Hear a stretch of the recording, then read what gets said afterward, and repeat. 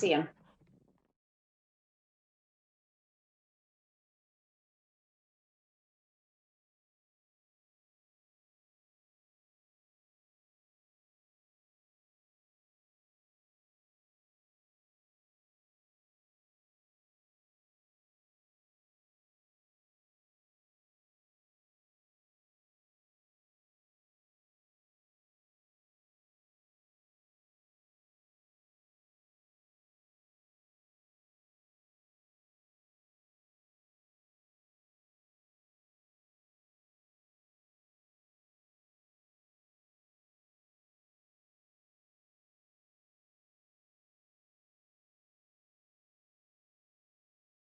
The Board of Education is opening the special study session at 4 p.m. Roll call, please.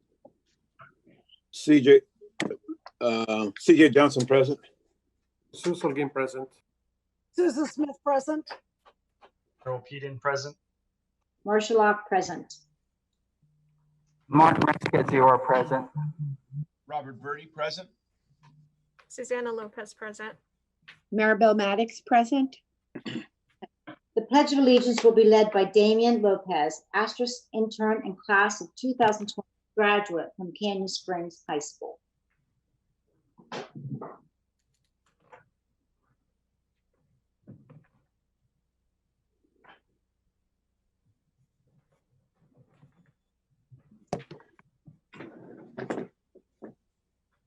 What happened? Oh,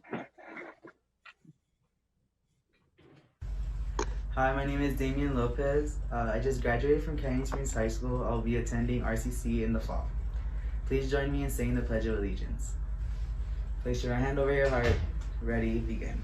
I pledge allegiance to the flag of the United States of America and to the republic for which it stands, one nation, under God, indivisible, with liberty and justice for all. Thank you. Okay, moving on to public comments on agenda items. Anyone speaking to any item on the agenda only may do so at this time. Individual speakers shall be allowed to speak for 3 minutes on any agenda item.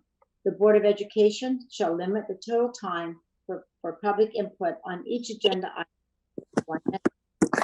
Bylaw 9323B, Section 5. Per Board Bylaw 9323, twice the allotted time will be provided to a member of the public utilizing a translator. Do we have public comments? Yes, Dr. Locke, we do. I'm trying to get a final count. Give me 1 second.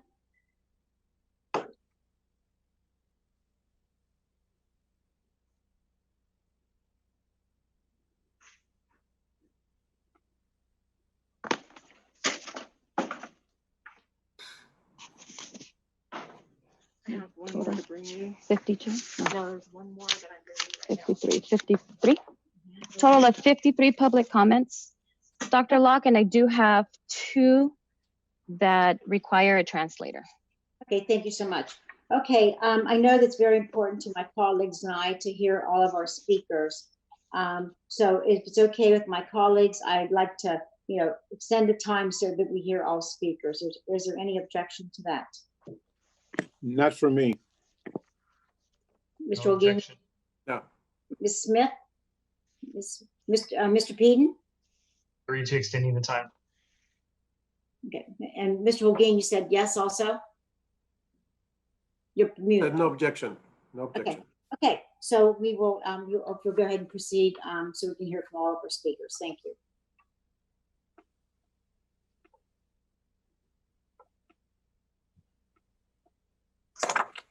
Hold on, let me turn on the timer.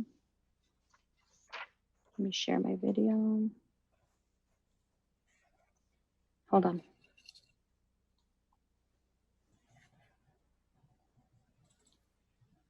Okay, first one in English.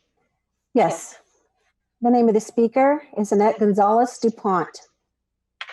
Dear Superintendent Kadziora and board members, please only listen to residents of the community.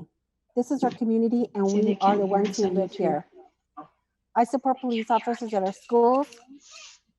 Police are there to keep your children safe and from being killed like Jared Schroeder 1998, and most recently killed Diego Stoltz, 2019. Both boys were boys of color and killed by other boys of color while on school campus at Landmark Middle School. In 2019, after Diego Stoltz died, Landmark Middle School placed a resource officer on campus after parents grew concerned about the safety of their children at school and after Diego's family filed a lawsuit against the district. The RSO is there to help ensure the safety of your children who deserve to feel that they do not have to worry about being killed while trying to receive quality education, which all children deserve and the law protects. The RSO are educated in child development, psychology, and work to foster positive rapport with all students. Don't believe me? Parent volunteer at your child's school, or better yet, come into the school to observe your child in their school setting. There's a federal law called Every Student Succeeds Act that allows you to observe your child during the school day, and you can check out how things really are for yourself. Our children watched a friend of theirs die at school. How do you think this affects them? How can they focus on their education after experiencing the pain, hurt, and fear of seeing Diego die at their school? Do you think they are experiencing PTSD and anxiety?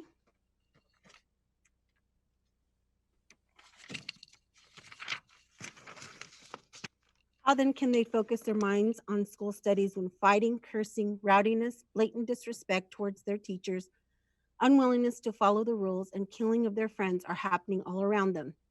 If parents are mandated to send their children to those inferior and unsafe government public schools without zero protection from the police, then it would seem to me that this is the true definition of systemic racism.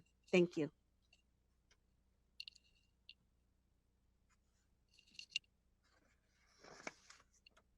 Next speaker is Jeff Green. Please redirect the funding away from school resource officers towards more teachers, counselors, and nurses. Schools with such services see improved attendance rates, better academic achievement, and higher graduation rates, as well as lower rates of suspension, expulsion, and other disciplinary incidents. Data shows that the presence of school-based mental health providers not only improves outcomes for students, but can also improve overall school safety. I cite 2 peer-reviewed articles below. Mental health services embedded within school systems can create a continuum of integrative care that improves both mental health and educational attainment for children. Article cited Mental Health Intervenes in Schools and is published, finally edited as Lancet Psychiatry. We find that exposure to police surges significantly reduced test scores for African American boys, consistent with their greater exposure to policing. Article cited by Legwe Joshua and Jeffrey Fagan, Aggressive Policing and Educational Performance of Minority Youth.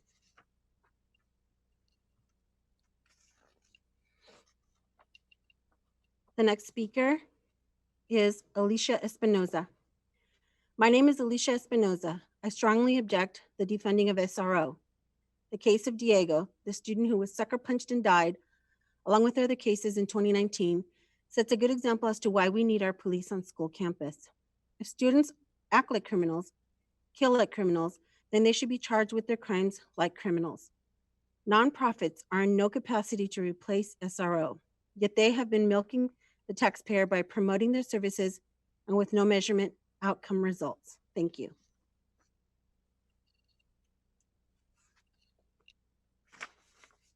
Next speaker, John Miller. I demand you stop spending money on school resource officers.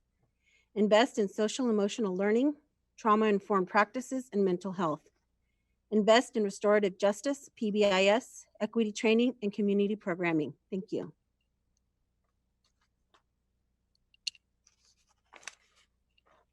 The next speaker is Mariana Islas.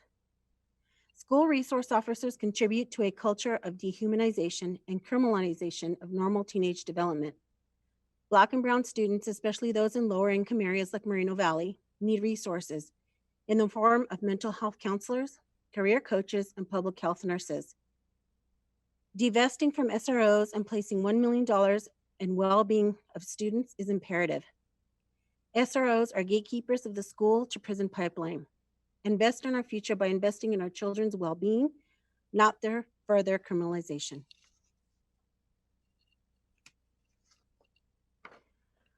Our next speaker is Hope Boyles. I'd like to advise that the board please stop spending over $1 million on school police. I understand you want the students to be safe, but putting police in schools does not create a safe environment. It puts the kids at risk because policemen do not have the training to be helping kids. Kids are not criminals. They are still developing, and if they are causing trouble in class, the school should provide mental health counselors and fund after-school programs that can be better outlets for students. Having policemen around students only incites fear and does not encourage the students to better their mental health or imagination. Stop giving funds to the police. Our next speaker is Anna Rodriguez. Hello. As someone who attended MVUSD schools for over 8 years, I know what the environment is like, and I believe that having a police presence and resource officers on campus is very harmful. It does not encourage students to behave better, but instead criminalizes minors. Students should be able to feel comfortable in a place where they can go to every day. How is it that there are more officers on every campus than there are counselors? Middle school, Landmark Middle School, only had 3 counselors for its 1,300 students when I was there, and I am certain things have not changed. If you recall, a student passed away at that school due to bullying. So if the concern of safety is why resource officers are on campus, then clearly they are not even capable of helping or protecting students. The problem is that MVUSD needs to take student concerns more seriously. Spending over $1 million on resource officers is a waste of money. That money could be used to provide students with more resources such as mental health advisors, having school therapists, social emotional learning, trauma-informed practices, mentorship programs such as Sigma Beta Xi from Board of Education member Corey Jackson. Handcuffing an 11-year-old boy is disgusting and helps no one. That only criminalizes and traumatizes that young boy. Please take your city's criticism seriously and invest in better practices. Children are not criminals. Children deserve to be handled with care. Stop having police presence on campus. It is traumatizing and dehumanizing. Please, police have no place in an environment for growing and learning children.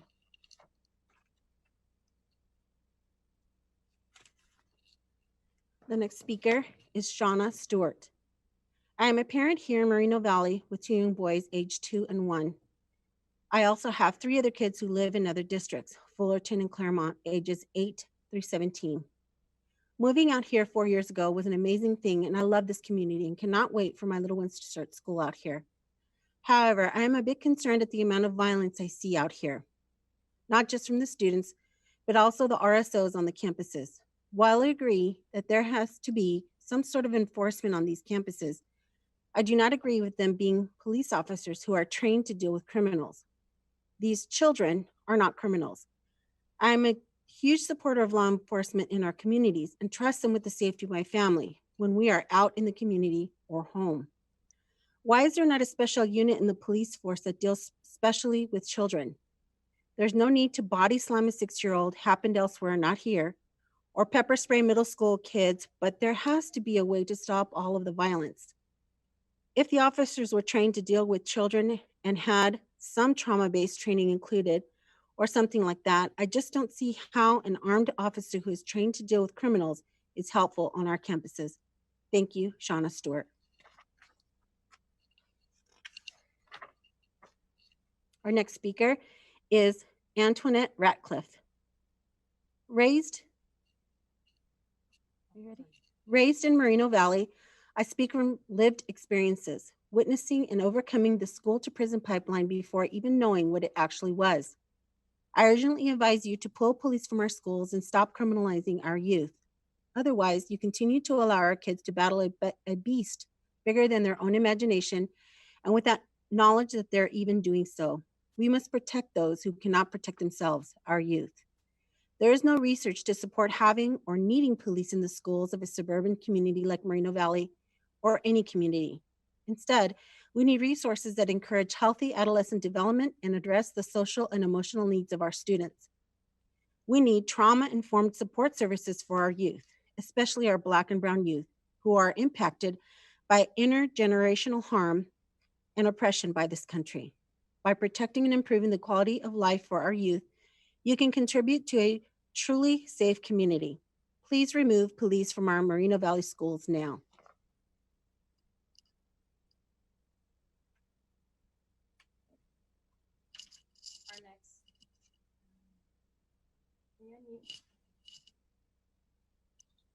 Our next speaker is a person calling in, and she will get 6 minutes, even though she is going to translate her own public comment. Can you let Ms. Murillo in? Okay. Señora Murillo, ¿nos escucha?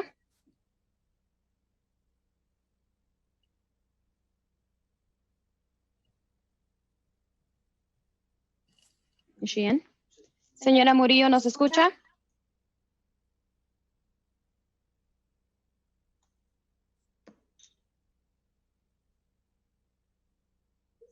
Hello. Ok.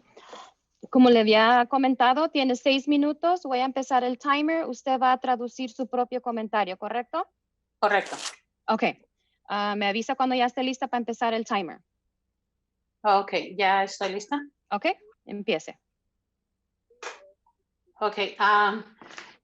Mi preocupación en lo siguiente es para la seguridad de las escuelas, ya que hay ocasiones en que ocurren incidentes inmediatos en el plantel escolar y los maestros no tienen el conocimiento de dicho incidente.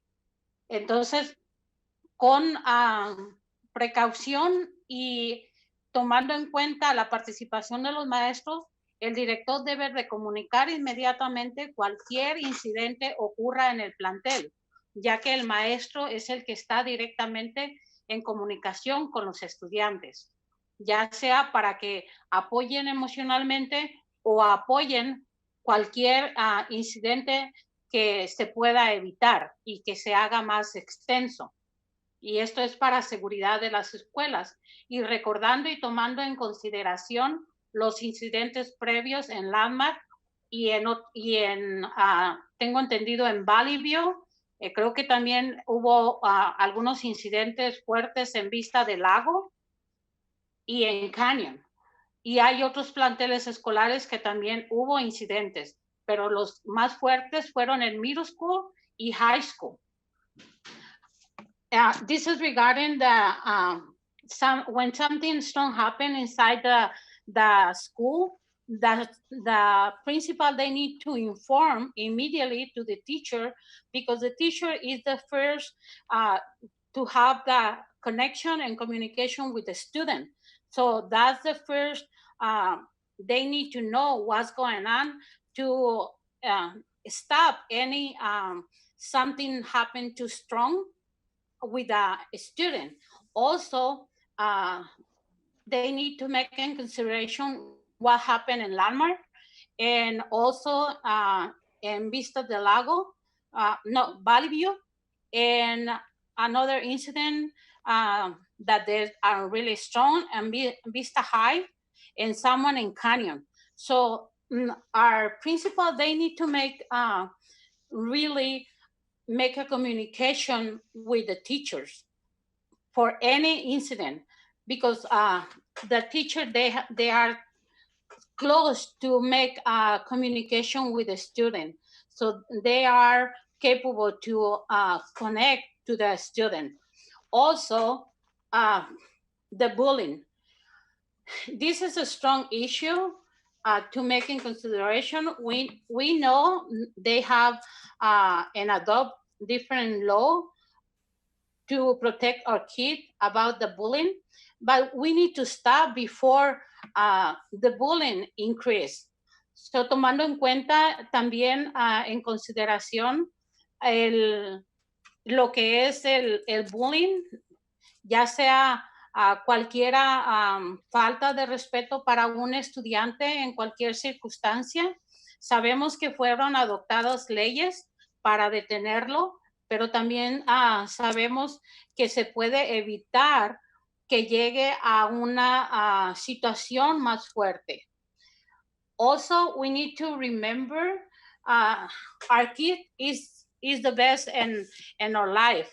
So the teacher and the principal, they need to protect our kid, because I know it's a law regarding our kid. As soon as the kid leave the house, the school is responsibility for our kid. En consideración a la protección de nuestros niños, tanto los planteles escolares, los directores y maestros, hay una ley que existe que protege al niño en cuanto sale de nuestra casa al plantel escolar. So the school is responsible for our kids. So we want to know the district and the school protect our kids, okay? So queremos que nuestro distrito realmente proteja a nuestros niños en los planteles escolares. We want to know the district and the school, they are really protect our kid during and after class until they arrive to our house. So queremos que nuestro distrito y nuestros planteles realmente protejan a nuestros niños al salir de nuestro hogar, tanto al salir de la escuela para que regrese a nuestro hogar, porque eso es lo que dice la ley. Y por eso, the police officers sometimes, if they saw the kid and during the hours class, they pick it up and they go and drop again in the school. So that is one of the laws that exists to protect the kid. So that es por la cual los oficiales de policía, cuando algunas de las veces ven a nuestros niños en las calles, que es el horario escolar, ellos tienen todo el poder de levantarlos y regresarlos al plantel escolar. Okay. And another issue is how many kids they're gonna be allowed in that classroom, 49 or 53? That is this right? ¿Cuántos niños van a ser admitidos por salón? ¿49 o 53? ¿Es esto correcto? Creo que estamos excediendo la cantidad y debemos de... Señora Murillo, ya se la acabó el tiempo. Muchas gracias, señora Murillo. Okay, okay, thank you. Gracias.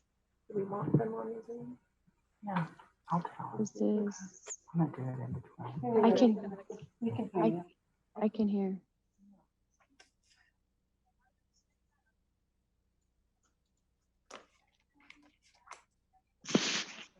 You ready? I'm not, hold on, Dr. Kazan.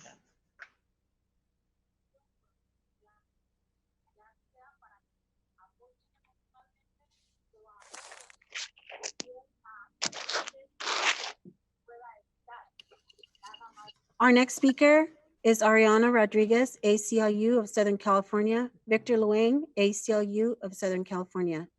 The ACLU of Southern California stands with the Alliance for Boys and Men of Color Riverside, NAACP Riverside, Community Now, BLM, IE, All of Us or None, Public Advocates, and many other local community groups to urge the Moreno Valley Unified School District to end its contract with the sheriff and eliminate law enforcement from its campuses. As school districts across California and the country have recognized, from Oakland to Sacramento to Portland to Rochester, spending education funding on law enforcement is a waste of scarce funding and does not make students safer. Indeed, all law enforcement accomplish is to criminalize students, particularly Black students, students with disabilities, and other traditionally marginalized groups. As we outlined in our recent Our Right to Resources report and previous letters and comments to the board, all of the prevailing research demonstrates that the presence of law enforcement in schools do not make students safer. The district's own data reflect that Moreno Valley's wasteful spending on law enforcement has failed to help its students, particularly in its highest need students. The information the district recently provided with the June 30th board meeting reveals that while expulsions and suspensions have decreased overall, Black students continue to be disciplined at higher rates. On average, Black students make up approximately 13 to 14% of the student body.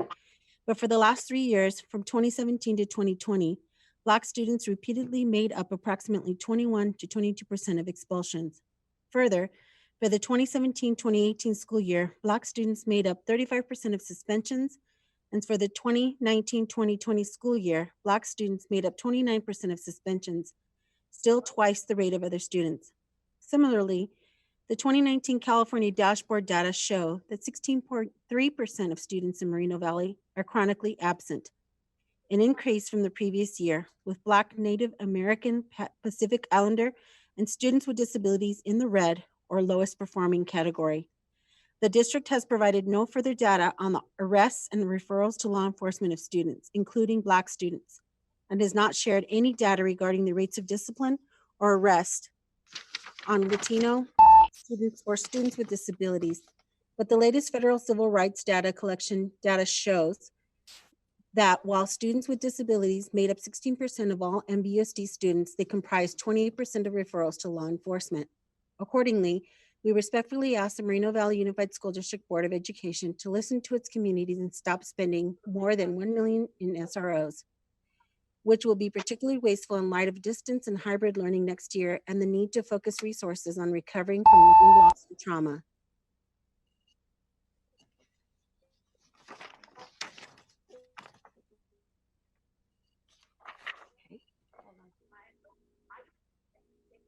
This next one requires also Spanish, so I'm going to set the timer to 6 minutes. Ready? Go ahead. The speaker is Marcela Quintero in Spanish. Número uno, ¿dónde están los resultados de la encuesta respecto a la seguridad en la escuela y por qué no estuvo disponible en el idioma español, ya que las preguntas fueron un poco confusas? Número dos, la encuesta que ustedes hicieron no requiere el nombre de la persona. Esto permite que cualquier podía entrar hasta 20 veces, lo cual no refleja una encuesta confiable. Número 3. ¿Cuál es el plan objetivo con las medidas de resultados que los non-profit van a ser más efectivas que la policía? Gracias. Pueden responderme a las preguntas hoy. In English, number 1. Where are the results to this survey regarding the safety in schools, and why was it not available in Spanish, as the questions were a bit confusing? Number 2, the survey you made did not require the person's name. This allowed any person to enter up to 20 times, which does not reflect a trustworthy survey. Number 3, what is the objective plan with the results measures that nonprofit will be more effective than the police? Thank you. You can answer the questions today.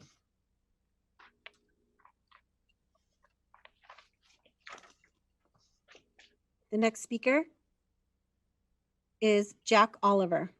Police have no place in schools. If MVUSD wants to provide safe learning environments for its Black and Brown students, it is time to end contracts with police and provide real support for students instead of criminalizing minors for issues that need to be handled by social workers.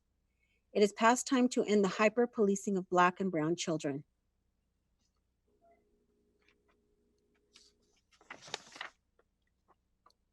The next speaker is Tyler Anderson.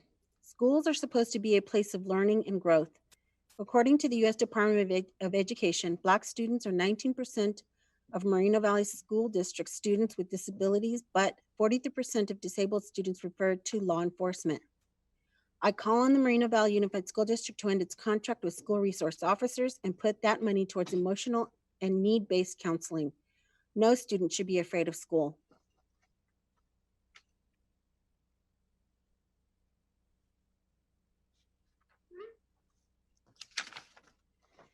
The next speaker is, are you ready? Becca Spence. An 11-year-old should never be handcuffed. This is absurd and horrific. We need more specialists in our schools to help students with their needs, not officers to police them at a young age.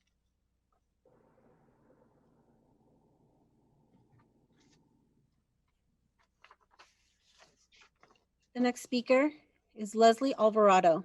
I am absolutely disgusted by this district's extremely blatant role in the prison to pipeline system and complete ineptitude in meeting students' needs.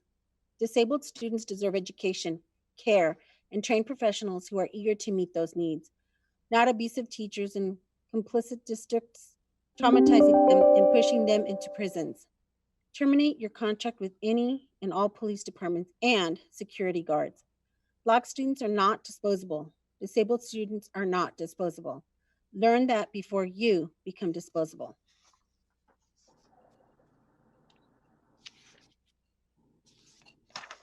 The next speaker is Christina Elias. I urge MVUSD to end its contract with local police to completely remove police from schools. No police in schools harming children, and funds should be reallocated to better help our students and pay teachers what they deserve to be paid.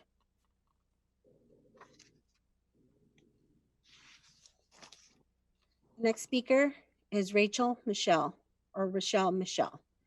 I'm calling to put an end to harsh, controversial, which subjects students to handcuffing, restraint, arrest, campus removal, and hospitalization for non-threatening disability-related behaviors. It is inexcusable for any officer to put such extreme force on a student with disabilities. No child should be placed in handcuffs. These are not officers who are trying to help a student who really needs it.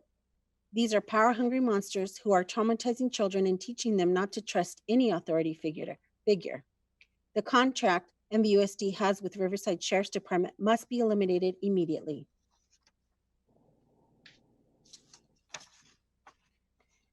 The next speaker is Avalon Edwards.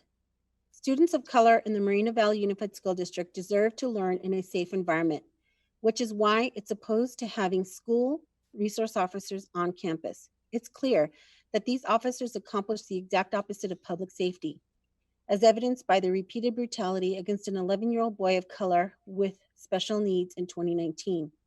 This child's experiences are now the only recent and public example of the brutality of SROs on Moreno Valley campuses. We cannot understand the total negative psychological, emotional, and physical impact that SROs have had on our students of color throughout their tenure in the district. Our students of color deserve teachers, counselors, and administrators who are trained to support them rather than cops who are specifically qualified to criminalize and traumatize them. This is a critical opportunity to show that the MVUSD aims to uplift and support its students of color rather than continue its participation in the school to prison pipeline.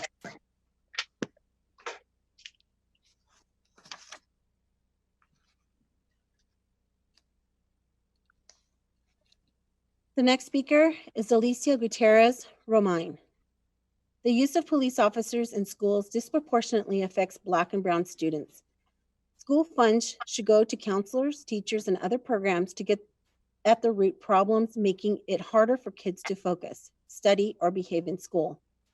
When a district allocates funds to police officers in schools, they are taking the easy way out by simply reinforcing the school to prison pipeline. Our California schools are not meeting recommended ratios for students to nurses or students to counselors. However, the answer for all government levels seems to be over-policing. This is not what our students or youth need. Stop being short-sighted.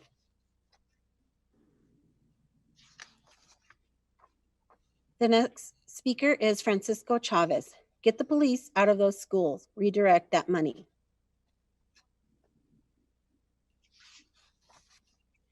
The next speaker is Corey Jackson. Hello, this is Corey Jackson, speaking as the Political Action Chair of the NAACP. Having law enforcement on our school campuses and using them to correct student behavior is a moral issue, not a safety issue. The NAACP is urging the Board of Education to terminate the SRO contract because this is a moral civil rights issue. Police power includes the legitimized use of force. This legitimized use of force is to maintain law and order, keep the peace, and serve and protect the members of the society. But for African Americans, it is a racialized society. Instead of serving and protecting all members of the society, the police are used by the state as its agent to oppress and terrorize certain subgroups of that society.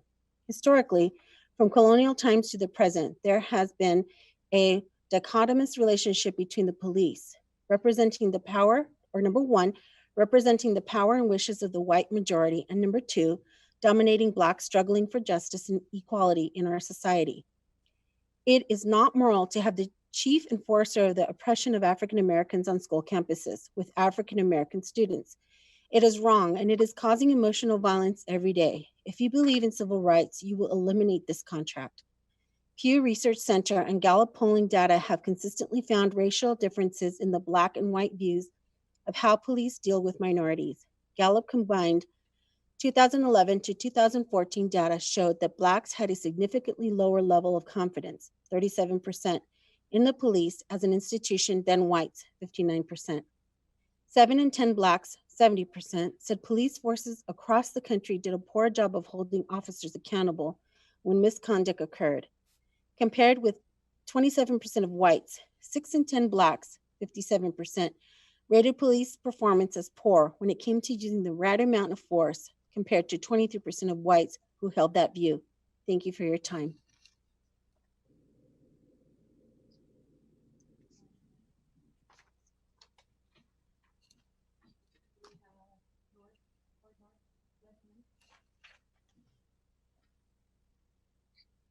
Our next speaker is calling in. It is Cord North. Cord North, do you hear us?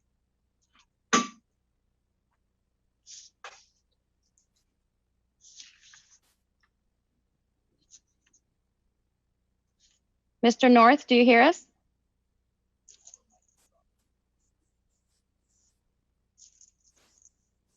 We'll come right back to him.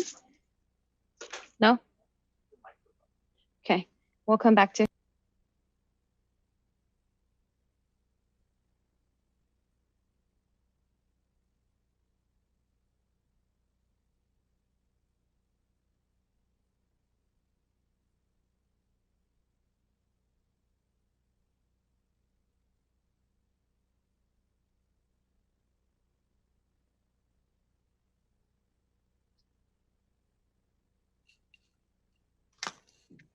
The next speaker is Megan Cook.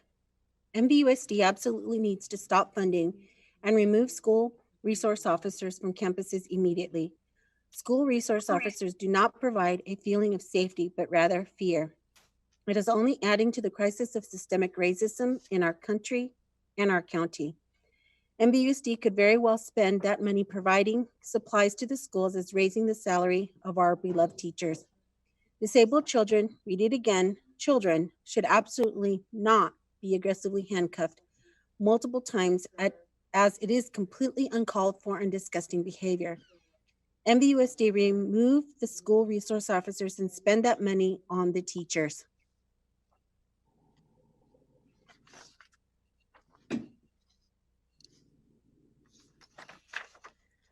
The next speaker is Claudia Key. School districts in Riverside County have a history of perpetuating this kind of violation.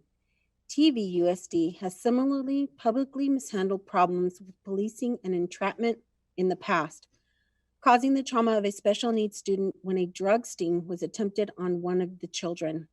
MVUSD and all others in Riverside County should do better. We do not need officers of any kind in schools where children of all backgrounds are supposed to feel safe there. Targeted material and psychological resources, as well as investments into restorative justice and community programming, will always be more important than having school resource officers. Many other school districts have chosen to fund other core educational resources with SRO money, and MVUSD needs to meet that new standard being pushed for.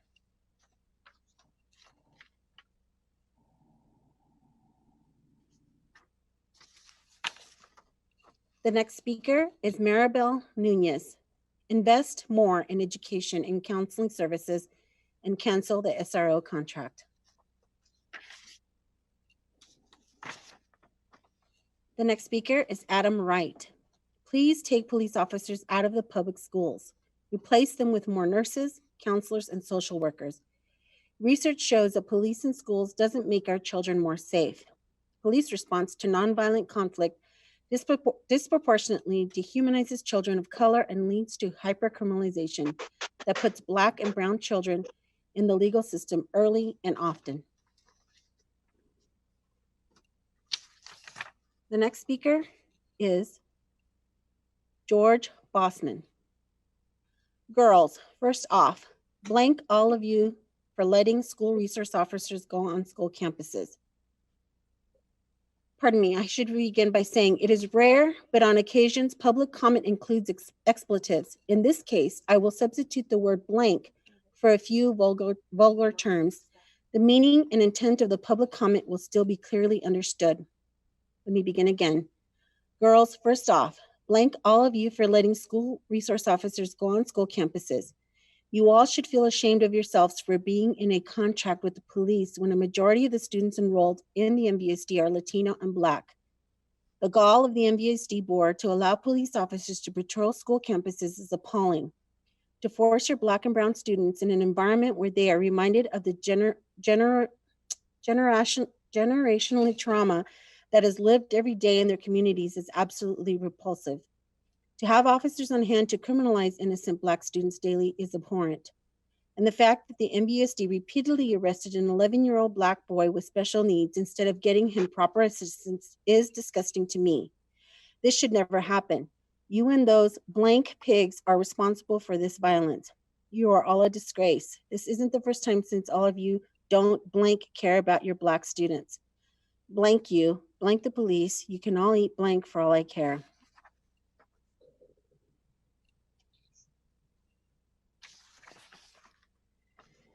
The next speaker is Anna-Laure Wolfelt. MVUSD needs to make a commitment to ending the school to prison pipeline. Children should never be placed in handcuffs, especially children displaying non-threatening disability-related behaviors. Please, police do not belong on school campuses around children. We've seen that they cause more harm and trauma than care. The budget used to pay officers should be redirected back to students, and MVUSD should cancel their contracts with police sheriff's departments.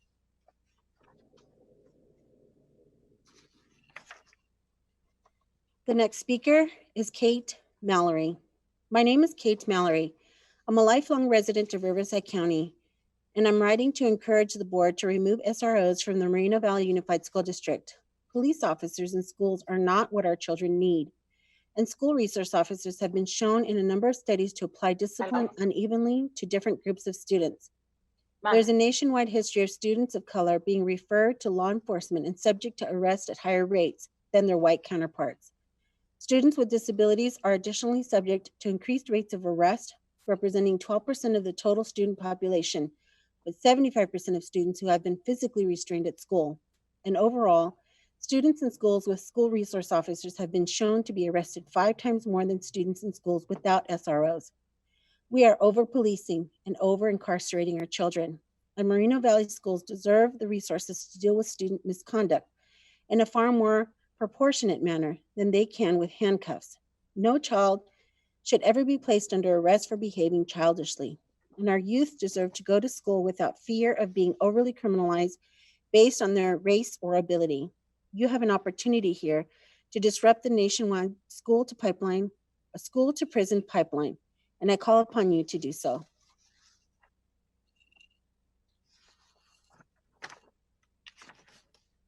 The next speaker is William.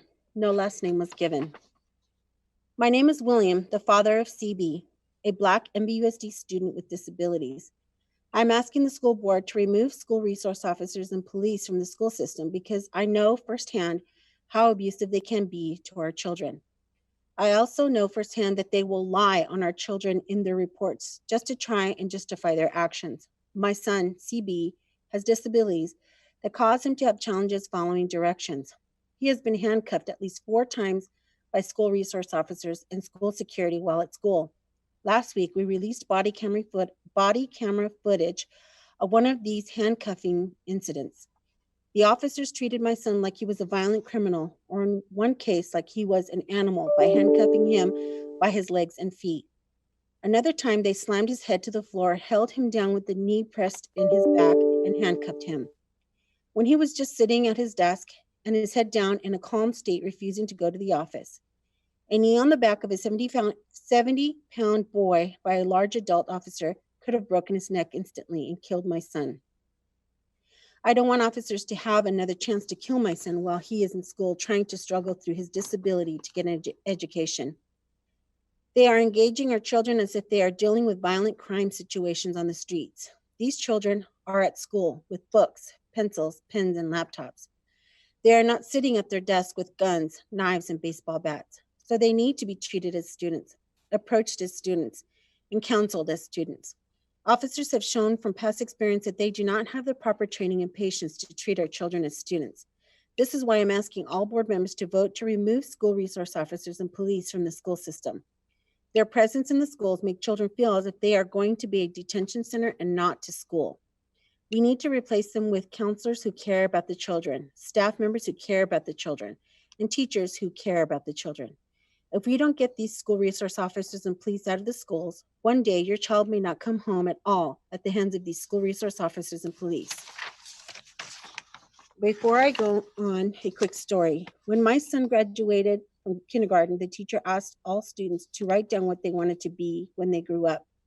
My son said he wanted to be a police officer. Now, after being abused and treated so badly by Merino Valley Sheriff's school resource officers, he doesn't like police at all and says that police don't like Black people.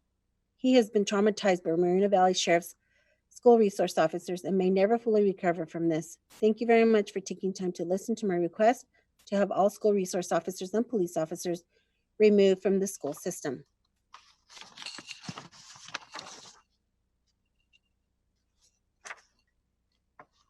The next speaker is BT, no full name given.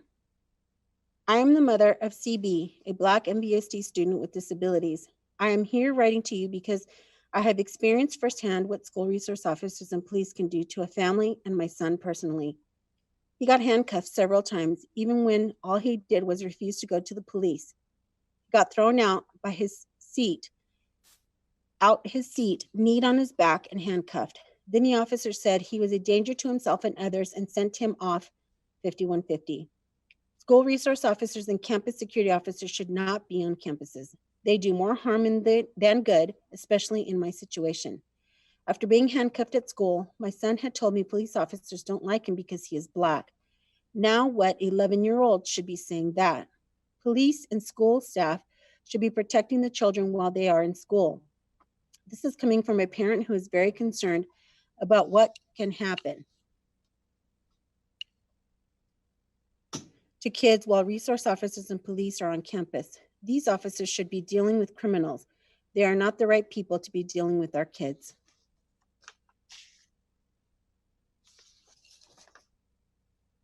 The next speaker is Humberto Flores. As a resident, I am calling for the removal of police from Moreno Valley schools. As a police researcher, I have found that schools and police disproportionately affect Black and Latino students. In addition, schools and police contribute to the schools to prison pipeline. Consequently, police on school campus cause more harm than crime prevention. This is the opportunity for Moreno Valley to lead divestment from school police and an investment in students. It is time to fund our students and provide them with opportunities rather than criminalize them. Thank you.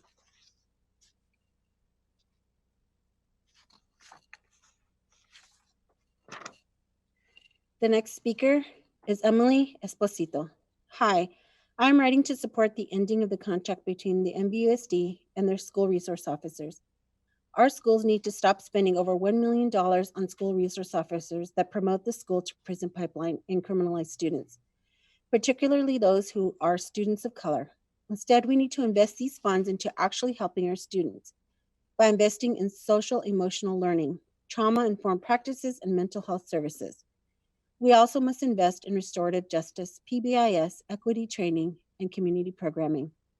Our students need not to be afraid of being punished and criminalized like the 11-year-old boy with special needs who was repeatedly handcuffed by the Moreno Valley Police while in school.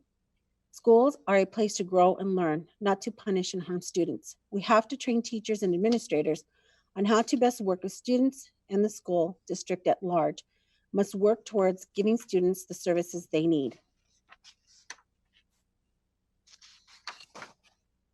The next speaker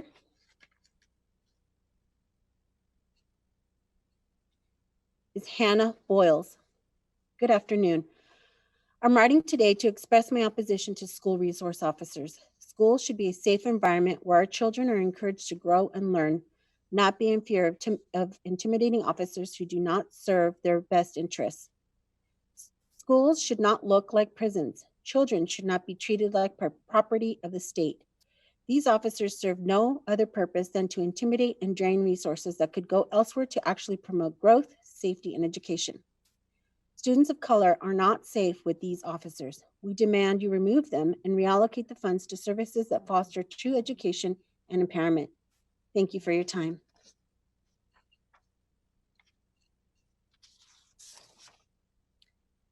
The next speaker is Kenya Beltran. I ask that you listen to the community and transform school campus environments. Campuses need to invest in mental health professionals, and they need to invest in restorative justice and equity training. Remove the school to prison pipeline by removing the over $1 million in funding towards school police.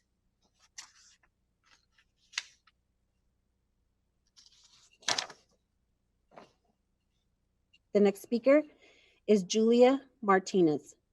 I implore the board of MVUSD to stop funding school police and acknowledge the trauma Black students and other students of color experience that negatively impacts their learning experience as they continue to face constant and unjust criminalization on their campuses.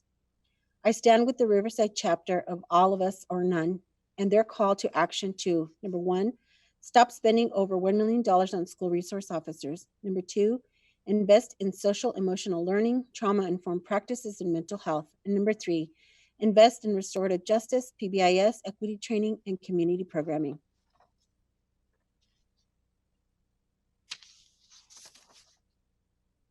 The next speaker is Vi Thompson. Good afternoon to the members of the board. I'm writing today to ask you to end your contract with school resource officers, as it poses a real threat to Black students and other students of color.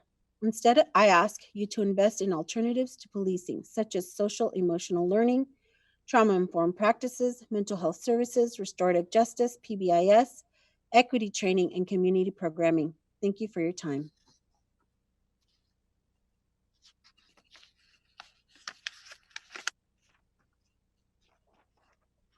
The next speaker is Raymond Rendon. The MVUSD school district must end its contract with school resource officers. The absurd amount of money used on these officers should be reinvested in social economic learning, trauma-informed practices, and mental health. A learning environment is a precious place where no child should be policed. You must acknowledge the harm that has been done to Black students and other students of color at the hands of on-campus police. No child should ever be criminalized. Reports of an 11-year-old boy with special needs being handcuffed on multiple occasions at school by Moreno Valley Police makes me sick to my stomach. As someone who works with individuals with developmental disabilities, I am absolutely disgusted by these horrendous accounts of blatant disdain, ignorance, and hate towards the disabled community. Behavior outside of what is considered normal is labeled as suspicious within systems of policing, automatically putting individuals with disabilities at a disadvantage. Let children be children, regardless of how you perceive their behavior. Protect children at all costs.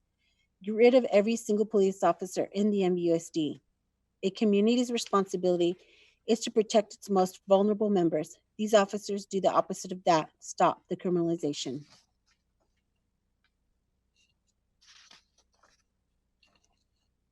The next speaker is Alikan Popat.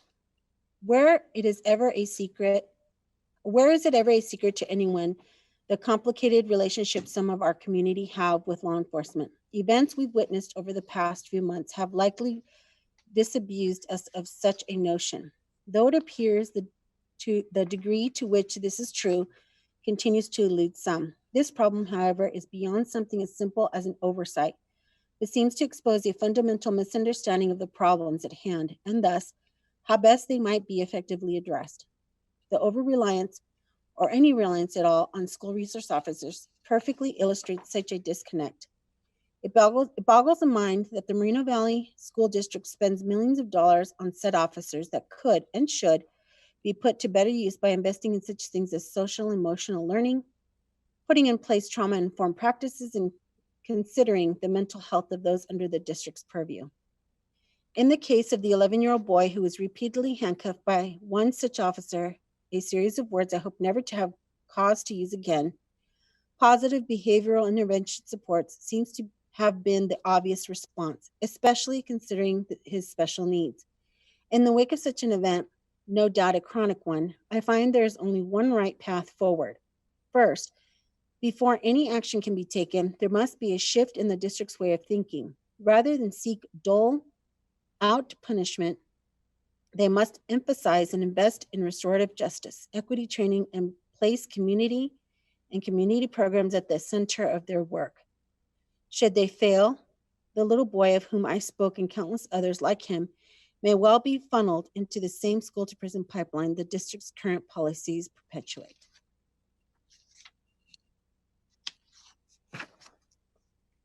The next speaker is Kate Beltran. Stop investing in police, and we can end harsh, controversial practices that subject students to handcuffing, restraint, arrest, campus removal, and hospitalization for non-threatening disability-related behaviors. Remove million-dollar funding from campus police and move it into social and mental health resources and professionals for the sake of the students.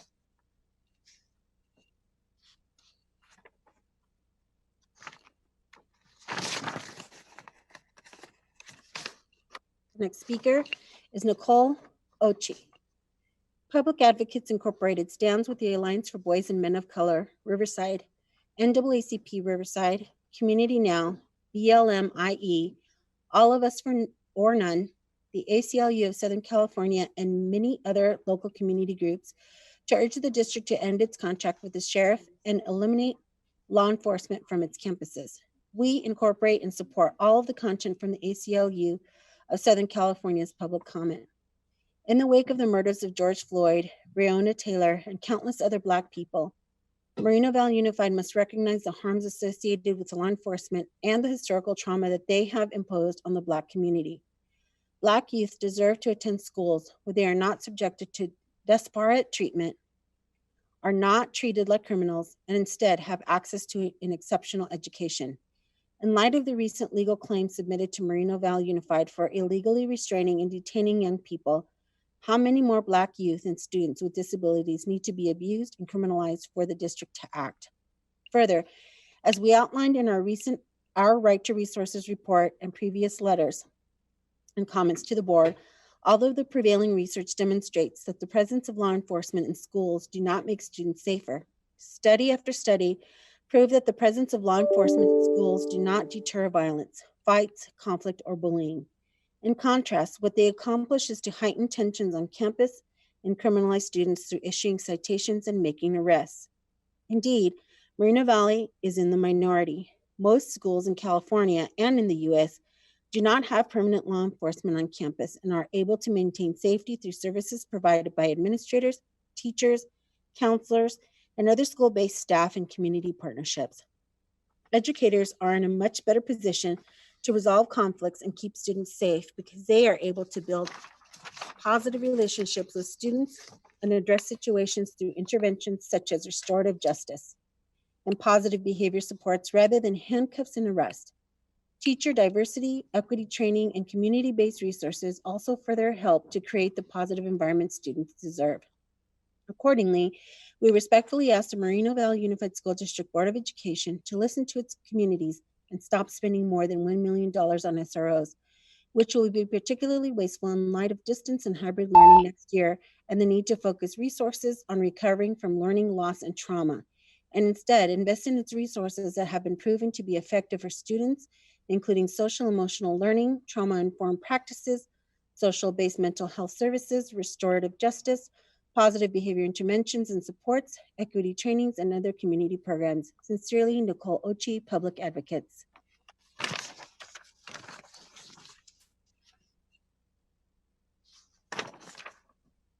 The next speaker is Carmelita Salazar. Please stop funding the police. Instead, you should be investing in things such as mental health for students.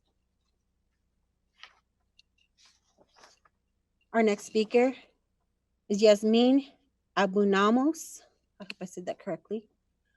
What you did and are doing to that young boy is absolutely reprehensible. He's in the 6th grade.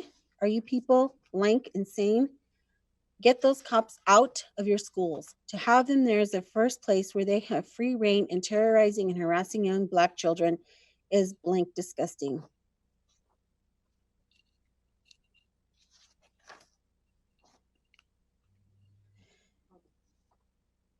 Okay, I just read that one.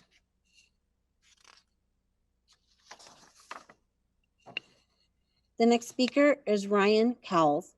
There's no data that indicates police and schools generate any positive mental or educational outcomes for student populations. Quite the opposite. The data continuously proves that police presence on school campuses creates more harm to students than does good. Please remove police officers and stop spending over $1 million on school resource officers. Instead, invest that in social emotional learning, trauma-informed practices, and mental health. Thank you for your time and consideration. The next speaker is Ariana Briones. Hello, my name is Ariana, and I am from San Bernardino. While I'm not from Moreno Valley, I do work in education, and I'm disgusted with this school district's handling of special needs students. Handcuffing a child should never be implemented, especially not towards our most vulnerable. The school district needs to cut all ties with police immediately. Furthermore, you need to, 1, stop spending over $1 million on school resource officers. Their presence on campus does more harm than good. 2, you need to invest in social emotional learning, trauma-informed practices, and mental health. Our communities need de-escalation and prevention practices, which will eventually render police presence obsolete. And what better way to start this process than with our children? 3, you need to invest in restorative justice, PBIS, equity training, and community programming. Our communities need healing and support, not more violence. Please listen to this community. They know what's best for their children. End your contract with school resource officers now. We are watching.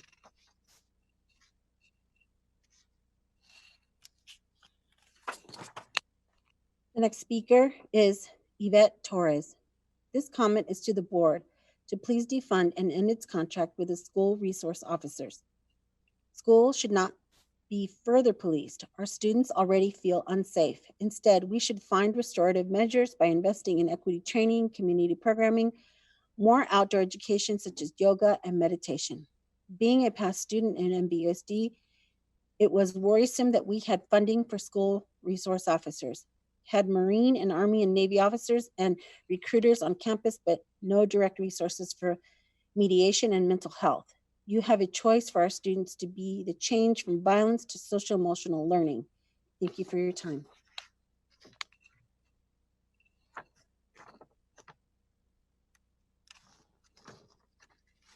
The next speaker is Adrian Lamoth. Good afternoon. I'm currently a staff member at Moreno Valley High School and an MVUSD alum. I attended Sunny Meadows Elementary School, Alessandro Middle School, and Moreno Valley High School. My 3 younger brothers also attended MVUSD. I plan to enroll my son at MVHS in a year when he enters 9th grade, but as a young man of color, I would fear for his mental and physical safety with so many security figures on campus. I am just as concerned as anyone else about campus safety.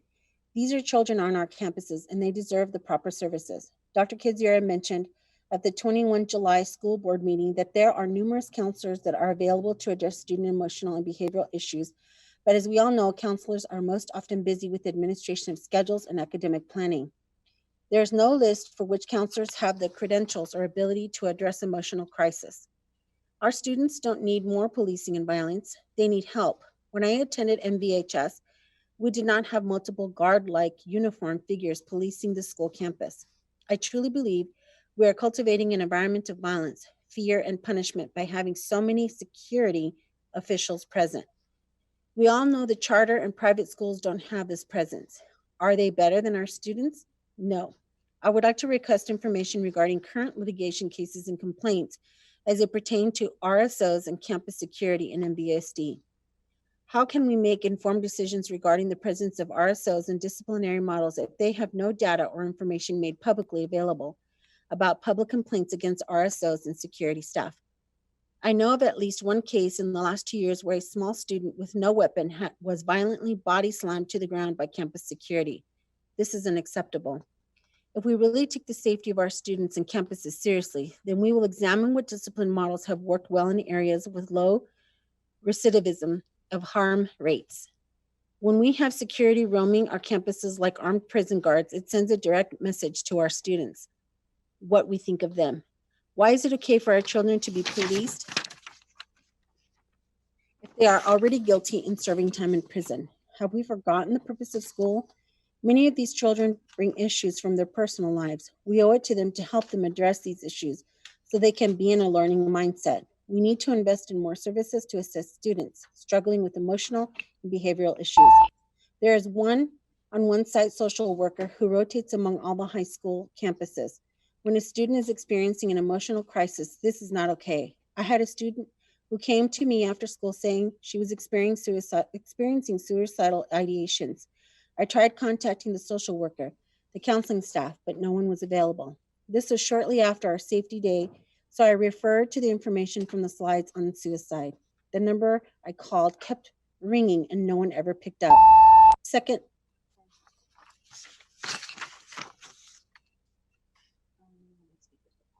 okay. Or Kobe. Okay. Our next public speaker is Kobe Harris. Kobe Harris, do you hear us?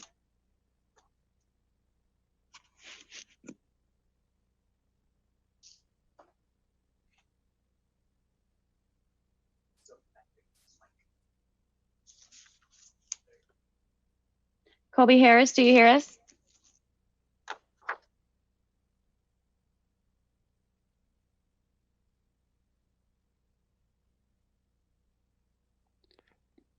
Hello, am I Okay. able to be heard? Yes.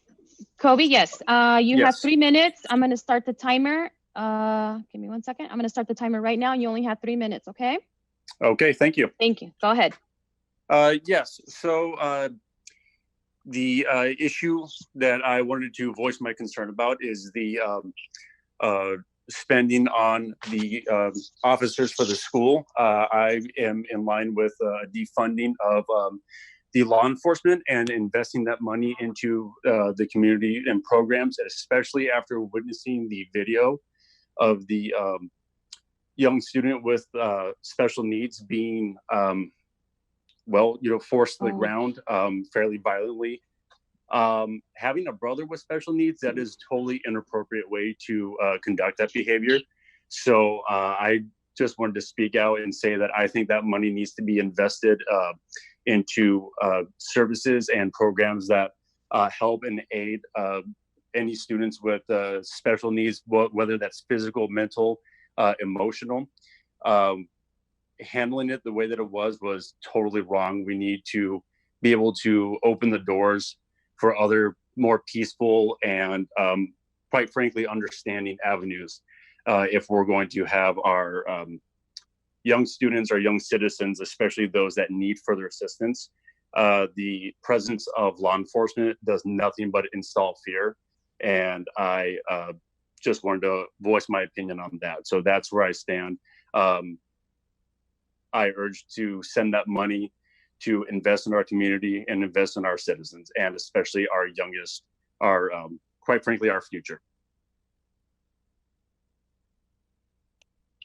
Thank you so much, sir. Is that the end of your comment? That's the end of my comment. Thank you for Thank you so allowing me much. the time. You have a good day. You too. Thank you.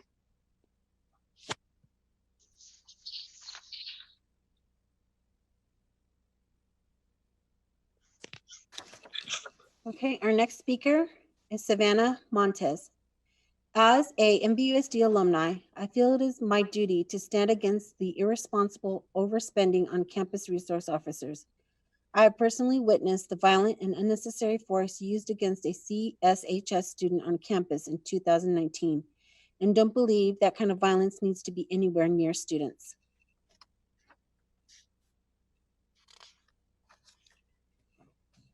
The next speaker is concerned parent, no name given.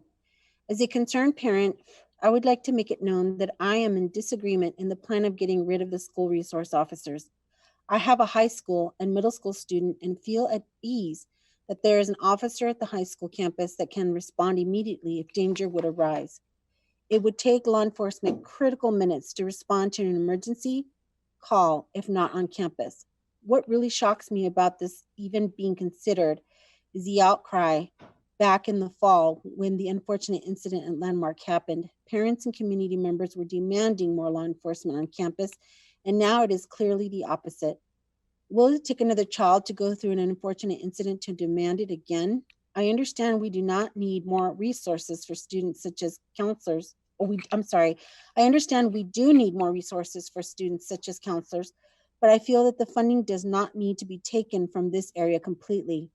The budget should be looked at and see what areas can be diminished. I have attended many parent events and would prefer to see catering, decorations, and materials that are being used for meetings being dwindled and repurposed towards more meaningful stuff.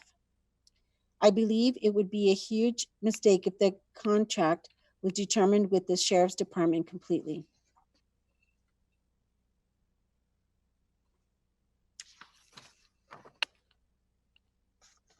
The next speaker is Toya Vick. My name is Toya Vick.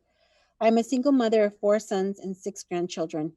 It brings me much great honor to submit my public comment to you today, but on the other hand, it saddens me to be reached out to contact you regarding this matter. I have lived in Moreno Valley for 15 years, and when my children attended school within the district, my family and I have experienced tragic and long-lasting discrepancies that we are still dealing with and trying to put our lives back together. We were a family that transitioned my Los Angeles County looking for a chance to live productive and successful lives here in Moreno Valley, especially after the murder of both of my parents, but we received the opposite of that. Our issues began when my children entered with the school district. There were no services, resources, counseling for my children. Just downright, no one had the time. As a single parent, I worked hard with the school's administrators and some within the district. It seemed as if their hands were tied. My issues were with law enforcement being on campus. If there was a problem at school, law enforcement was called or even already on site. Upon my arrival, my sons were being questioned, yelled, roughed, housed around, and hauled off to juvenile hall. I had no rights to speak nor intervene to bring a resolution to the issues they were being faced with.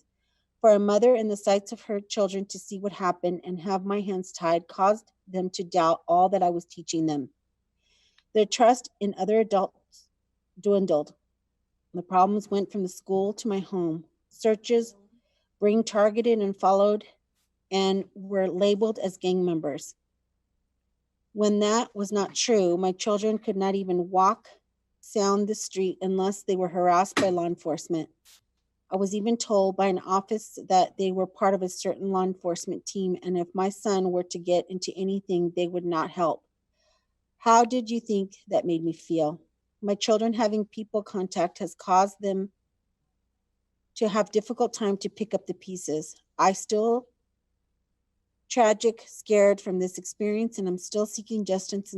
And today, you all can help me find justice for my children, other children and families, as well as myself. I humbly and respectfully request that you please remove all SOR law enforcement from our district by replacing them with community resources specialists, advocated, and concerned parents to be a voice of reason to our children. I'm willing to share all of my experiences with each and every one of you upon your request. Our time is now. Help us save our future. Stop this pipeline to prison, please. I'm willing to volunteer my services as a first step towards this great change. Let us make history together. Please remove all SOR from our district.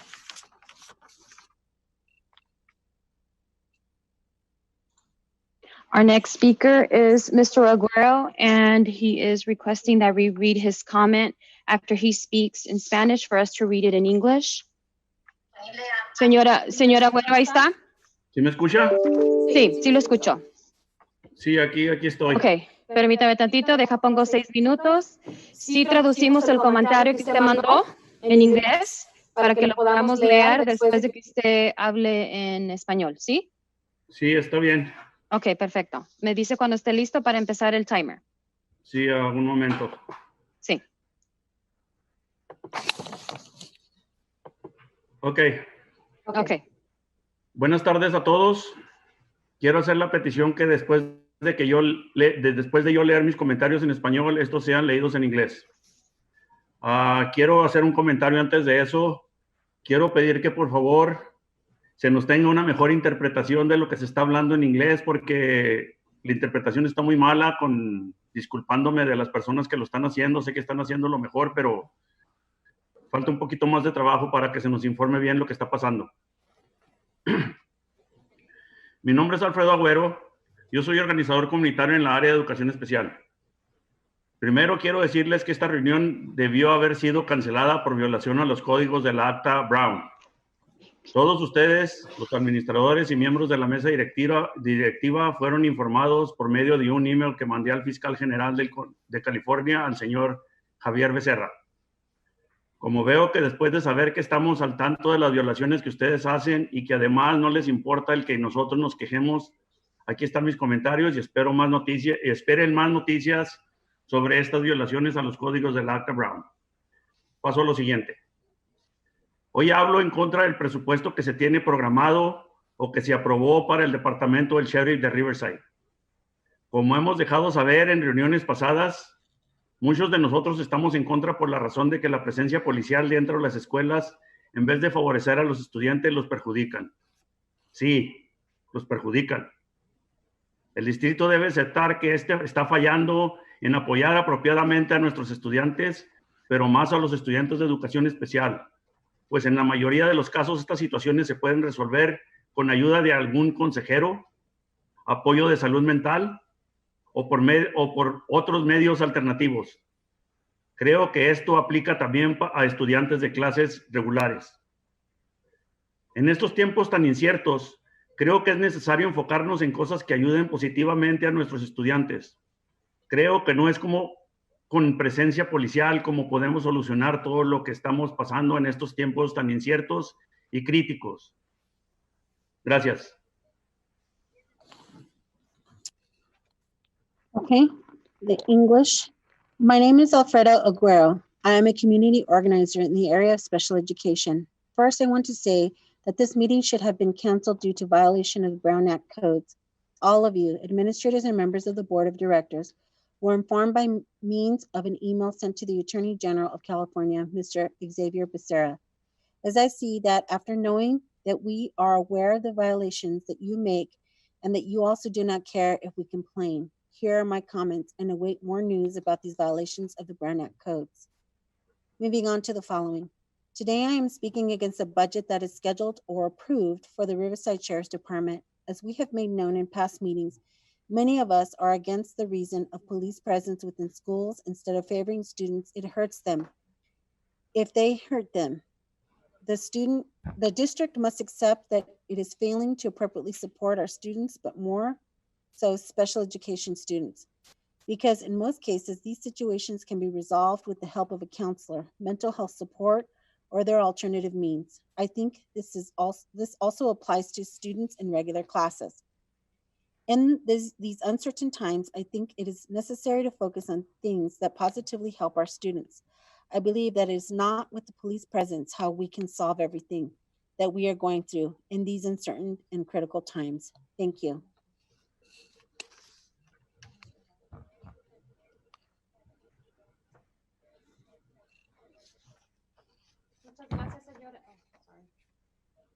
Muchas gracias, señora Agüero. Positivamente a los estudiantes.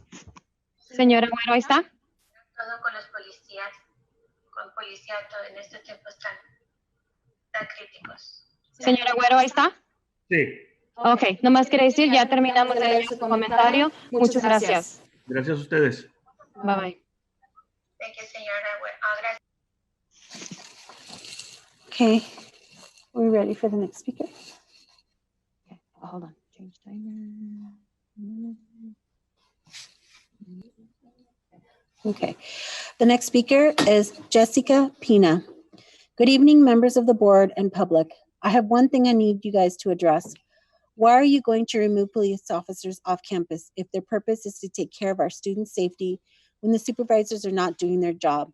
Look what happened to Diego. They weren't able to protect him.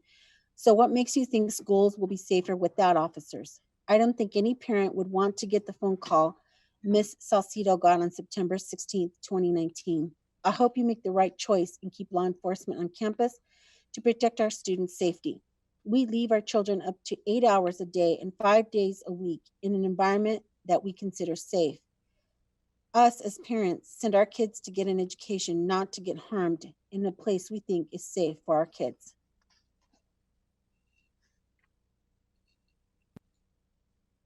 Okay, our next public speaker is a call-in. And actually, Dr. Locke, that will be our last speaker. I do have two that were supposed to call in, but we were unsuccessful of getting a hold of them. So this will be our last speaker. Our speaker is Alice Rosales. Alice, are you there?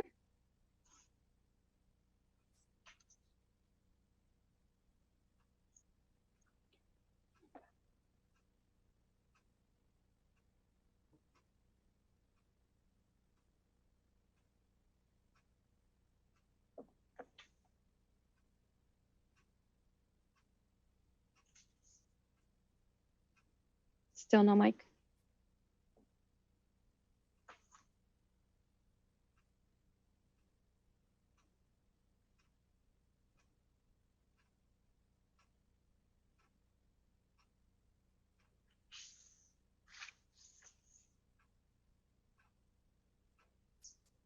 You see her?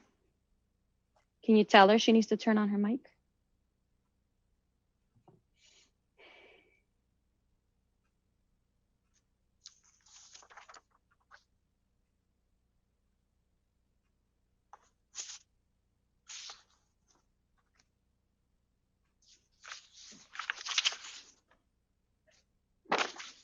She's connecting, we're getting there.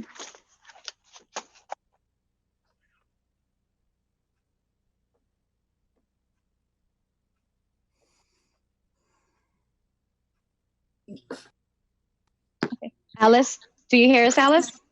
Yeah, I'm here. Okay. Alice, give me 1 second. I'm going to start your timer. You have 3 minutes. You will hear the beep when your time's up, or I will interrupt you, okay? Okay, perfect. Thank right. you. Go ahead and get started. Hi, my name is Alice Rosales. I'm a student at Moreno Valley Unified School District, and I think that it's not a good idea to end the contract with law enforcement. The officers at our school care more about our safety than the supervisors themselves. They have never brutally put their hands on any student. They gave us nothing but protection. I truly believe if law enforcement would have been there when the incident that happened on September 16th, 2019, I would still have my friend Diego with me to this day because security on campus couldn't do their job. Okay.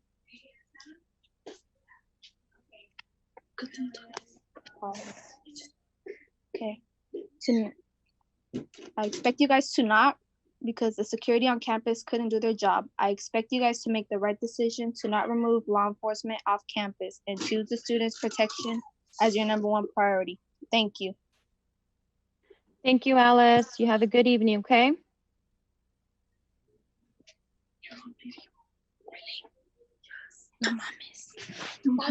Can you turn her off? Thank you. So was that our last comment? That was our last comment, but like I did say, there were two that we tried very hard to get a hold of them, and unfortunately, we were unsuccessful. So that's the end of public comments. Dr. Locke. Okay, thank you. Dr. Locke, could I ask for a 5-minute recess?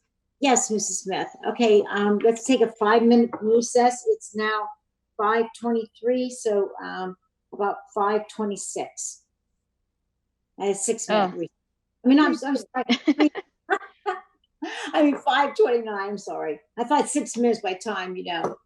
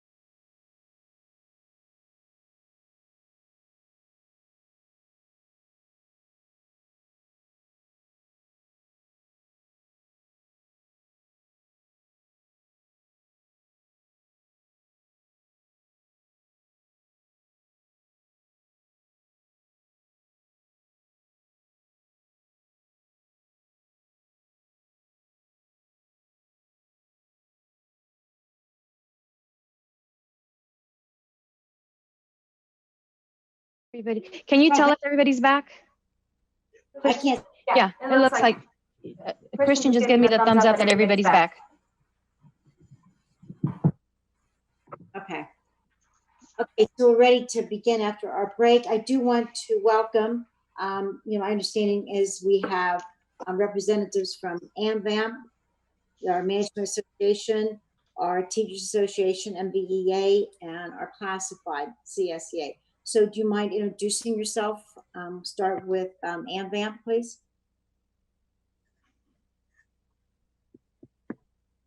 Good evening, everybody. Sam Steger. Good evening, everyone. Nada Camille. Okay, is that from AMVAM? Okay, MVA? Hi, good evening. Connie Pruitt. Okay, and CSEA? Jolene, are you there? You mute it.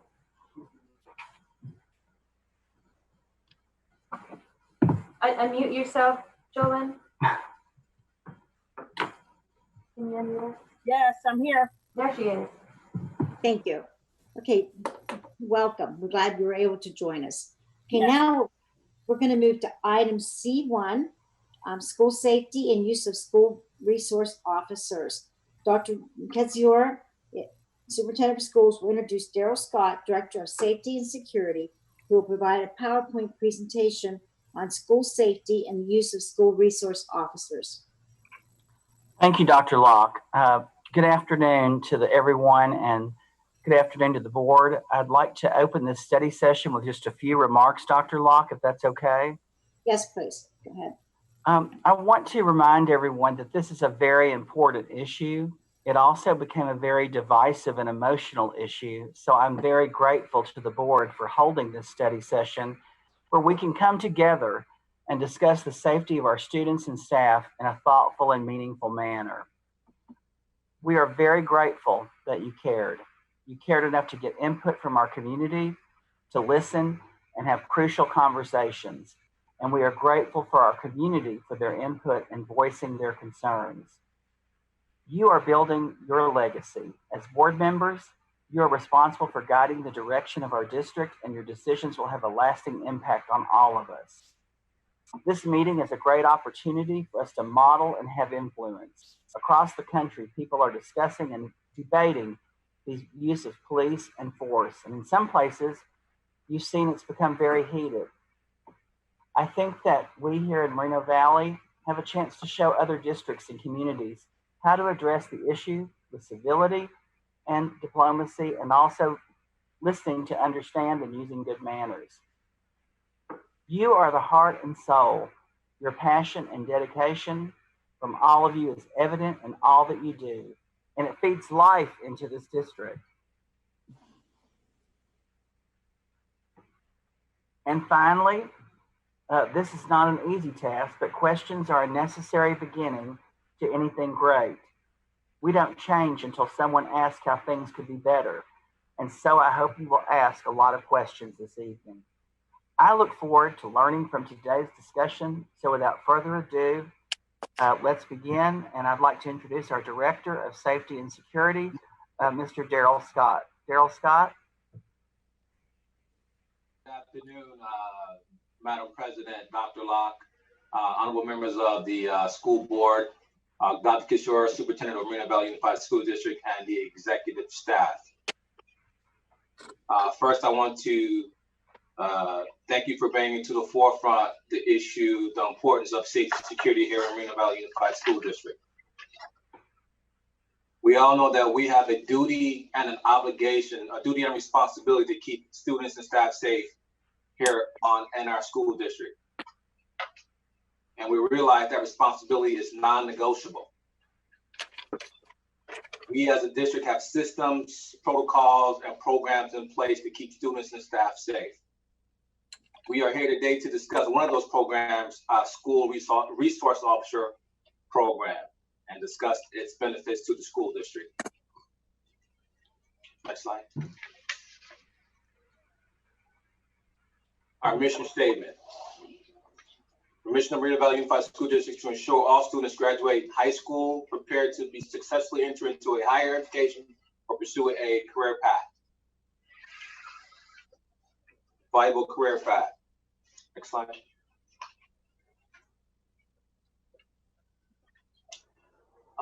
In front of you are 11 commitments, and I would like to say that our men and women of the Safety and Security Department input and live by these commitments every single day they come to work, interact with our students and our staff and our parents.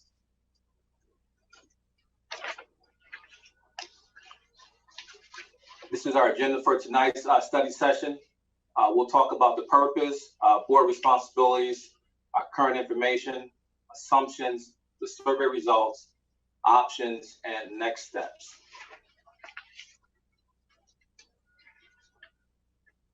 The purpose of this study session is to discuss input about our use of school resource officers in Reno Valley Unified School District. Our second point is to share research related to the use of school resource officers. Our third point is to provide options for the Board of Education to consider regarding safety and security. May I interrupt for a second, please? Dr. Locke, are we going to be able to ask questions as we go, or do we have to wait until the end? No, Mr. Holguin, we can ask questions as we go. And I do want to make sure too, I know we did we introduce Ms. Platter, Dr. Platter? You can introduce me now. Dr. Ketziora? Dr. Locke, I should have said in the beginning, when I started, I apologize that this is an interactive presentation with the Board of Education, and we would prefer that you ask questions as we go along and not wait, and do them as you know they come to you and that you have questions about things. So please, that's an important piece of this. That there's a lot of interaction between the board and the presentation and the presenters. And so I hope the board will, ask questions. And then Dr. Locke, Daryl Scott is going to introduce Dr. Platter. Okay, thank you. Yeah, just this is, is a study session, so the questions are very important. Okay, thank you. Thank you. So I would like to introduce my co-presenter here with me tonight, Dr. Platter. She will be assisting me. We'll be working with each other to provide you with good information to consider regarding safety and security. Dr. Platter. Good afternoon, everyone. And I just want to thank all of you for giving me the opportunity to come and speak to you tonight and be a part of this project. So I'm going to be talking on the next slide about board responsibilities. And I know I'm preaching to the choir here because all of you have been doing this job for a while. But I spent over 25 years in public education, and I worked with a lot of boards. And I can tell you that not all boards take their responsibilities as seriously as you do, and not all boards are as transparent as you are in tackling the tough issues. So this is, again, preaching to the choir, but just, again, emphasizing that you're doing exactly what you should be doing as a school board. So some of the key words on this slide is that school boards are designed to be responsive to the values, beliefs, and priorities of their communities. And where these issues get very difficult is when there are competing priorities. Slide. According to CSBA, boards have 5 major responsibilities as they serve their communities. And I've been pretty intimately familiar with Moreno Valley Unified School District for going on 10 years, watching the leadership of Dr. White and then the successive leadership of Dr. Ketziora. And with the stability that you have had in your board over the years, setting direction and establishing structures and providing support, ensuring accountability, and providing community leadership as advocates for children is something that has increased tremendously over that time. The reputation of Moreno Valley continues to improve because you as a board and as a leadership body continue to examine your policies and practices to make sure that what you're doing is the best thing for children. Slide, please. May I interrupt for a second, Dr. Locke? I just want to make a point on the previous slide here. Not that one, that slide. and thank you for mentioning all these items, Dr. Platt. I just want to mention that this board, if I remember correctly, everybody on the board has gone through the Masters in Governance with CSBA. Is that correct? That's correct. And that is something that is not common throughout the state of California. I believe there are very few boards that the entire board, including the superintendent, have gone through the Masters in Governance program. And I think that is an important point because we are all trained in that program, which is recognized, of course, by the entire state and the entire nation. And the items that are listed there, to some degree, we have contributed to that design of those items and to the design of other documents published by CSBA, such as the equity documentation and others. So I just want to point that out that we, and I appreciate you mentioning that we are taking this serious because we do. The fact that all of us have been trained, I think demonstrates that we are serious about our role in boardsmanship. So again, I just want to make that clear because for the public to know that we are not just taking the positions lightly. We have been trained, and we continue looking at opportunities to be trained in the most current topics, and whatever opportunities that CSBA and other organizations give us, we take and we participate actively. Thank you. Thank you. Dr. Locke, if I may, have just a quick clarifying question. Dr. Platter, pardon my ignorance, but I didn't get your title, your expertise, the purpose of your contribution to the meeting today. And if it wasn't clear to me, I'm worried that it's not clear to the public as well. So if you can share that with us, that'd be great. And if I missed it, my apologies. You didn't miss it, and thank you for asking. So I retired 3 years ago. I was the Deputy Superintendent of Human Resources for Hemet Unified School District. I spent 16 years there. While there, I served in the positions of Interim Superintendent, Director of Human Resources. I was a principal of a middle school. Prior to that, I was in Palm Springs Unified and at Apple Valley Unified School District. I served in administrative positions in both of those districts. I was a site administrator for a total of 9 years. Prior to that, I was a teacher. I taught elementary school 1 year, and the rest of the years I was at the middle school level, taught all 4 subjects. And then prior to that, I had about a decade worth of experience in the private sector, mainly working in financial institutions, investment real estate, and marketing. Since I retired, and even a couple of years before I retired, I started consulting and working with teams of people, and my expertise in helping individual leaders and teams be better. My approach is always a systems approach because I just have found over the years that most problems are systems problems, not people problems. And if I can help people work out the systems, then the people problems become less of an issue. I also specialize in my trainings with helping people be more emotionally intelligent and mindful in what they do. So please feel free to ask me any more questions about that as we go on. And I do appreciate you asking. Thank you. If I can add something too, I know the one thing that, as we talked about the study session, is to have someone help facilitate, because if I as a board president facilitate, it's difficult then for me to be part of the discussion and the study session. So that was also a reason to have somebody help just to facilitate and be part of Dr.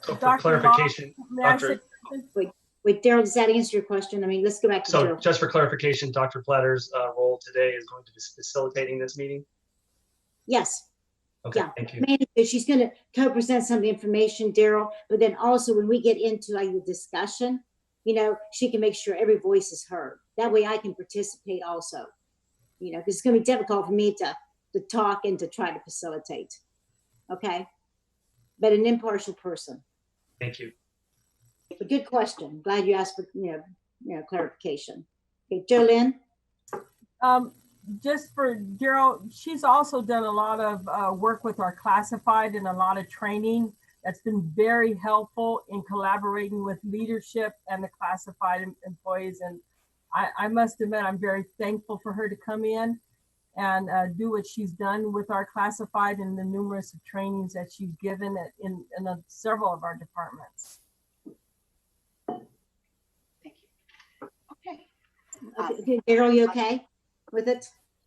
You move on? Yeah, I'm fine. I just wasn't clear. I didn't know if Dr. Platter was an expert in law enforcement or what her role was today. So thank you for clarifying. No, that was a good question. So, okay, go ahead, please. And then finally, again, continuing to preach to the choir because you've all been trained. As you know, authority is granted to the board as a whole, and that coming together, your job is to work with the superintendent to make the best decisions that will serve all students in the community. And what we hope to do tonight is, of course, not tell you what to think or what to do or anything like that, but just give you food for thought, things to consider, and perhaps create some opportunities for you to be able to talk to each other about these issues that are so important in a way that ends you as a board as a whole in a great position to serve the community. Okay, so currently the information that we have on the SROs for this year is that this is the last year of a 3-year contract. The estimated cost of having 9 resource officers is approximately $1.5 million. I believe it's already been settled, if not, but that online learning will occur for 3 months at least. And if that is to occur, the savings there would be approximately $360,000 because the officers only get paid when they work. I have a question. Can I ask, please? Yes. So estimated annual cost, $1,500,000. And we repeatedly say that the safety of the students is a top priority for this board. And it has been since I've been a board member for every board. That's a top priority, is the students' safety. And of course, staff too. So, and I know it's also a priority for the parents and the families. I'm just wondering, this amount, how does that compare to the entire budget of the district? What percentage of the entire budget are we devoting for this, for the safety of our students? Can somebody answer that? Yeah.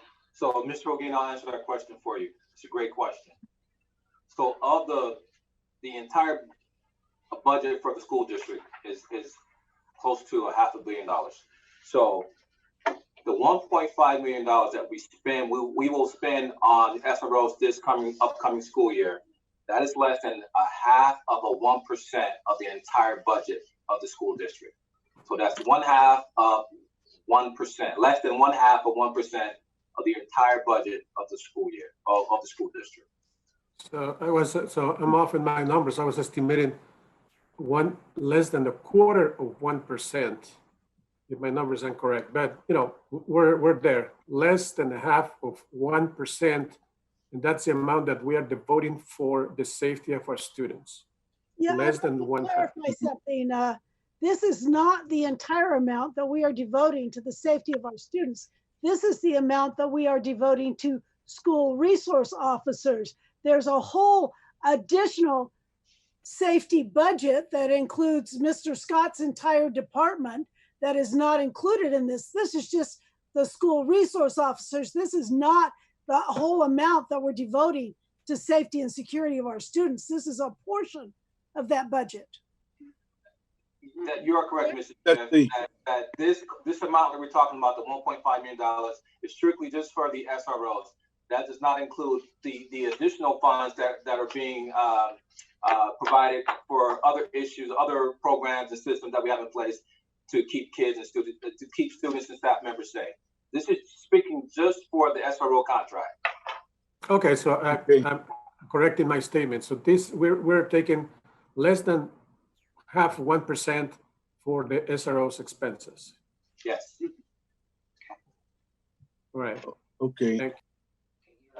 Then I have a follow-up question on that 300. Am I on? Yes. Oh yeah.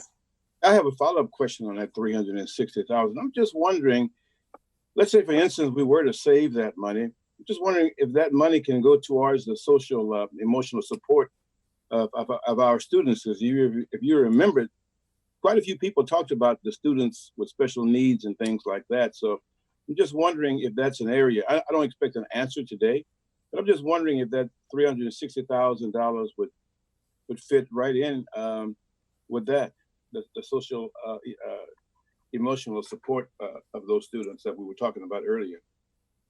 So Mr. Johnson, myself, and Dr. Platter can both speak to your question or comment to your question. Okay. My part is that the money we save, not spending on SROs, that money, those funds get utilized to go to other social emotional programs, to other programs and systems in the district to provide services to our students or staff. So we can use that money in other places if need be. Oh, okay. Yeah. All right. But my thing is, as a board, we would, be able to, we would have, work, collaboratively with, our superintendent stuff and determining, where that savings goes. Am I correct? That would be correct. Yes. Okay. Hey, Daryl, if I don't mind, if you don't mind, I have one other question, if you don't mind. No, the people that were speaking, they talked about the SROs, and I think 90% of them were talking about African American students. So I was just wondering, what is the composition of the SROs? I mean, do we have the majority of them are African Americans, or Hispanics, or white, or just what is the race? Do you have the breakdown of that? I do, Mr. Johnson. So the breakdown of our current 9 SROs assigned to our school district, 5 are Latino, 2 are African American, 1 is Samoan, and 1 is white. Oh. Okay. All right. I'm sorry, could you repeat that? All right. 5 are, of the 9 SROs, 5 are Hispanic, 2 are African American, 1 is Samoan, and 1 is white.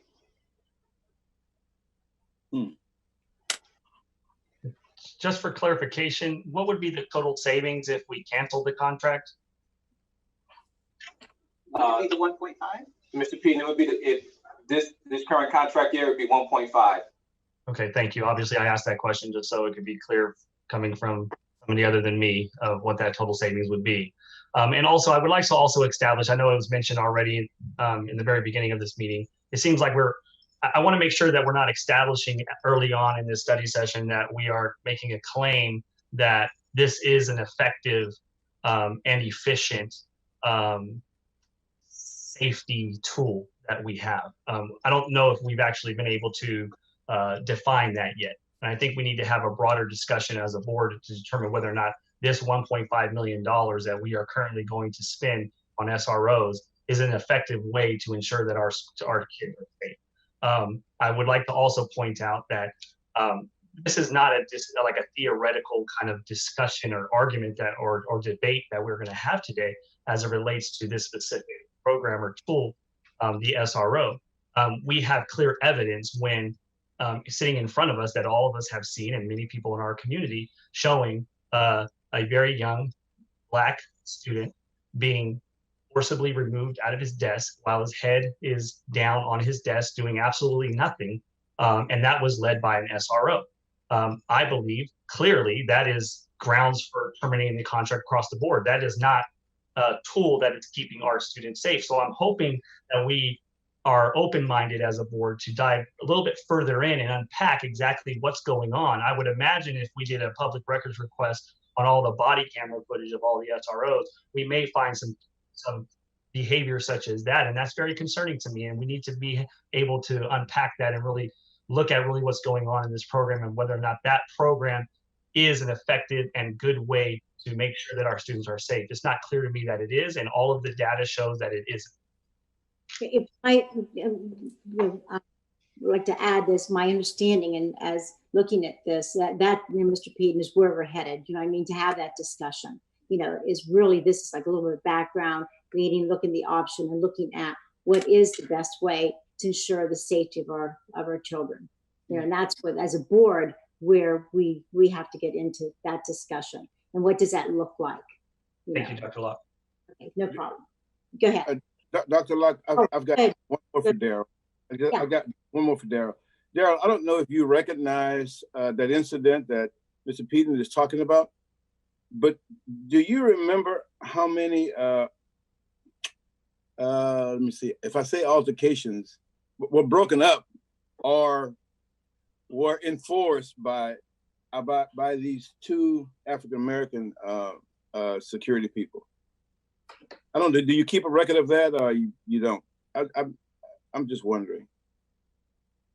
So, Mr. Johnson, we don't keep that data in terms of how many incidents that either SROs or campus security officers intervene in and take control of. We just don't have that data. We don't keep that data. We only keep the data that kind of to. The reason I say that is because if you noticed, as well as I did, the majority of the people were talking about the SROs, but they were talking about the African American kids. So since you told me we have two African American, I was just wondering if they joined the group or they were like talking with their colleagues and say, "Hey, look, man, look here, back off. You're a little bit too heavy-handed." I don't know if you know that, but I was just wondering. And I don't expect you to answer that because I'm pretty sure you have to go back and do some research to find out. But I just wonder if an African American is present when we are manhandling, and I'm using that term, I'm thinking that's what they were talking about, an African American student. Did he jump in and say, "Hey, man, wait a second, that's not how we need to handle my little brother"? I don't know. Dr. Locke? Yes, sir. I request that we take a break. There's something that's happening right now that I just need to make sure that you're aware of, that we need to. I just need your direction because I don't want the board to place themselves in a position that they could be doing right now, and I need to have a discussion with you because of what's been brought up.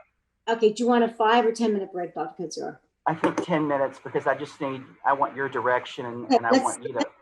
Let's come back at 6:10. Thank you. Thank you.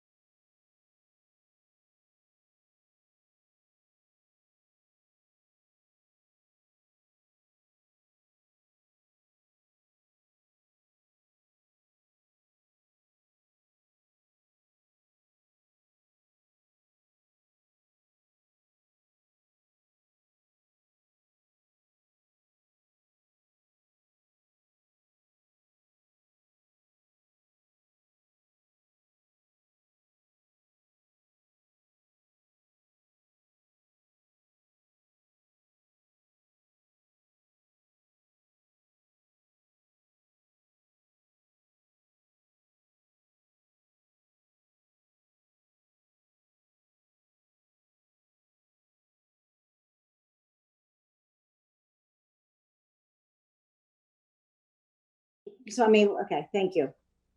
Okay, can everyone hear me? You're good. Okay, I need to share something with my colleagues and the association members with us.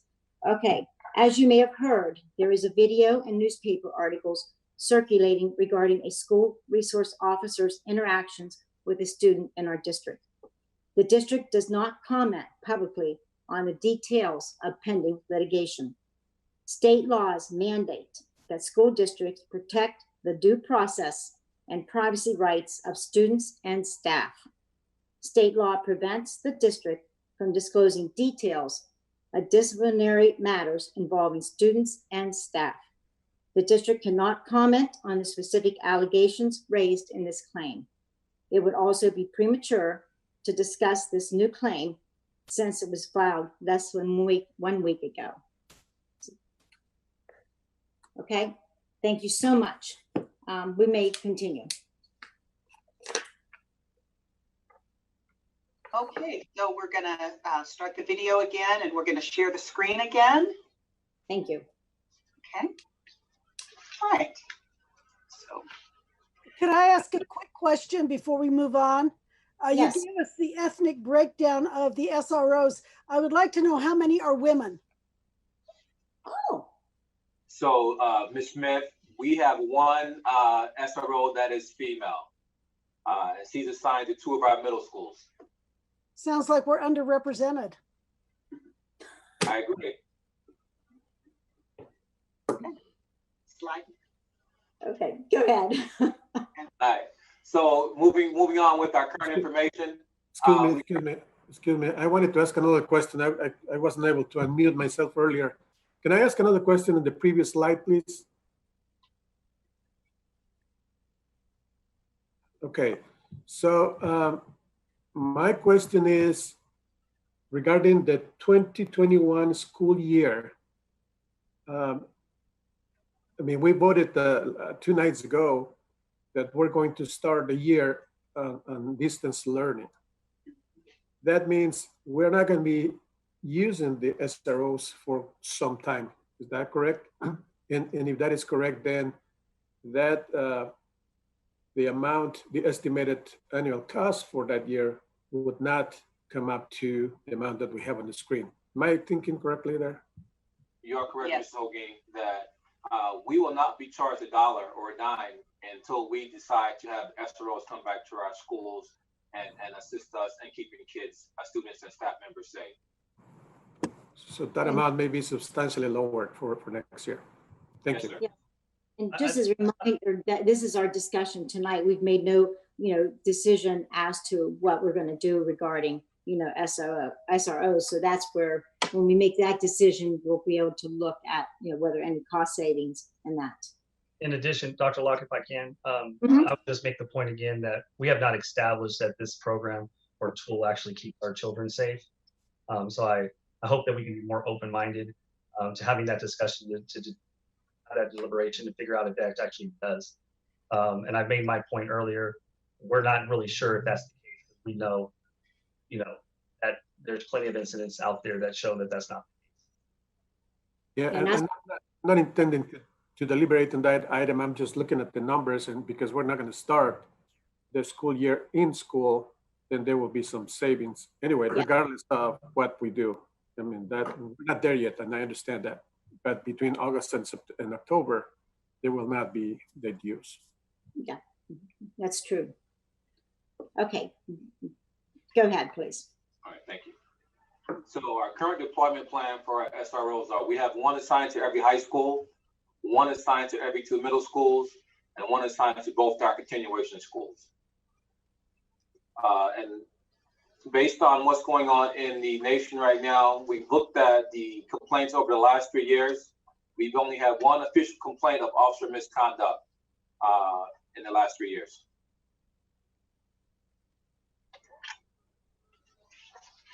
One more question, please. Sorry, Dr. Locke, is that okay? That's okay. Dinner. I'm just curious, Mr. Darrell Scott. When I'm assuming that you visit the schools or you work very closely with your safety people and the SROs all the Yes. time, and you visit the schools with them?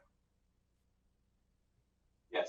So my question is, when you are out there visiting the schools, is it noticeable that the officers, whether it is your personnel or the SROs, are over policing, if that's a correct word, over policing, over watching the students when you are with them? Is that noticeable? So when I visit school sites, what I see and what I witness is SROs, camp security officers, and administration for the most part working hand in hand to keep students and staff members safe. I don't see any fear from students or staff that they're concerned with SROs being on campus. I don't see SROs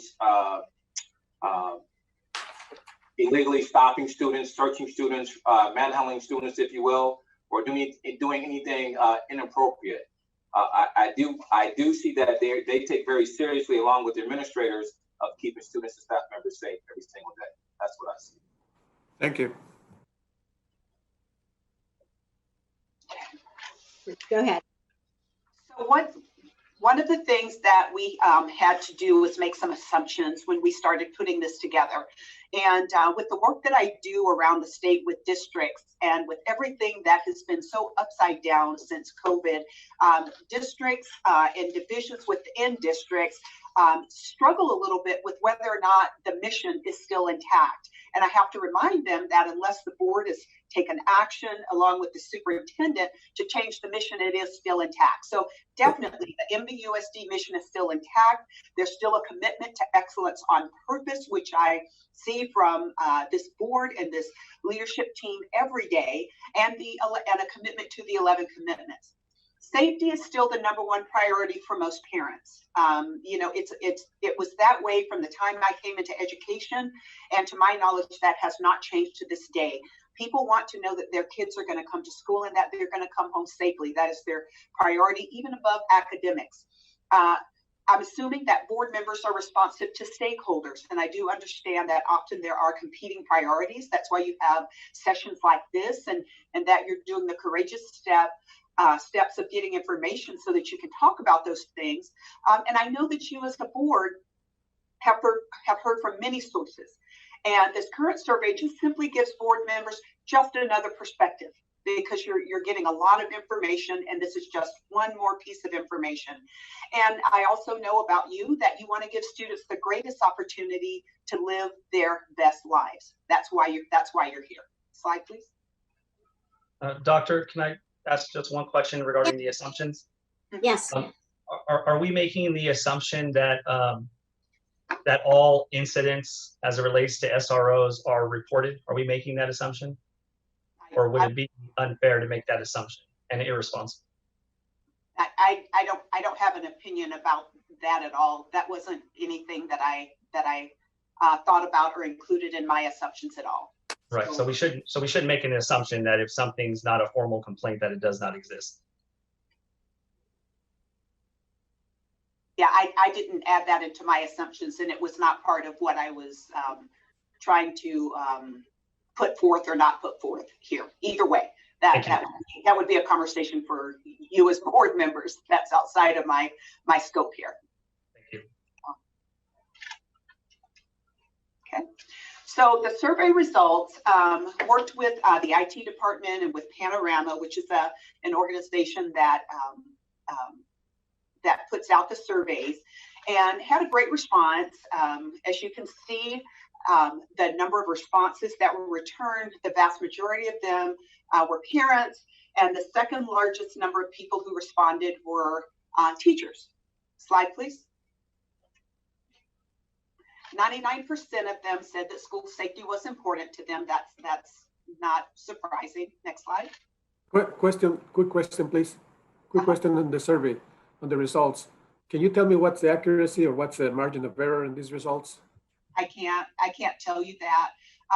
Like I said, I worked with IT and they worked with Panorama, and that's just information that I don't have. I'm sorry. Perhaps we Thank can you. get, That's yeah. fine. Thank you. Yeah. Okay. So When asked if school resource officers help protect students from internal threats, you can see that there's 76% who had a positive response to that. 68% said that school resource officers should be a part of the sequential discipline policy, and I'll talk about that for just a minute. So when I worked at Apple Valley Unified School District, they had their own police department. And one of the things that we had to work really hard to do was to make sure that these police officers knew where they fit into the sequential discipline policy.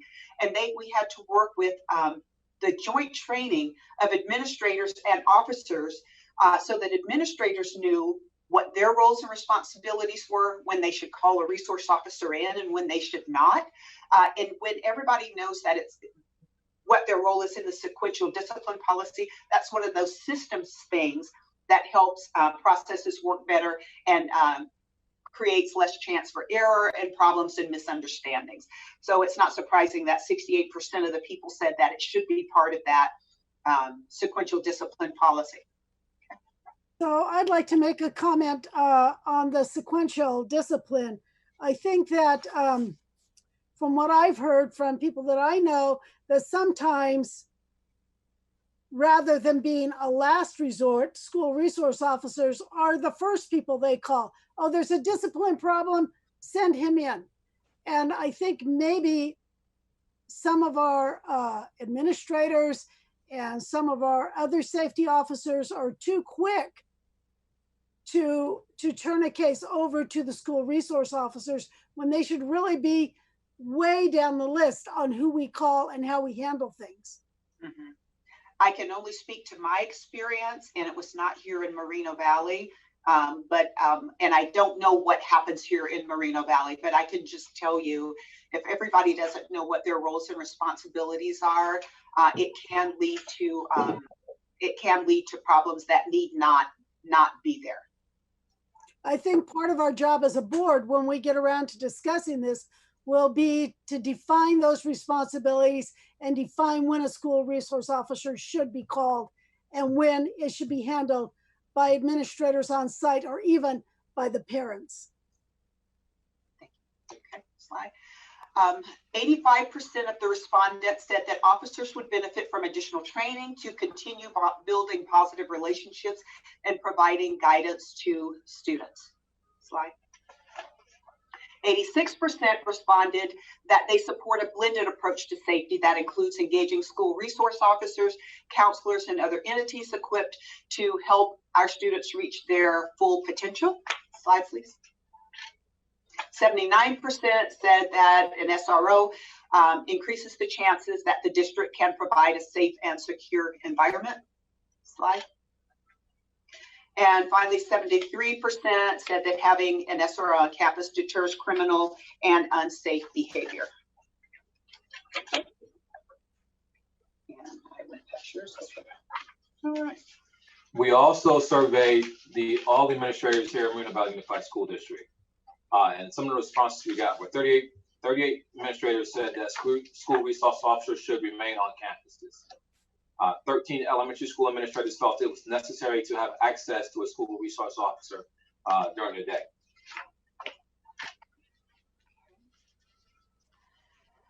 So I've talked a little bit about a systems thinking approach. Right now, our national politics are pretty divided. And as Dr. Kedziora alluded to in his opening comments, conversations like this, some boards just don't have the courage to approach them. Some people don't have the courage to approach them. So again, big kudos to you for even allowing this and having this conversation. But one of the things that I know the research will show this, and anything that you know about leadership says that two-dimensional thinking will limit creativity, communication, and leadership, meaning it's either right or wrong. It's either this or that. And it appears to me from your comments and the fact that you're doing this, that you're open to recognizing that one person can have an idea, another person can have an idea, but with the right dialogue, that perhaps something greater than the individual thinking can come out of that for the good of the students of this community. And it's definitely just just true that complex issues require a systems thinking approach, because everything works on something else. When we think of this is right and this is wrong, I can do this and I can't do that, everything has a consequence and everything has a reaction. So I would just encourage you to think about, with whatever decision you make, think about that's effect and think about that weight on the entire system as a whole. And then making short-term decisions about long-term problems leads to more problems. And it appears to me that you are taking your time, recognizing that this is a long-term issue. This is not a short-term thing that you can just make a decision on and it's going to go away tomorrow one way or another. And you are definitely taking the time that you need to recognize that this is a long-term problem and that a short-term solution will not fix it. You're thinking about the system, and I appreciate that. Okay, slide. So number one, status quo is not an option. And the reason that's not an option is because you're a board and a leadership team who has never settled for the status quo of anything. You are always looking to have excellence on purpose and looking for ways to provide a better service to your students and your families here in Moreno Valley Unified, whether it be about academics, safety, this decision or anything else. Status quo is not the place that you want to be, because our world is changing quickly and you work quickly to keep up with it and constantly revise your thinking, and you're on a continuous improvement plan. Next slide. One option that you could choose, and I'm not recommending it, but I'm just presenting some options. You could reduce and redefine the role of school resource officers. While that is a choice that you could make, it would not be in keeping with what your administrators are asking for. And just from this survey, which I realize is just a snapshot of some of the information that you have received, it wouldn't be in keeping with that. We have asked two principals to come in and give their perspectives, because while I spent 9 years in administration, I did not spend 9 years in administration here in Moreno Valley. And you, as the overseers and the leaders and the builders of legacy here in Moreno Valley Unified, we thought it was important for you to hear from some people who are boots on the ground here and what they think about this issue. So we're going to start off with Rafael Garcia. And after he speaks, we're going to hear from Tamara Carp. And I'm going to get out of the way so he can talk. Good evening, board members, Board of Education, and district leadership. I do appreciate the opportunity to be here today to discuss the very important issue before you today. My name is Rafael Garcia. I'm the proud principal at Landmark Middle School. And prior to arriving at Landmark as the principal, I was a coordinator of child welfare and attendance for Moreno Valley Unified. And so child welfare and attendance, working with our SROs, working with our administrators, also with our families and our students from the most vulnerable student groups. And so I want to be very clear that I firmly believe that SROs are essential. They're very critical in our day-to-day functioning as administrators and to ensure the safety of our campus. I want to reassure the Board of Education that we take every incident, every time we have to consider referring a student to an SRO, we take that very, very seriously. And so there's a lot of thought that goes into that. Ms. Smith, I do appreciate that you brought up the question about the roles of SROs. And that is something that in the state of California over the last several years has actually been very clearly defined. They very much have defined and narrowed their scope of practice, in that SROs and any types of law enforcement, they are there on a campus to enforce penal code when crimes are being committed in response to very serious incidents of that nature. And administrators, principals, we are there, assistant principals, we are there to enforce education code. And in our sequential discipline policy and our sequential discipline plan that we have here in the district is geared toward ensuring that our response to education code violations are coming from our administrators and not from law enforcement.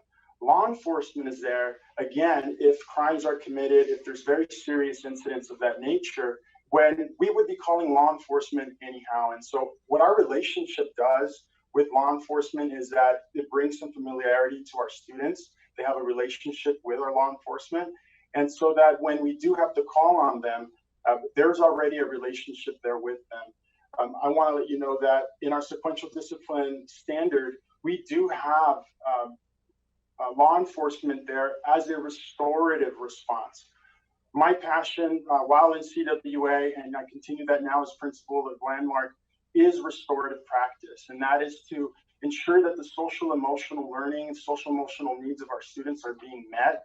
And that's that lane that we talk about, counseling, we talk about behavioral specialists, social workers, community partnerships, and our students, especially now, we're looking at our students that have been quarantined for several months. When we welcome them back and as we continue distance learning, that it is imperative that they're receiving those resources. The reality of the world we live in and in the community that we live in is that we also need to account for crimes that potentially may take place. And that is where law enforcement comes in. And they need to respond to that penal code aspect. And we work very closely with them. As a coordinator, we trained in student services, we trained administrators along with Daryl Scott, the Director of Safety and Security, and the sergeant at the time. We would train administrators and train law enforcement, our SROs, to ensure that those lines were not blurred.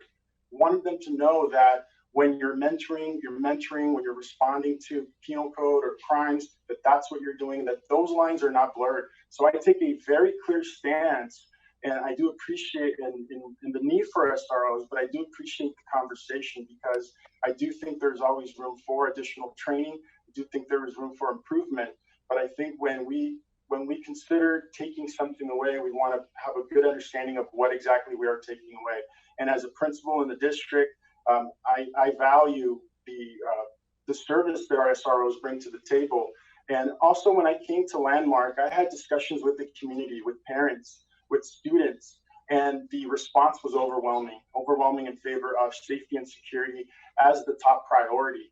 And I can assure you that working with law enforcement has been something that I'm really proud of over the last several months, especially before the school closures, of turning a school around, turning a community around that's still healing from an episode that is very near and dear to all of our hearts that we have to live with. And we cannot compromise the safety and security of our students. And also as a parent, I also speak as a parent here in Moreno Valley. I have 3 children that are in the district. I have my wife who is a teacher at one of our schools. And so for me, there is a personal and professional stake in this for every one of our students, for every one of our staff members. And so I do appreciate you having me on tonight, and I'm happy to answer any questions that you may have.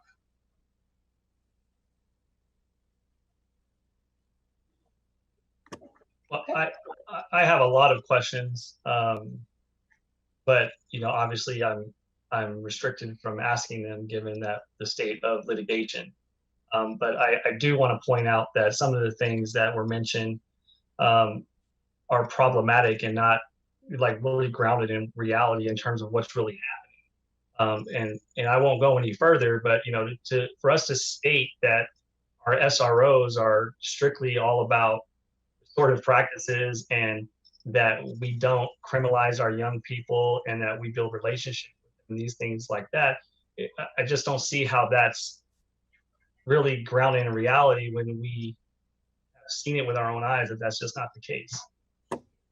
But I just want to add something that Mr. Garcia is giving his of his sight of what his experience is. And so I understand what you're saying, and that's your point, but I don't want to discount that he's on site. So that's his perception, his experience that he's sharing. So as we work through all this, I think it's important though to us to at least keep in mind the people that are on the ground at the school site.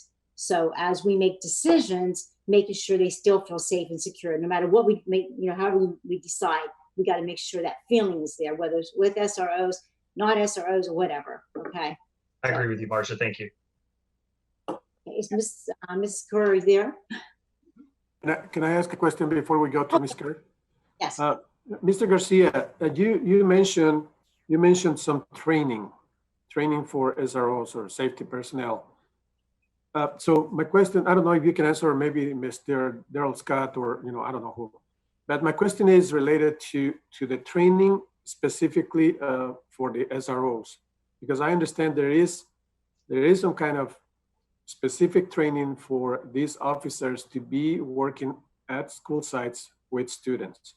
It's not the regular training for the officer that is out in the street or on the patrol, that is specific for officers working in schools.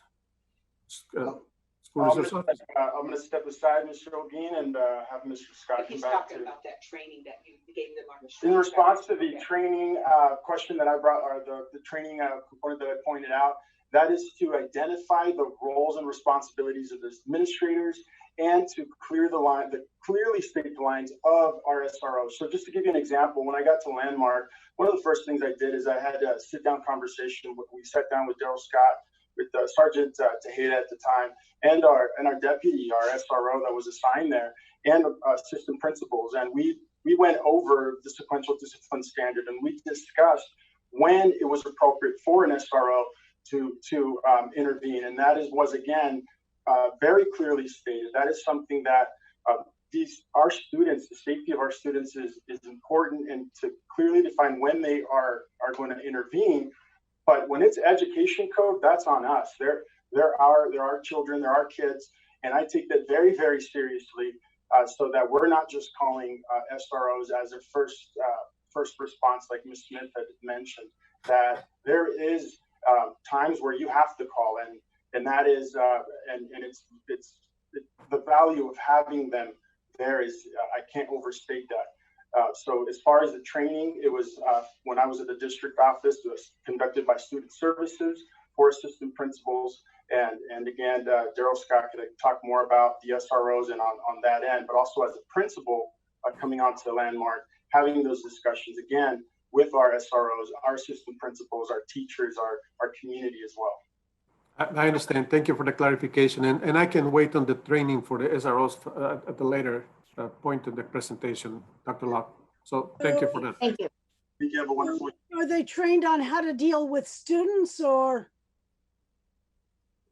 is it just when they're going to be called in, interacting with principals and staff, or are they actually trained on how to deal with students? So Mr. Holguin, Mr. Smith, to answer your question about the training for our SROs assigned to our school district. So they are trained. There is a training for deputies who are going to be assigned to a school district. It's called SRO school. So in that week-long school, they receive training on how to interact with students, how to interact with staff, how to kind of just take their low-level approach to incidents that happen on campus and not police our kids or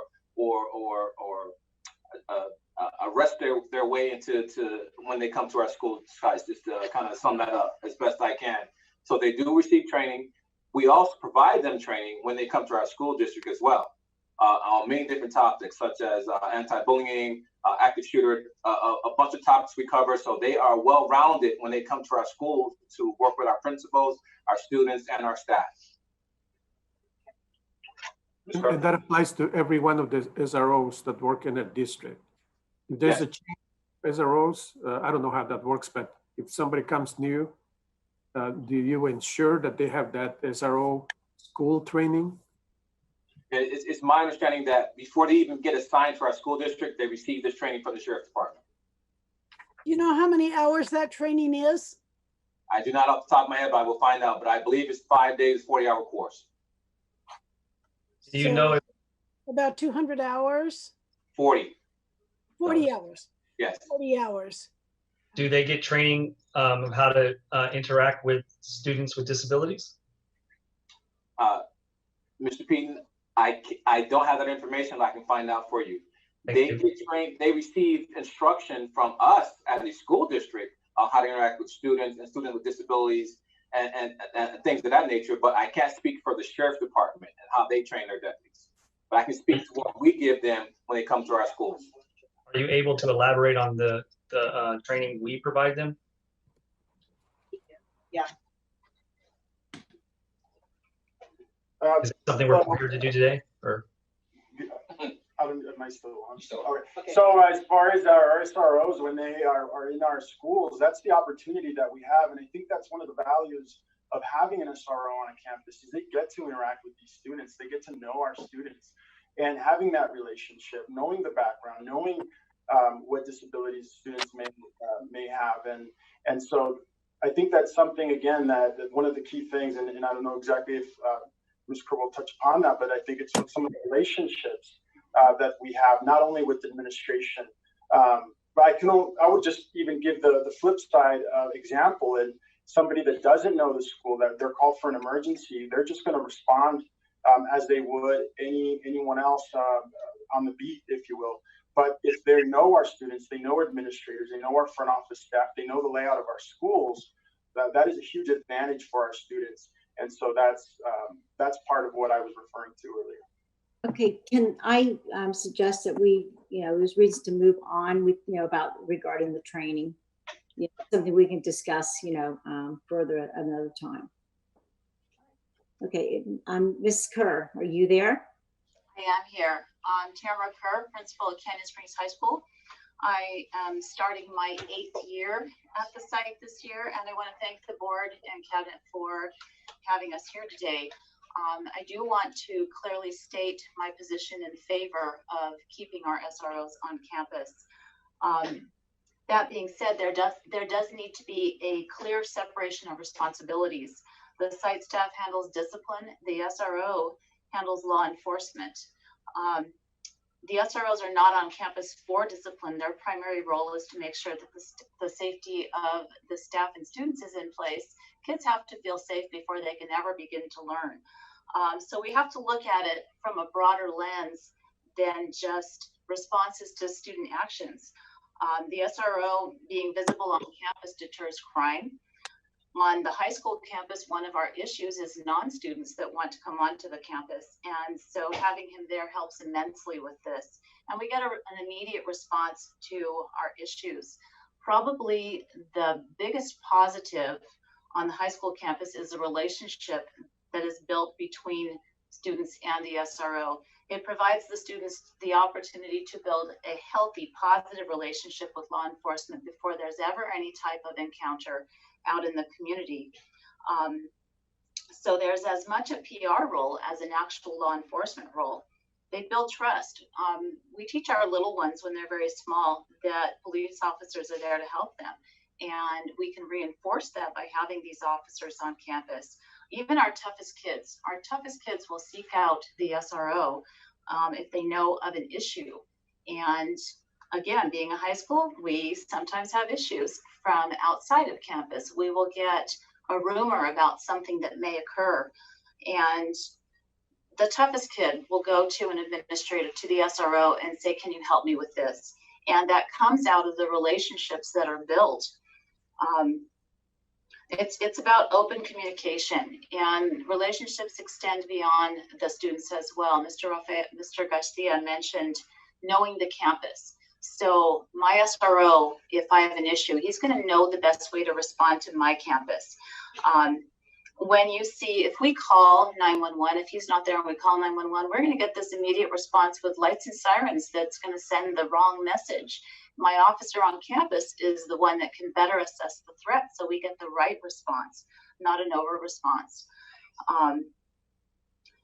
When it comes to specific training, our officers have training that we don't have. If we have a student that's in danger of self-harming, we don't have the ability to get the immediate help.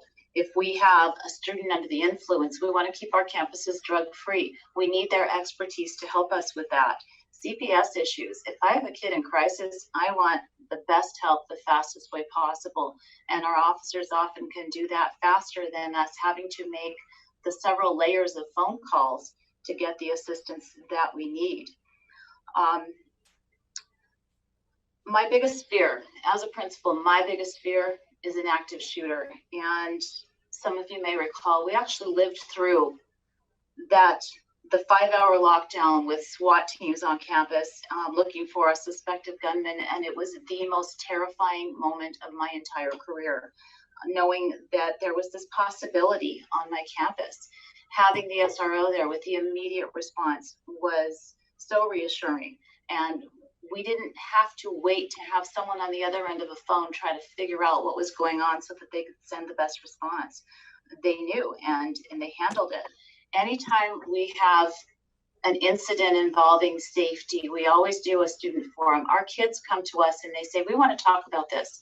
My SRO is right in there answering questions for students. He is very much an active member of our school community. It's not like we have the school as a whole and then this officer that comes on campus. No, he's a part of everything that we do. He attends our admin meetings so that he can let us know what's going on in the community and how is that going to bounce on into the campus. What do we need to prepare for, if anything? So it's very much a give and take. It's community-based policing at its best, taking the station to the people. And this is a known method for increasing student safety. So the bottom line then is that we need to work together. We need to be very clear on our separate roles, and Mr. Garcia talked about that.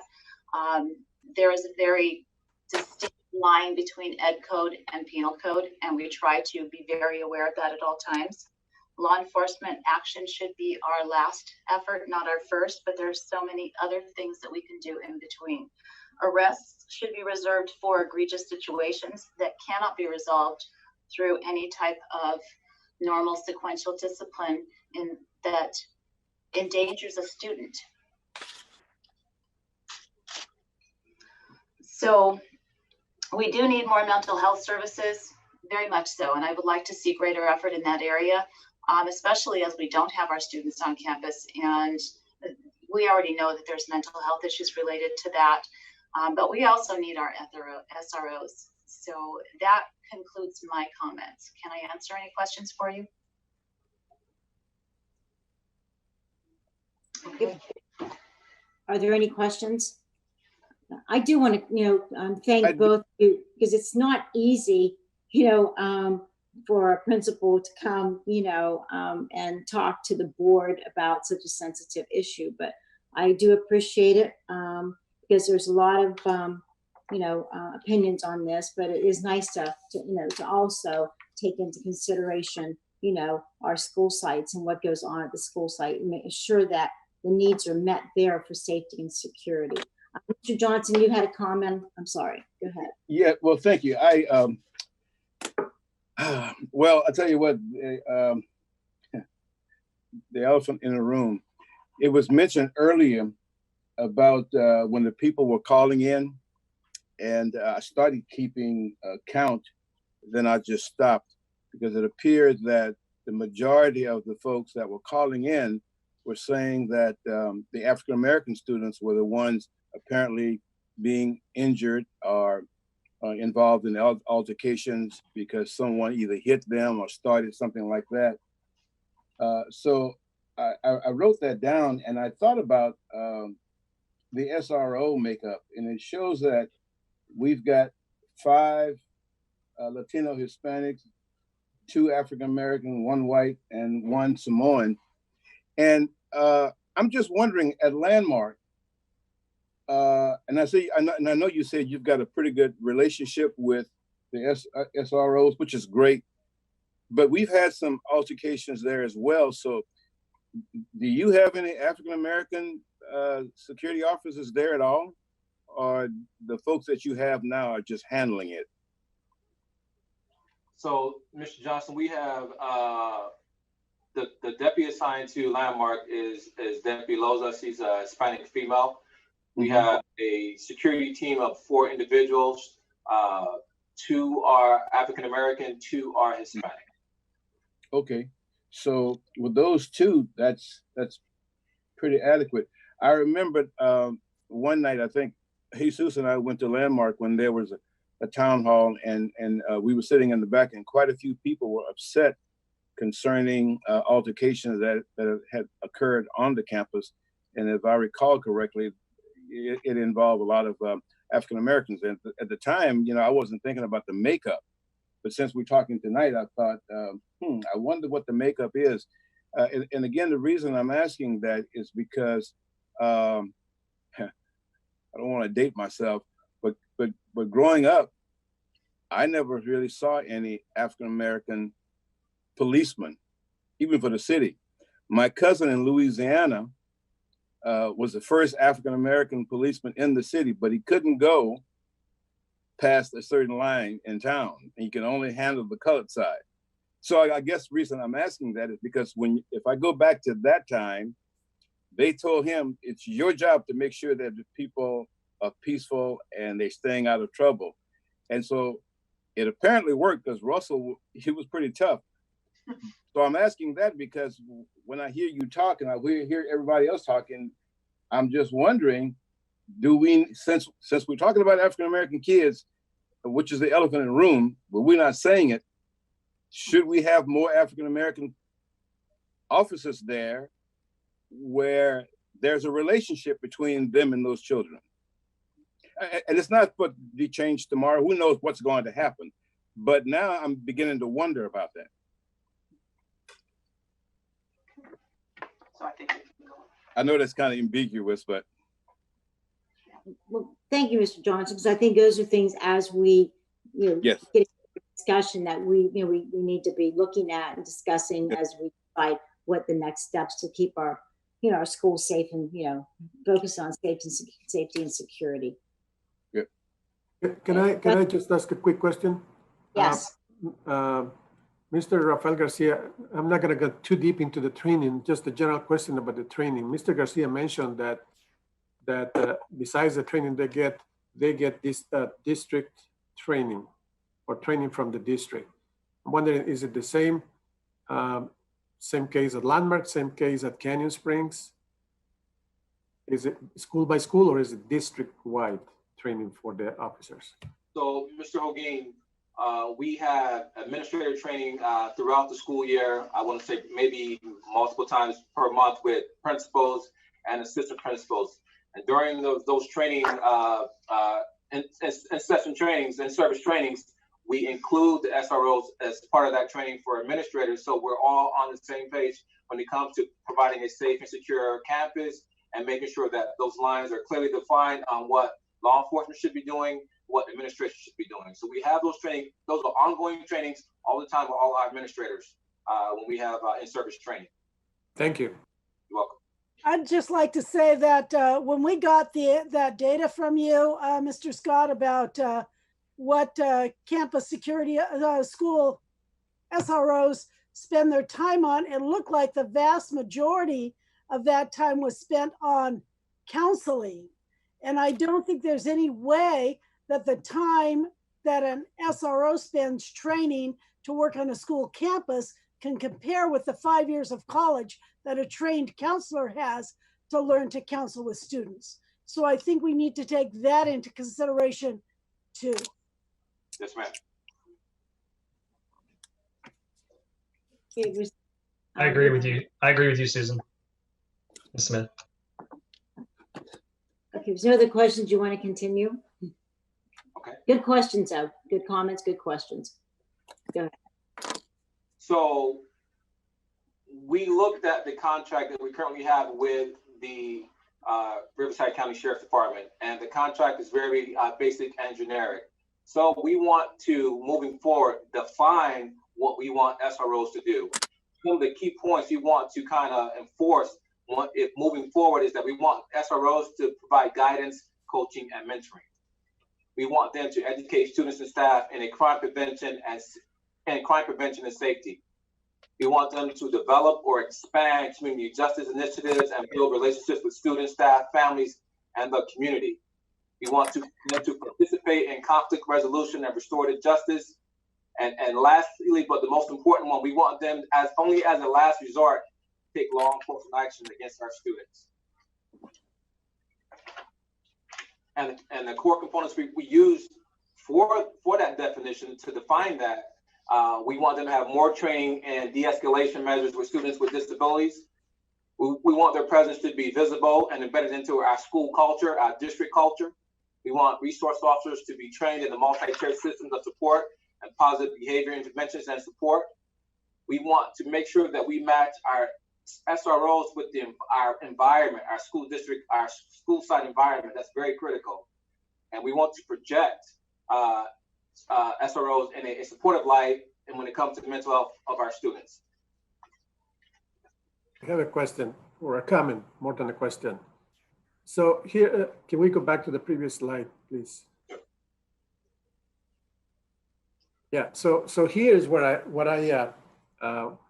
was talking about, the training for the SROs, and I don't know if it's possible, Mr. Daryl Scott. I don't know if it is possible to get some kind of a copy of the curriculum that they get in their training. I mean, it's not my business, but I'm just curious what kind of training they get in relationship to what you are showing on the screen, because I think some of those, or a lot of these, or all these points are exactly what we may be looking for. But are they getting that training, or is it something that you know? I'm just saying, I don't know where we're going with this, so don't take it the other way. I'm just saying, if we were going to have an SRO, the SRO has to have this kind of training, and if they don't have it, then maybe we don't want it, or that kind of thing. Can we demand that they have certain training, and if they don't, can we offer it? I'm just thinking that these are the things that we want for our students, and I appreciate in one of your bullets, only as a last resort, take law enforcement action. That's a last resort, but everything else seems to be in line with we want the development for our students, relationships, conflict resolution, restorative practices, and on and on and on. So, but again, back to my question, do they get this training wherever they get it? I can make a comment. Just one comment I had about that, as we were kind of doing our research for this, one of the things that we came across is that there are a few training models across the nation that people use that involve these things. So anything that is not in their current training, it's out there somewhere, and as part of your further study or information that you might want to get later, perhaps Daryl Scott could get that for you. But these are definitely things that are embedded in training, probably here, but if not here, somewhere. And then the final part of that is the accountability piece. Once people are trained, just having worked in human resources for decades, having someone who is making sure that people are held accountable to doing what they're supposed to do and following their roles and responsibilities is a really essential part of whatever system is chosen.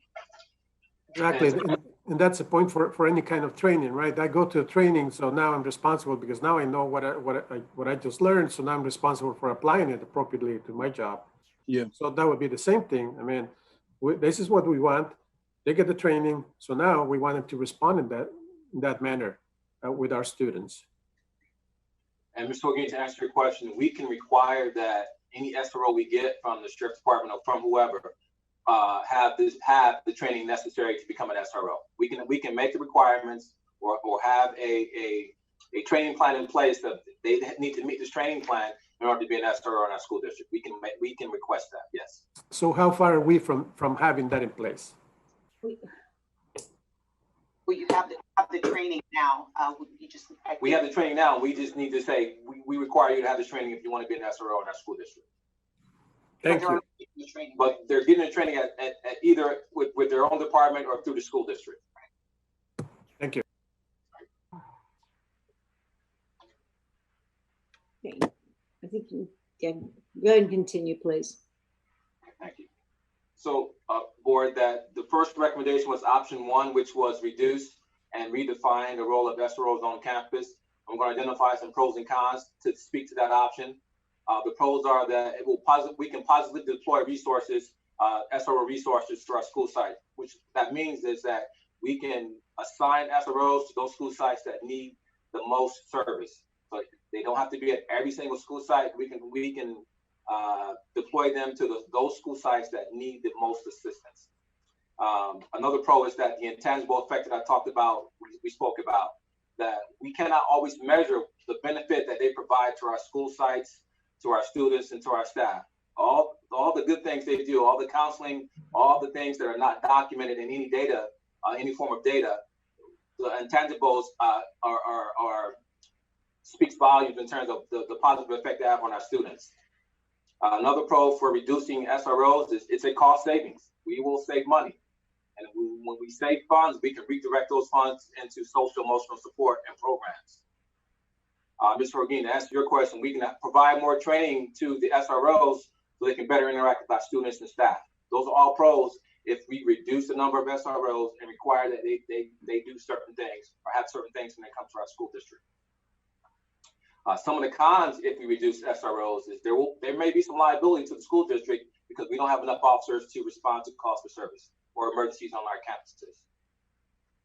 Another con would be that if we only have a certain number of SROs, when school sites call for assistance, it may take quite a while for an officer to get there to assist them because we only have so many SROs. That's also a con. Another option of many would be that while implementing option 1, work toward creating the Moreno Valley Unified School District Police Department starting in the 21-2022 school year. And some of the pros and cons of that, Mr. Scott will talk about. So, yeah, that was you, right? Okay. Right. Some of the pros of hiring your own or creating your own school police department that speaks to Moreno Valley Unified School District, that we control everything. We control the hiring, we control policies and procedures, we control accountability. We can have them fully integrated into our culture, to our schools, to how we conduct business as a school district. It is more cost effective. It would not cost $1.45 million per year to maintain a school police department. We brand them to fit our image and what we want to do as a school district to protect our students and staff.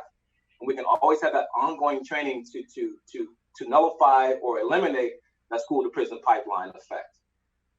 The con to that, the only one con to that, it may take about a year to implement this program.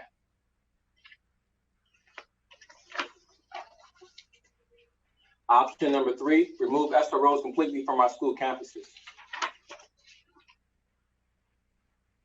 Here are the pros and cons to option number 3. It is a cost savings. We will save money. We can redirect those funds to social emotional programs and support systems. It could be district designed and driven. So we create it, we implement it, and we maintain it. The pro is we have to revise our sequential discipline guide and our policies and procedures when it comes to student discipline. The con to that, everything we do now, if we remove this option or go with option 3, it is time sensitive. We have to have things in place the exact same day we decide to remove SROs from our campuses. It will reduce response times in emergencies. We will have to increase security personnel on campuses to fill that void, to fill that gap that the SROs filled. There may be a loss of sense of safety and security once we remove SROs from our campuses. There will be safety concerns from staff members once we remove SROs from our campuses. And another con is we have to revise our sequential discipline guide to fit what we currently have in terms of keeping students safe and how we respond to incidents on campuses.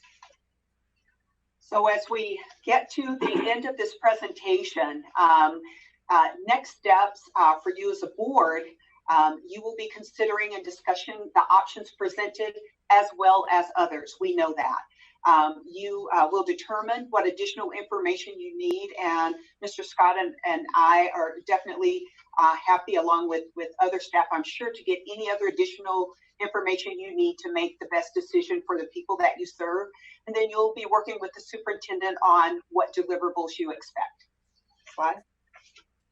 And in closing, I just want to say that Mr. Scott and I are grateful that you cared enough to have this session. This is not easy work, but you're digging in and doing it. You are building a legacy. Just by digging in and doing the hard things, what you decide will live on for years and decades, and it will make a difference in the lives of people for generations. You have the opportunity with whatever decision you make to model something that can have an influence on the rest of the nation. I've seen what you can do here in Moreno Valley. Like I said, I have observed this district for almost 10 years, and I know what you can do. I know that you can be a model for other districts in this nation and show other people how to do it and do it well, because you are the heart and soul of this community. People see you as such, and you're asking the right questions, and we're just grateful to have been a small part of this. So we thank you. Thank you. Any questions you may ask? Dr. Locke? Yes, thank you so much. Okay, I guess now is the time for us to have, a discussion looking at, what I like about the thing is we portrayed 3 options, they're all on the table for discussion. And one thing I want just to remind my colleagues, is like, like I said, this is a tough issue. We have people with feelings on all sides. And so as we progress through this discussion, is keeping in mind the most important thing, and I think we all agree, is safety of our students, and our staff, and them feeling safe as well as being safe. And at the same time, making, the students feel comfortable and everything that happens to be, fair and equitable for our students. And so a lot of things are out there. So as we look at it, of what we want to do, and tonight we're not making a decision. Okay, tonight is the time for us to get information, to talk about the options, us to tell what we feel are the pros and cons. But just remember, and keeping in mind though, our whole community, because we do represent the whole community. And so how do we do what we believe in our heart is right, but keeping in mind, our community. So now it's time for, I guess I get to facilitate this discussion now, or so what do some of you think? What are you thinking? Dr. Locke? Yes. This is Nada Canale, past president of AMVAMP. I know we heard from the middle school and the high school perspective, but can we hear from the elementary school perspective as well? Yeah, I have no problem with that. Okay, perfect. Can I ask a question on this next thing? Because so I can participate. Is this something, Dr. Platter, that you feel comfortable in helping facilitate this next step for us, so I can actually be a participant instead of a facilitator? Absolutely. Mr. Scott and I will be here until you tell us you don't need us anymore. Yeah, because I would appreciate that, because it's hard to be a participant and a facilitator, and I really, want to be part of the discussion. So, okay, so let's hear from Neil, and then we'll go back to our discussion. Thank you. So AMVAMP, there was a survey that went out, and of the 39 people who responded, 38 said that they felt that we needed an SRO's presence on campus.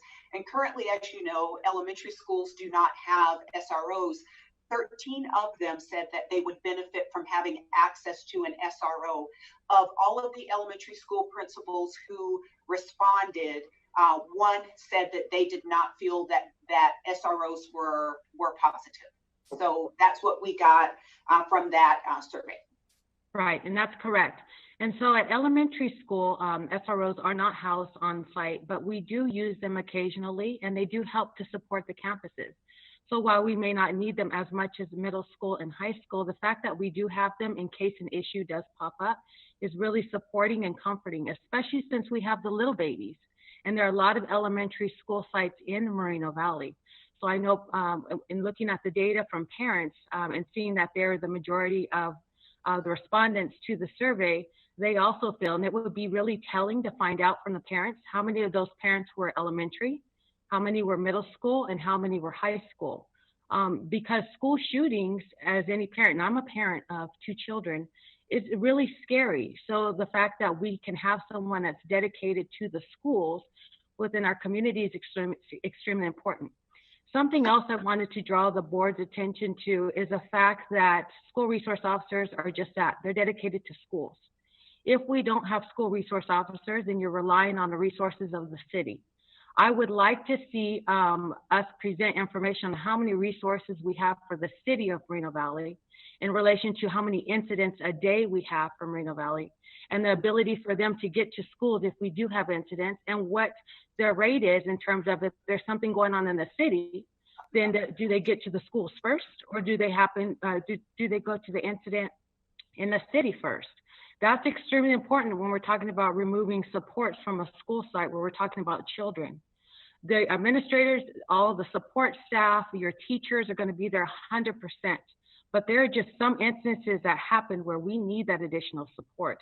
And, you know, as a parent myself, you know, I would want to make sure that my children are 100% protected. They're the most valuable thing to me. And as a school principal, the children that I oversee, making sure that my site is safe is 100% my responsibility. And I take that with the utmost responsibility to protect someone else's children, the same way I expect someone to take it with my children. So I just want to make sure to bring that up. Thank you so much for joining us and sharing your, your information. So thank you. Okay, go ahead. I do want to add that our current contract with the Riverside County Sheriff's Department is for the high schools, middle schools, and continuation schools only. They are not required to respond to the elementary schools, the 9 SROs that are currently signed to our school district. But out of care for our school district, those 9 SROs also respond to elementary schools when they call for service as well. If not, elementary schools would be required to call 911 to get service. So that's another benefit that at no cost to the school district that our current 9 SROs provide to the school district by responding to elementary schools, which is not in the contract. I just wanted to point that out. Okay, thank you. So if we'll be ready now to enter into a discussion. Okay, Dr. Platter, will you please lead the discussion, looking at the options, or if someone has a fourth option, because those were just options put out there, but just to drive discussion and thought. Is there a fourth option or something someone wants to discuss? We're not making a decision tonight. This is just looking at possibilities. Right. So Dr. Locke, in cases like this, since this is not on a board agenda where you're going to be voting, I think your question is a valid one. Is there a fourth option? But usually at this point, what I find that board members want is more information. Sometimes, sometimes they want more information. So I would say, are there other questions that need to be answered before you can make a decision about how you feel about any of these options? If so, what are those questions? We both are taking notes. And if not, is there an option here that looks good, one that looks good but needs to be tweaked, or do you not like any of them? So perhaps we start with, is there additional information that you need to make an informed decision as a board? Thank you, Dr. Pye. That's why you're going to facilitate, and I'm going to go back to being board president. Thank you. Go ahead. Well, I can jump in. So the option that I would advocate for, and that my colleagues would join me, is the elimination of the SRO contract. And I think, in one of the cons that was on there, it stated that it's very time sensitive and we don't have time. But I think we're in a really good place right now, given that our schools are closed, and this is a perfect time to be able to have to work on a plan moving forward as it relates to the SROs. So I would advocate for canceling the contract and working towards a plan to make sure that the resources from that $1.5 million yearly is going to be connected directly into the different resources that we need for our students to be able to have success and be safe on campus. I think it's also important that we recognize that we haven't established whether or not, unless I've missed it, but we haven't established whether or not SROs are actually a good tool for keeping our students safe, our schools safe. All of the data, and I've said this before, shows that that's just not the case. Even as it relates to what was mentioned from one of our administrators, school shootings, and I think that was mentioned a couple times. There is no data that shows that an SRO or a police officer on a school site has stopped any school shootings. It's just not, that's just not reality. We don't see that in the data. That just does not take place. So I don't think this is one of those situations where if we eliminate an SRO contract, that we're going to see an increase of threats on our campuses. I also want to make very clear that I think it's important that we have a conversation. This study session is also about school safety. It's school safety and the SRO contract. One of the things that we have not presented to the board or the public is how strong our security personnel is, right? So we may be giving off this perception that we're going to cancel an SRO contract and our schools aren't going to be safe because we have no school security, but that's just not the case at all. We have a very strong security department headed by Daryl Scott and our team from CSEA and our CSOs. So I'd like to dive a little bit further in there. I think this might be a good time for maybe Jolene to have maybe take the floor a little bit and discuss what our security personnel do. And because we have to fully understand their role before we decide what we believe our SRO role should be, because we may be coming into a situation that, you know, our CSOs are already doing that work. In addition, so I'll just leave it there because I can just go on and on about this topic, but I want to make sure that I respect everybody's time, and I'll leave the floor there and come back in a little bit later. But I do think it's important that we bring up our security teams and what we have currently in place, and what that security department does to keep our students safe on an everyday basis, and what their actual roles are as security officers and patrol officers. Okay. Other questions or thoughts?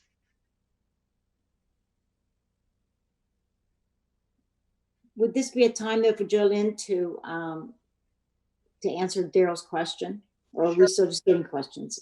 I think it's a good question. So Jolene, do you want? So I'm gonna go ahead and jump in. In the past 5 years, recently, we've restructured our security team from campus supervisors to campus security officers. In that restructure, we have increased their training levels. We have included them in PBIS and all of the special programs as far as communicating with children and how they communicate with children. They have gone through extensive learning and understanding of and training as to it relates to the safety and the security of our children. The reason this was done was because when we started the LCAP, one of the biggest things our parents complained about was their concern about the safety and the security of our children. So it was one of the first things we restructured under the LCAP, and we put emphasis on because of the safety and the security of children. And then at the time, what was going on around that environment.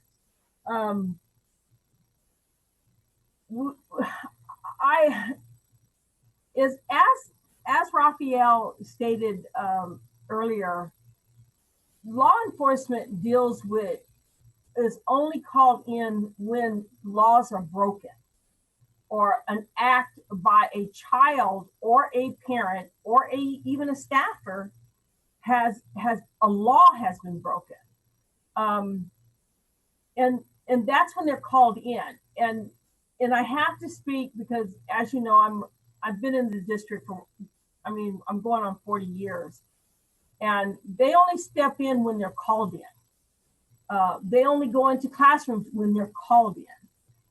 Campus supervisors, CSOs do the same. They only act when they're called in, or when they actually witness an act that would violate any rules in the school district. They have great knowledge on the rules, and the employees handbook states provides a lot of information. They have understanding as to the students' rule book and handbooks that parents are even gifted with, and understanding as to any breaking of a rule. They spend more time with the child during their non-educational time. They are called into classes if something breaks out in a classroom. And so they're more guided, not just they act on their own. They do have to respect authority. They do refer to administration constantly for guidance in dealing with things. So when it comes, you know, it's not a perfect world because human beings are not perfect. But children do step out of line. Our children are there to be educated.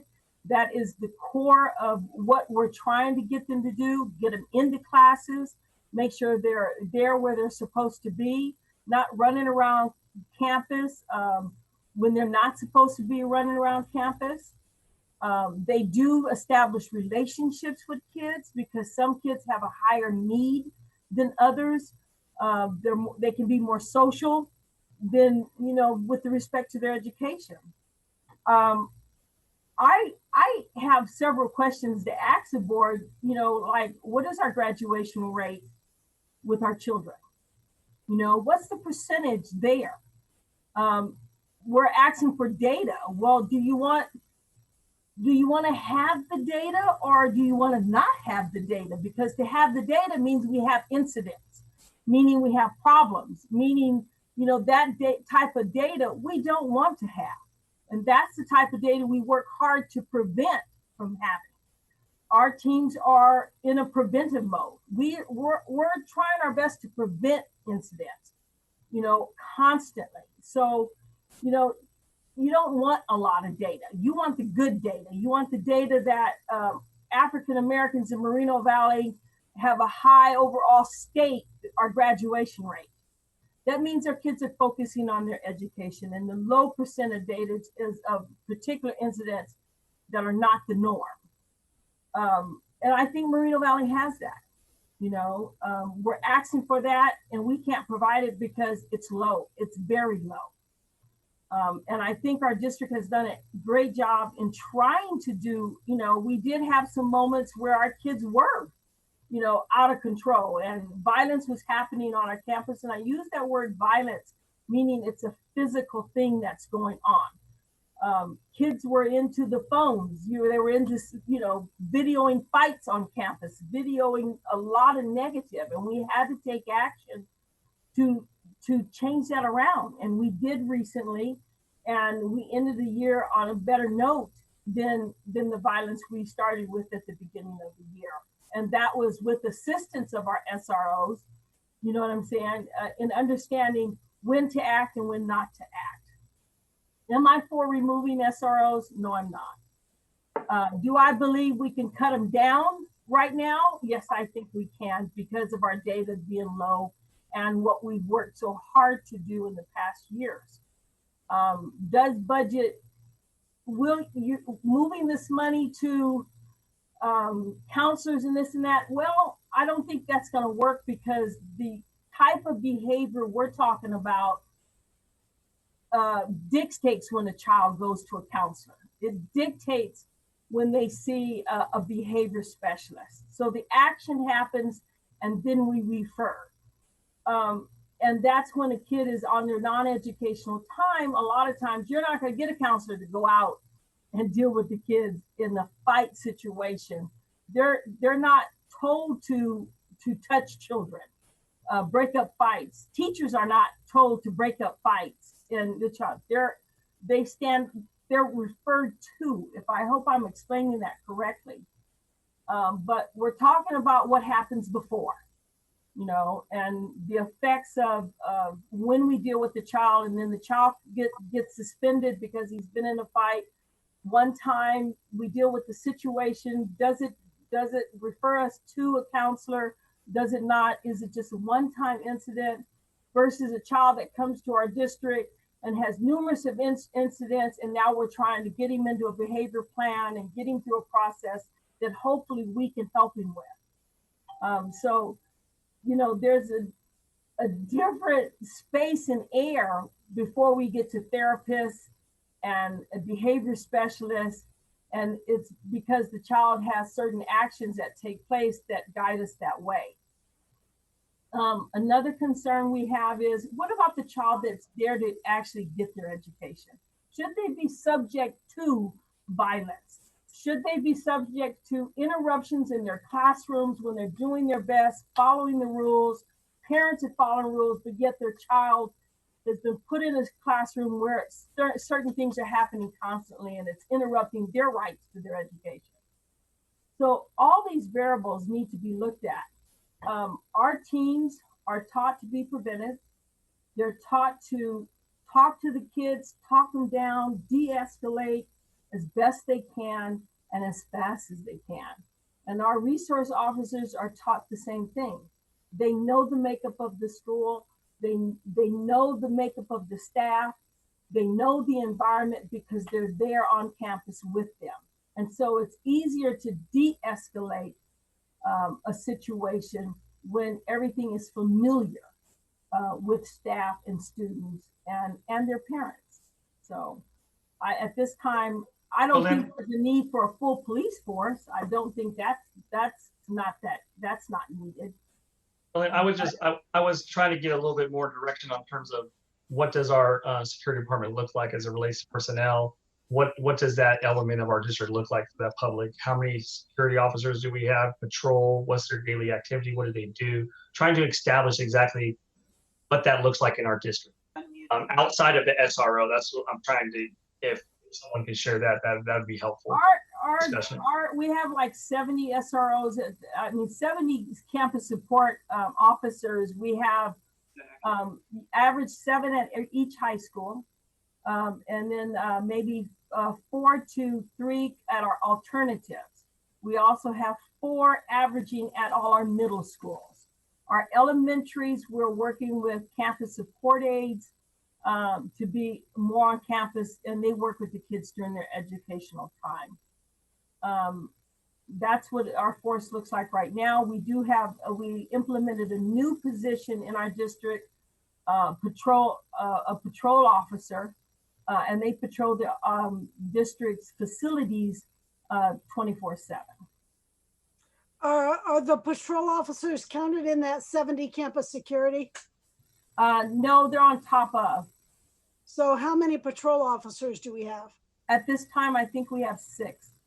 So we have 70 campus security and 6 patrol officers. Yes. So, board, I want to just kind of add on to what Ms. Neal is saying.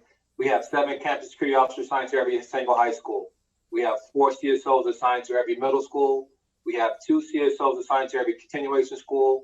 We have 6 patrol officers who patrol the school district 24/7. And that's our number at this point. Their duties in a nutshell is that they're there to provide a safe and secure learning environment for students and staff. They're there to respond to disturbances, be coaches, be mentors,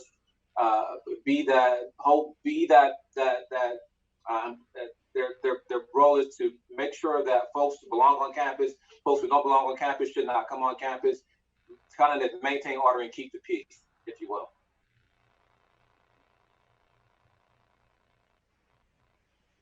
Any other questions, or is there additional information from the board that you need to help make decisions?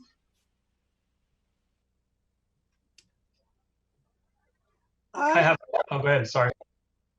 I don't think, I'd like to just throw out option 3. I don't want to replace the SROs with our own school district police force. I think we're just jumping from the frying pan into the fire on that one.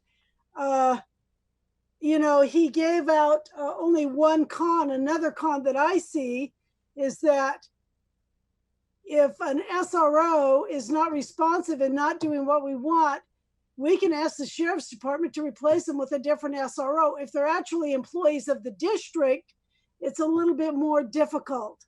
So I would rather, you know, contract with the sheriff's department than have our own school district police force. I don't think that would be, for me, an option, a direction I would like to go. I think we would just be replacing exactly what we have with something else. And, you know, I personally would prefer to go with option 2, where we would, I think 9 is a lot, especially since we already have 70 campus security officers, 6 district patrol officers. And then on top of that, we have 9 school resource officers, which is a large number. I don't know why the school resource officer based at Canyon Springs can't also do Vista Heights Middle School, and maybe also be under contract to patrol around or be available for some of those elementary schools in the area of Canyon Springs High School. So instead of having, okay, this is your guy, he's going to be here all day, you know, let's assign him to a little bit more of an area kind of thing and maybe reduce the number. I'd also like a better, I think you mentioned another option, that option also better delineation of roles. And that's one thing that after talking to some parents around the district and some kids that have been students in the district, that's something that I would like to see. I don't think we need to call in a SRO for something like a dress code violation or nonviolent defiance. Just say, no, I'm not going to do that. I think those are things where the school administrator could call the parents and should call the parents. We need to take more parental responsibility for our own kids. And that means instead of calling a school resource officer, sometimes you're just going to pick up the phone and call a parent.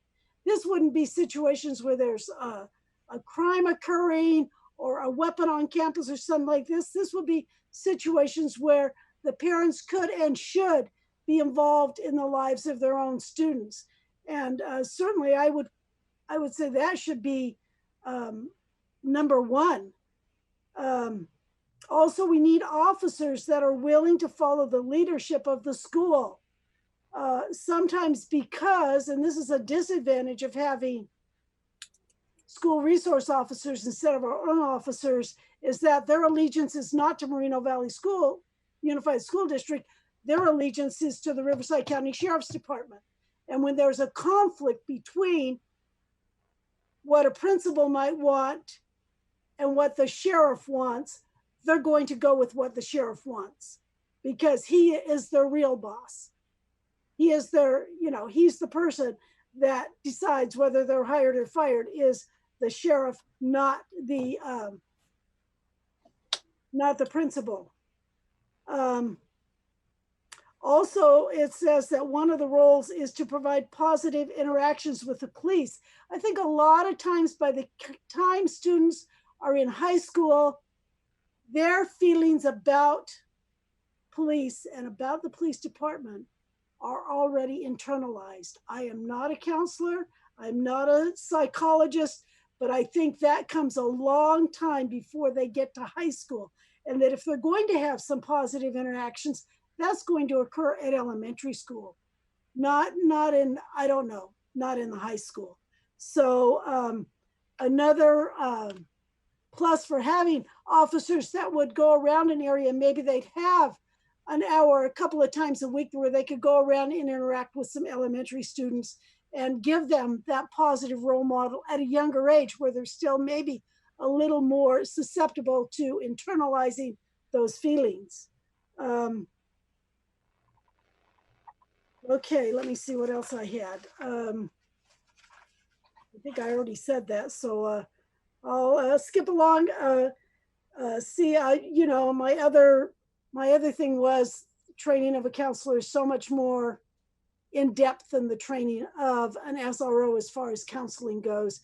And apparently from what we've read, that's the main thing that we do. That's the main thing that they do. So that's all I have to say for now. Thank you. Other comments, questions? Additional information? I have one. Okay. Oh. Mr. Johnson? Okay, good. Daryl, thank you very much, Daryl, for your explanation. But I do have one question concerning the SROs that we currently have. Do all of them carry a weapon? I mean, like a pistol? Yes, sir. They do. Is that mandatory that they carry that? On the campus, I mean. On campus? Yes. Yes. Why is that? That's part of their equipment that they're required to have when they come to work every single day to respond in any event they need to respond to emergencies, to protect people, and to take people into custody. Yeah. Or it comes on campus with a gun. You need to talk about that. Pardon me? Or even respond to incidents of violence involving weapons on campuses. Oh, okay. Okay. Yeah, well, the only reason I ask that is because sometimes I don't know about you, but when I was growing up, you know, when I saw a policeman with a weapon, it just turned me off.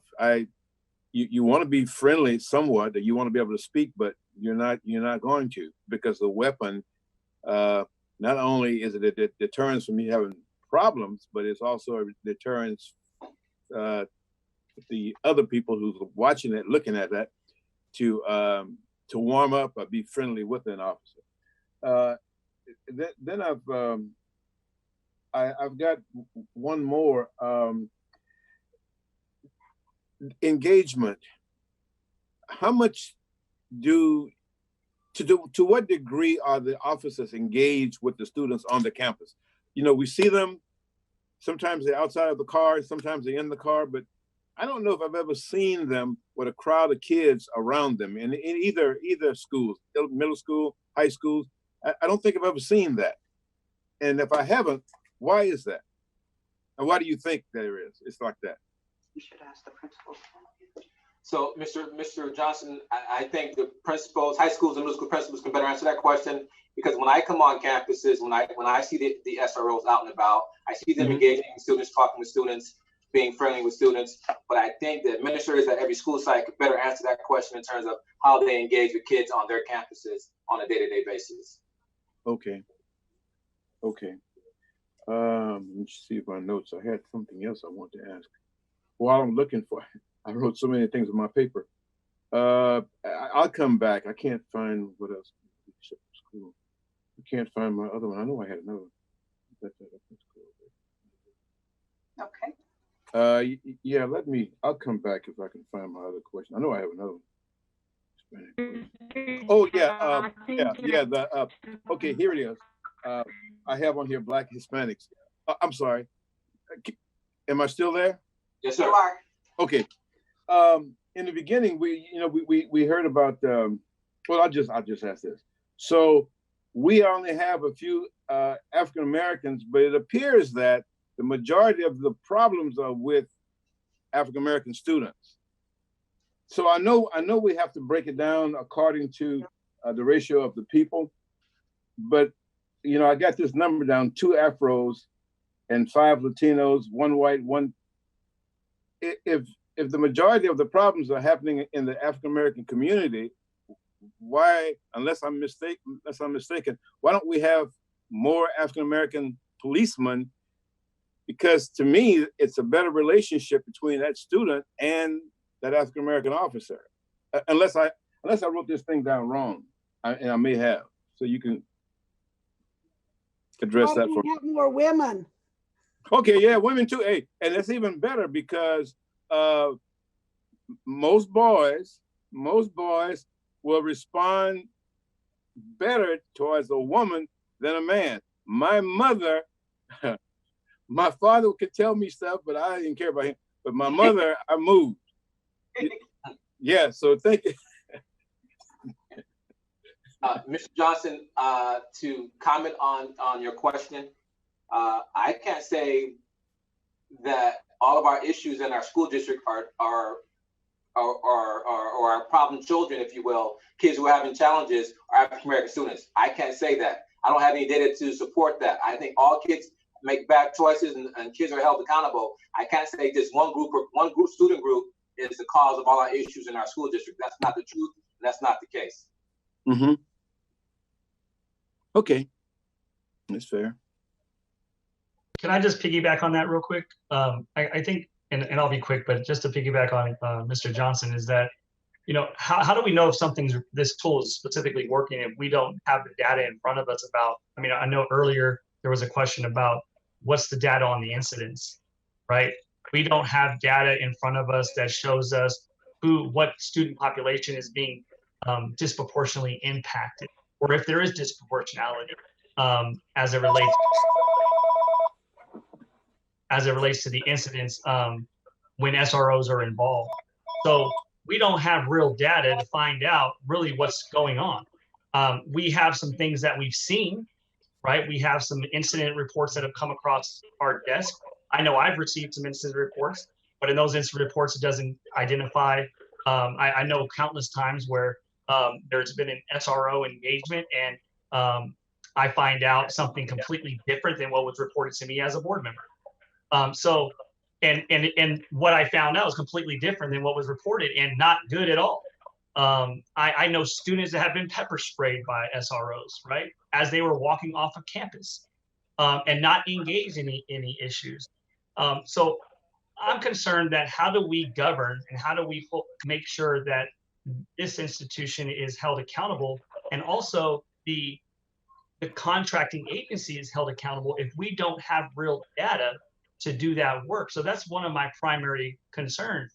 In addition, we're utilizing taxpayer dollars, and our job is to make sure we have a fiscal responsibility to ensure that that money, that $1.5 million a year, is being utilized on a tool that is actually keeping our students safe. And it's not clear that it is. What we know in the data is, again, that it does not keep our students safe as it relates to the overall data. And so, you know, I'm concerned that as an institution, we don't have data to show us exactly what is going on. All we have is what we see and what we hear. And so I'll just leave it there. I hope that we can get that information. Well, I don't want to forget the idea when Jolene brought up something I wrote myself about preventative. And I was just thinking of that, you know, sometimes, you know, there's data that we have that's concrete, graduation rate, you know, grades, you know, the AP, you know, scores. That's something we can see because we have, you know, right in front of us. But it's really difficult on, you know, what do we prevent? You know, or for instance, when we looked at our graduation rate, we know it has increased. But then when we try to figure out why, you know, why did it increase? Did it increase, you know, because we had the SARB, we put a focus on kids getting to school, we had more curriculum, we had, you know, the teachers, you know, were calling them, you know, it's so hard to know, you know, what caused that. All we know is the end result. And I think that's why that does make it difficult is, you know, when something, you know, when it seems like when you look at success of a student, you know, because we have a lot of those successes in Moreno Valley, we try to figure out why. You know, but when they get in, have a difficulty, we try to assume what happened. You know, if the student's going down the wrong path, we say, okay, is it home, peer influence, or that? So it's really some difficult. It's just really difficult, you know, to do. It's just you have to look at the end result and say, hey, if we are having less discipline problems, you know, less suspensions, less expulsions, you know, and there's going to be a lot of variables, you know, because when you do a study, it's like what actually had what influenced that, you know. So I just want to remind, you know, my colleagues that it's really, you know, difficult, you know, to discern what, you know, what actually, you know, to find out that what did they prevent, you know, it's like what they prevent speeding ticket. When we see a cop along the road, you know, what do we all do? We slow down. So they prevented us from getting a speeding ticket. So if you look to see how many speeding tickets on a track of road, but there's a cop sitting there, they're probably not going to have many because we all saw the cop, but without the cop there. So I just want to remember that's why sometimes we don't have some of that data. So, yeah, Dr. Locke, if I could just kind of piggyback off of what you said and kind of also, Mr. Pete, and I completely understand your frustration without having the data, but it's kind of that age-old problem of you can't prove a negative. Like Dr. Locke is saying, we don't know how many things have been prevented because there is an SRO on campus. We can't prove that. However, one of the things that I know that you will be looking at is what are the indicators going forward with whatever decision you make about safety. You can define the indicators and the metrics that you're looking for at this point going forward that will indicate whether or not the money that you're spending or the resources or the time are having the desired effect. But not being able to prove a negative is definitely an issue. And as a board, you're faced with that unenviable position of taking all the information that you do have and, you know, listening to people and making that best decision. It's difficult. And Mr. Pete, I know it's very frustrating as well. I guess, and just to comment on there, because you're responding directly to what I was saying, it's not so much about proving a negative, it's more so about being able to show what it has not been preventing. What we know is that, and we had discussed this in the prior meeting, Mr. Scott, as it relates, and my direct question to you was that we know since we've had SROs, the data does not show that incidents have decreased. And that's through time. So what we're not seeing is that an investment in SROs of $1.44, $1.5 million a year is not showing up in the results as it relates to creating a safer school. In addition to the other point that I was trying to make earlier was that there's no reason why we as an institution, as a governing body, should not know why or when an SRO is engaged in an incident, we should know exactly what that incident was. We should know who was involved as it relates to the demographics of the child, so we can break down the issue and know exactly what's going on in our campuses. We should know if an SRO is called into a room, and we should be able to see this in data. How many times is the SRO going into a room when there's not an incident and there's no escalation of any kind, but then there was the SRO caused the escalation. So these are things that we should be recording, and I believe it is a failure in our part that we're not recording it. It's not just like by chance and it's just frustration that we don't have the data. We don't have it because we're not tracking it, and we really need to do that. Dr. Locke? Yes, Dr. Kadzira. We have a system in the district that I instituted when I became superintendent. It's called an emergency incident report.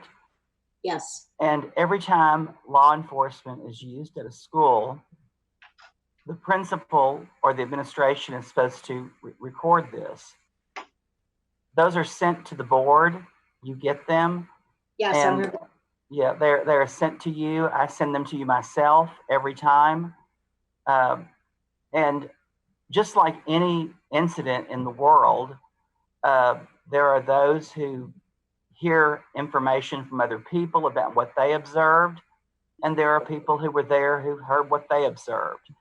I wouldn't say that Mr. Peden says that he hears different things, and I hear different things about different things. I've heard a lot of different things about different programs in our district, the way they operate, but I have to see for myself. And so I investigate when I hear something, and I go out and I look into it.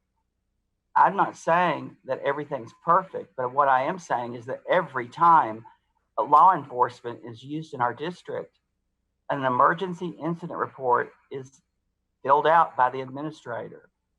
I'm not saying every time it happens, but I'm saying that I could guarantee you that most of the time it does happen. More than not, it'd be 95% at least, 99%. But there is the time where that doesn't maybe happen, but we work to make it happen. That's part of it's part of something that I instituted when I became superintendent 4 years ago, and I did it myself. And it's an emergency incident report that is sent to my office, and it's sent to Sandra Ayala. It's sent to every cabinet member. It's sent to every board member every time it happens, and we keep a record of those. So I just want to say we do have records of things. We don't know what race they are always, because that's not information that law enforcement, captures. But and I've asked Daryl about that. Is that right, Daryl? That's correct, Dr. Shura. When involving juveniles, and when it comes to certain incidents or certain calls for service, they don't record the race of the juvenile. They only do that for adults for the most part. But for minor incidents, they don't maintain the race of the juveniles that they come in contact with. And that's what's done with the sheriff's department, right? That's their policy and procedure. Right. And I've shared that with the board before, but that's not something that we do. That's something they do. Because I've asked for details on the ethnicity, and they're not able to give that. So that's one of the concerns and the issues. But it isn't that we haven't requested or we don't think about it. But we do look into each of the situations to make sure that mistakes or areas of improvement can be done. And it is something we work, you know, when Dr. Locke, when you said about graduation rates, why they improved, I can tell you exactly how they improved because I, you know, led that effort with Dr. White here. And we came here with 66% or 69%, and now it's 93%. And African Americans exceed the state and national average in graduation rates here. I'm very proud of that. And you should be too as a board and as a community, because one of the things we do is we try to get every child involved in something productive in a school. You know, I just want to say everybody, you know, every child, every family is different. Nada Keneal is on here and she's a principal. And, you know, I wanted her to speak, but she keeps like turning off her video, turning off her microphone. But Miss Neal, maybe you could share when Miss Smith says, you should call the parents. You should get the parents on the phone. Can you talk about that? When you've got a problem at your school? We do. We call the parents. We do call the parents. And, you know, most parents are responsive. Of course, they support the school. But you do have some parents that, you know, maybe they don't have access to their phone at the time. Maybe, you know, they don't pick up, and we're in need of immediate support for everyone's safety. And so we do have to go in and get that support. So when we're looking at school resource officers, like I said, it is really for safety. Hands down, 100%. We really want to make sure that kids are safe. We're protecting everybody, and we're comfortable making sure, you know, being able to state that we can do that. And so, you know, in looking at this, we do ask you, you know, please really consider this, because we really do need our school resource officers on campus. I know you're looking for the data, but, you know, as Ms. Neal, the other Ms. Neal has said, we don't want that kind of data. And I'm glad that we don't have that kind of data, because no one wants to be able to speak to that, tell parents about that data. So that's something to look at. With Mr. Johnson's question regarding, you know, school resource officers and then being at different events for kids. I know elementary, we've been able to use some of them sometimes if they've been there and they've heard that we're going to have an event, and sometimes they come and pass out stickers, you know, to the kids. So that's been really nice,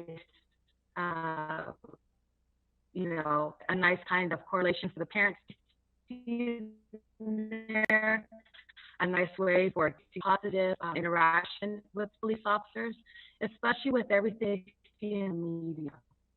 You know, everything that a child sees in the media doesn't always dictate for everybody. We know that. We kind of live it, and we see that. And so, you know, the vast majority doesn't represent what, you know, someone's action or inaction does. And so it's extremely important. So having the roles that are positive are great to have on campus. I'm scared. No one's speaking now. Okay. Oh, okay. I can. Well, if I could say something, I do want, and I want to again thank you, because I think it's really hard, you know, for our school administrators, you know, to, you know, we ask them to come, they're participating. It's not a very comfortable thing. You're talking to the board about a very difficult, you know, topic. But I do want to also just remember us to remember, you know, that they are on the front line, you know, and so even though we may not totally agree with what we want to do, we need to respect them because they live it. every day. And when you go to our high schools, they're mini cities.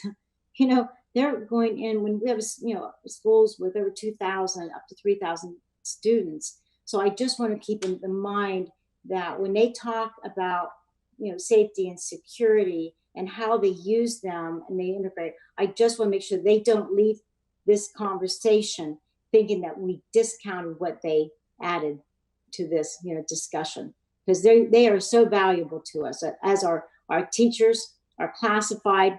You know, it's all of us, and I just don't want anyone think they do not have a voice also. We have to listen to everybody's voices. So I just wanted to add that. Thank you. I appreciate everything that our principals have said today. It has been really informative for me, and I really want to say thank you to all of the principals that have come in and responded to us and been with us here tonight. Thank you. Mr. Holguin. Thank you. So I want to share my how I feel about this whole thing, and I appreciate you giving three options, and I know there is room for more, but you know, from where I am, and of course there's no decision tonight. I'm just going to share how I feel about the three options. I don't think full elimination of the SROs is a good option because of the many reasons that we have heard tonight from principals, administrators, CSEA, and some of the comments and several others. I don't think creating our own department is an option because I don't think we are in the law enforcement business. We are in the education business.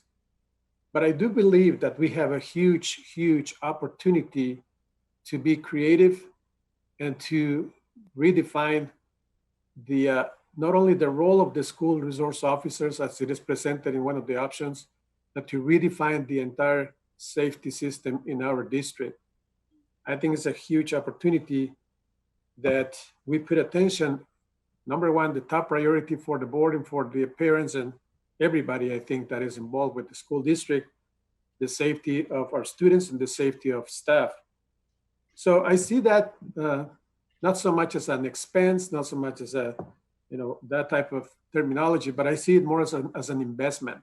It's an investment on the safety of our students and investment on the safety of staff. So when I think about the opportunity to be creative and redefine the system, how do we redefine it so that our investment gives us more for what we are, for our investment, for our money?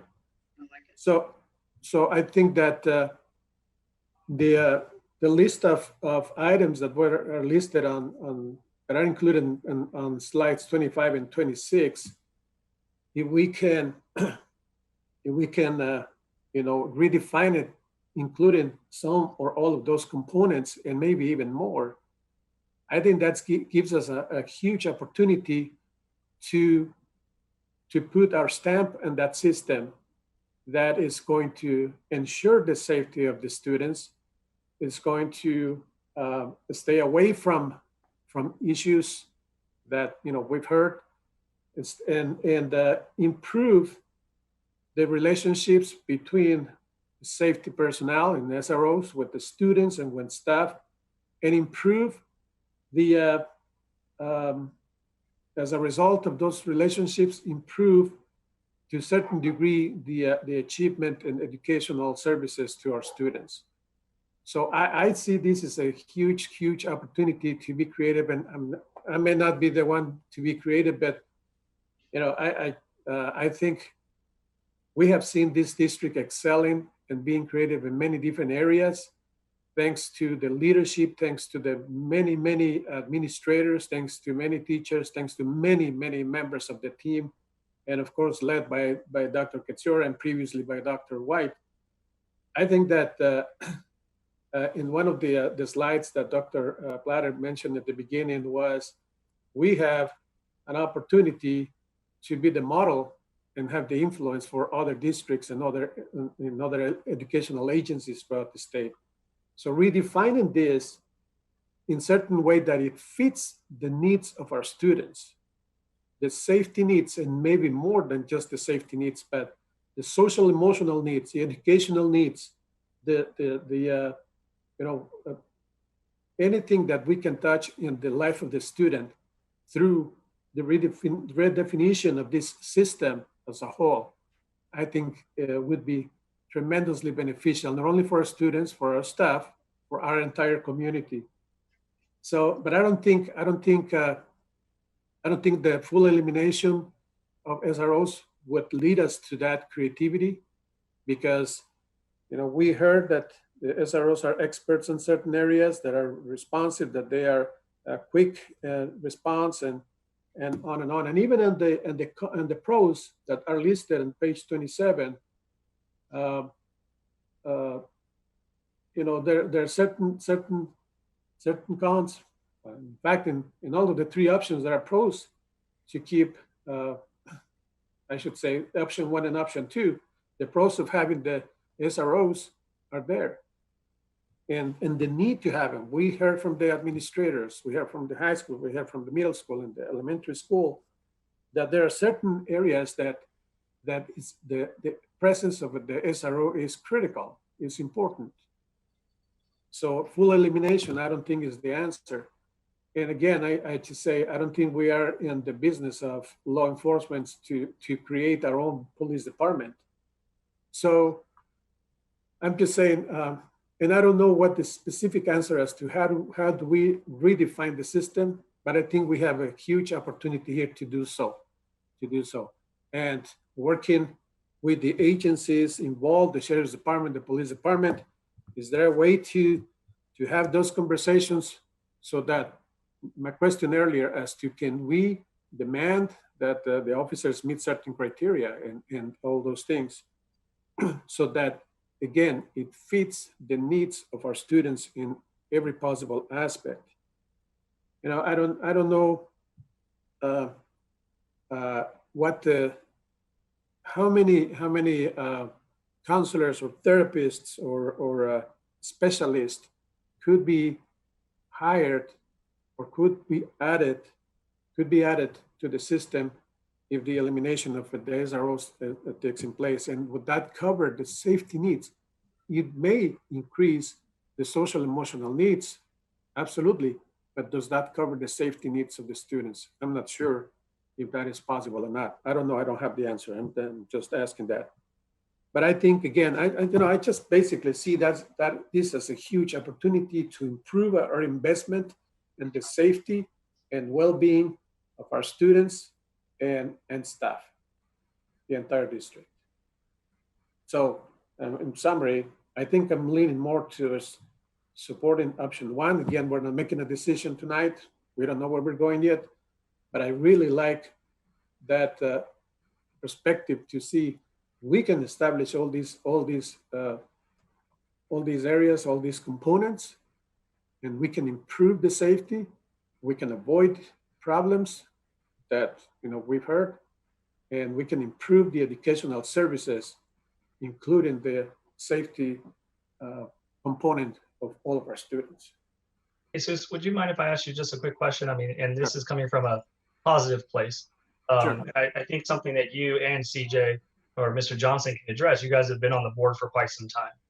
And I think it's clear in common knowledge, I don't know if it's common knowledge, but it's clear that SROs haven't always been on our campuses since you've been in office or helping to govern this institution. As far as, I'm sorry, go ahead. Okay, if I'm wrong, maybe I'll just stop. But what did we do when we did not have them? I mean, why now, right? Why do we have them, and what did we do? And I mean, I would imagine people felt safe back then.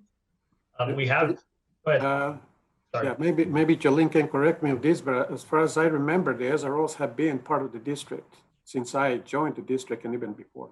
They have been. They have been, and I think Daryl Scott can answer that. He's the director of safety and security. But we know that we've had them. They were here when I got here 9 years ago, and Maribel Maddox has been the principal in the district. Maribel, weren't they there when you were principal at Moreno Valley High School? They've been around for a long time, since I think 92, Maribel. Well, I was principal at Moreno Valley High School. I left there in 2012, was there for 8 years. And in my 8 years, I've had 3 SROs. But Maribel, they were SROs and the whole time you were principal. Yes. Yeah. Yes, sir. Yes. Yeah, since I joined the board, I know they were already in existence. I don't know how far back before my time. And that's why I pointed to Jolene, because she's been here for. We got the SROs, forgive me. We got the SROs during the growth of, I'm sorry.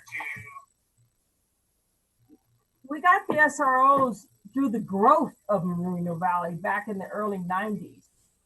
When our school population started to grow, and we were in, like you guys know, we have 2,000, on an average, 2,000 kids plus at all our high schools. Back in the day, back then, we didn't have that many. We didn't even have that many high schools. So as we grew, we ended up having to have them because of the growth that took place in Moreno Valley back in the early 90s. And then just 2 more questions, and then I'll be done. Jesus, I'm Mr. Holguin. It's clear I made my positions that I'm for eliminating the contract. I just don't see, and I don't see any evidence that proves that they're actually keeping our students safe, and it's a good investment in the safety. But you know, I agree with your view, as well as Miss Susan's view that they've shared about, you know, here's the reason why we should reduce them, right? And as it relates to, and then bringing up the topic of, you know, to redefine what this looks like. I like that. I'm all about, you know, redefining and transformation and these sort of things, and really having an opportunity to do so. And I think this is a great time to do it.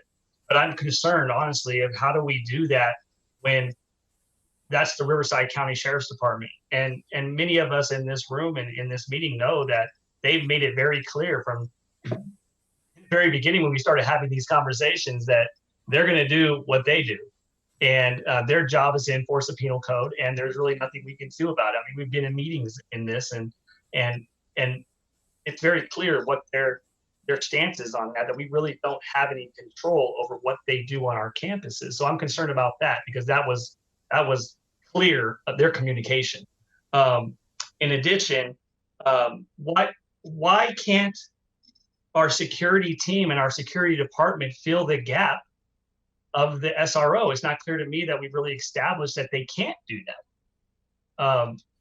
So there's that. So, and then also, I'm also concerned in the presentation, in all of our costs that we presented to the Board of Education today and the public, is that there's no, in the cost, we're not presenting any, what the harm to students are, right? And there's a lot of data out there, that peer review articles, research, I mean, there's a lot of information out there that talks about the harm to students, and primarily our Black students and our students of color and our students with disabilities. But we're not including that in this presentation. So I'm worried that we really understand the consequences of maintaining the contract as it relates to the harm to the students, or are we just kind of like not paying attention to that?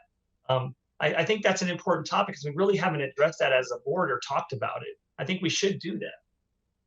Yeah, well, I cannot speak about the presentation itself. I didn't put it together, obviously. Sure. So that would be from superintendent. But, well, I did ask Dr. Platter and Mr. Scott when we were developing it. Dr. Platter, do you want to comment on any of that, or do you want to right now? Sure, but I wanted to just kind of make sure all the board members had an opportunity to ask all their questions and say everything. I think I have everybody's comments down.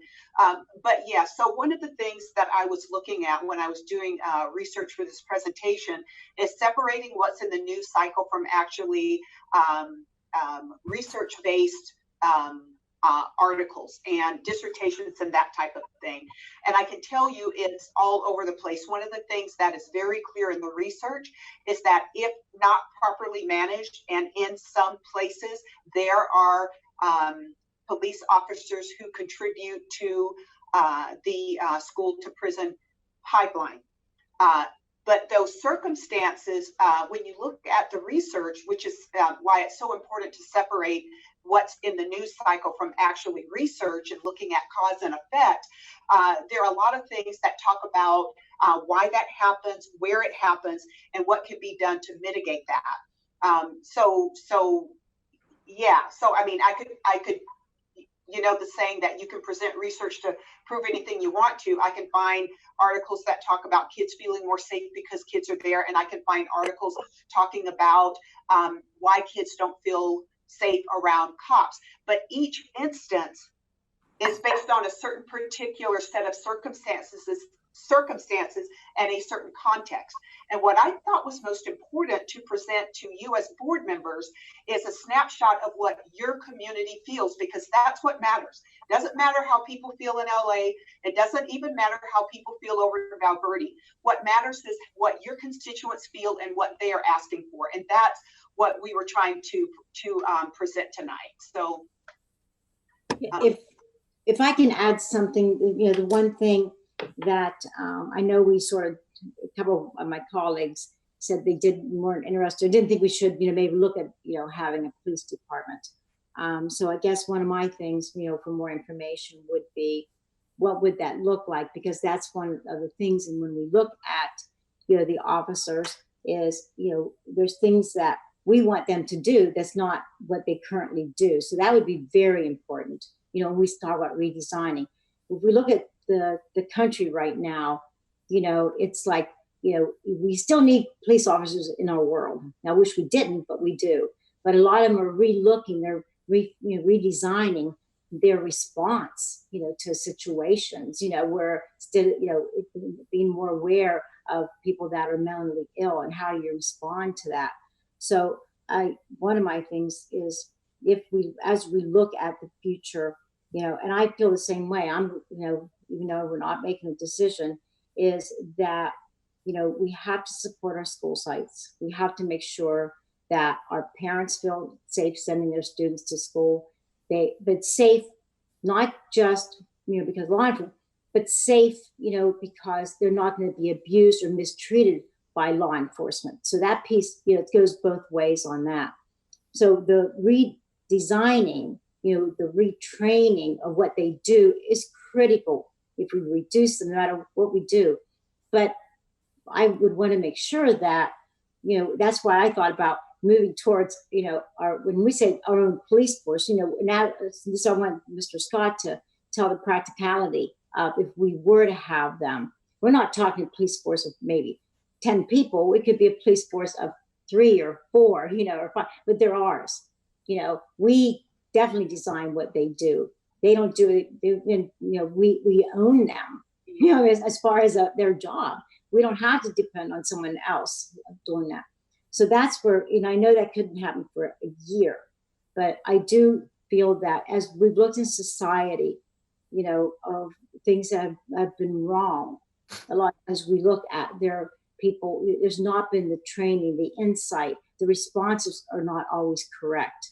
And it doesn't mean you throw it all out. It doesn't mean in society we get rid of all police officers, because, you know, we need them, and there are good police officers. You know, there's good people in every profession, you know, and there are people that, you know, maybe they should not be in that position, you know, profession. So I just want to keep that perspective that, you know, I believe that, you know, we need them. I'm listening to what the principals have said. I do think we really need to delineate when they get involved, because I think sometimes that has happened. The training, you know, we want to, you know, we all go to training all the time. Going to our school board, we're doing these, you know, things almost every week. I'm going to some type of training, so I'm current. So that's just a given. But so I guess my thing is, Mr. Scott, I'm with us.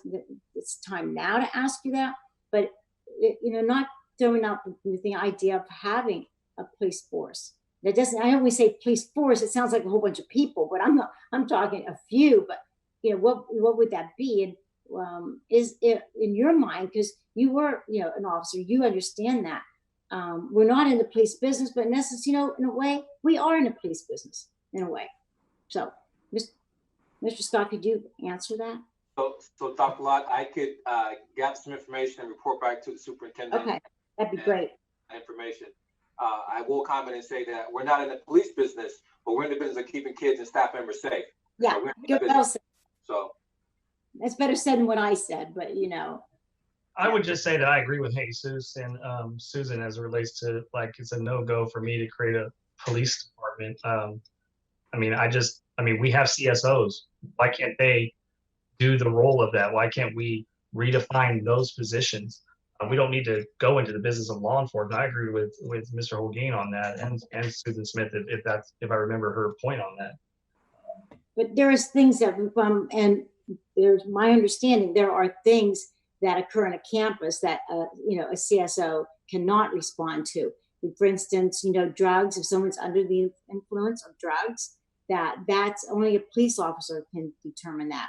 When a child reports that they're suicidal, you know, they have more response to getting a press team in or to assess it. There are things that they can do that no matter how well trained, you know, and I think our CSOs are wonderful and we need them, we want them, but there are certain things, it's like same thing as certain things an administrator does that a teacher can't do. You know, so.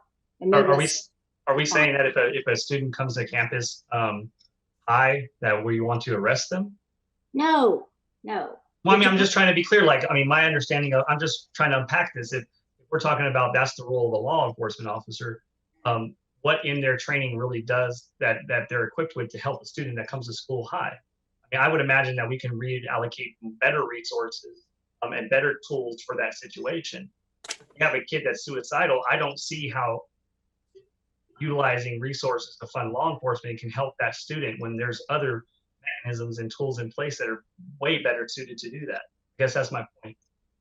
Can I, Dr. Locke, can I, you know, one thing in response to Mr. Peden's comments, why not our security or safety personnel exercise the functions of the sheriffs or the deputies? Because, and I think you just said it, Dr. Locke, they are not prepared to do certain things. They are not experts on certain cases. And it's not going to be perhaps every day, or hopefully not, that we have to incur to the assistance of the sheriff's department or the SROs.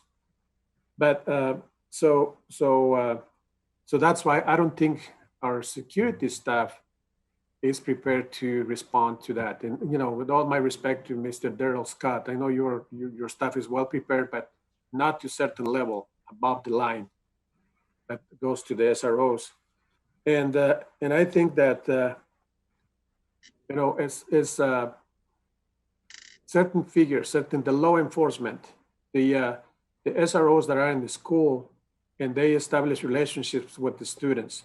If the SROs are not in the school, I just see the students leaving the campus, crossing the street, and there is the police officer, and they don't have the exposure that they have when the SROs in the school establishing those relationships with the law enforcement agency. So when they leave the school, they cross the street, they face a police officer that may or may not have the training that the SRO has. So, you know, so they're exposed to that.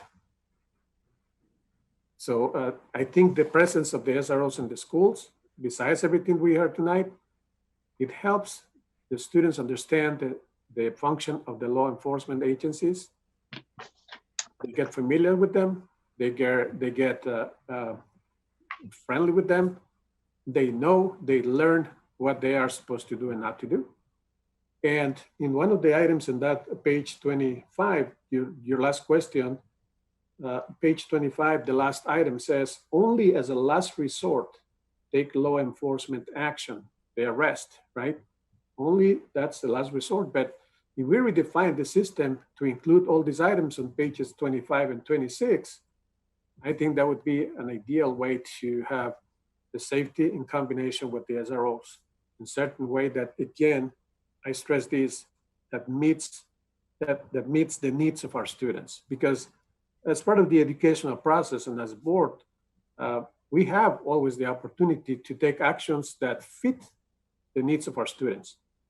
And then in addition, a separate comment that I wanted to make about the social emotional needs, I'm not ignoring the need to have those, to have increased investment in that area too.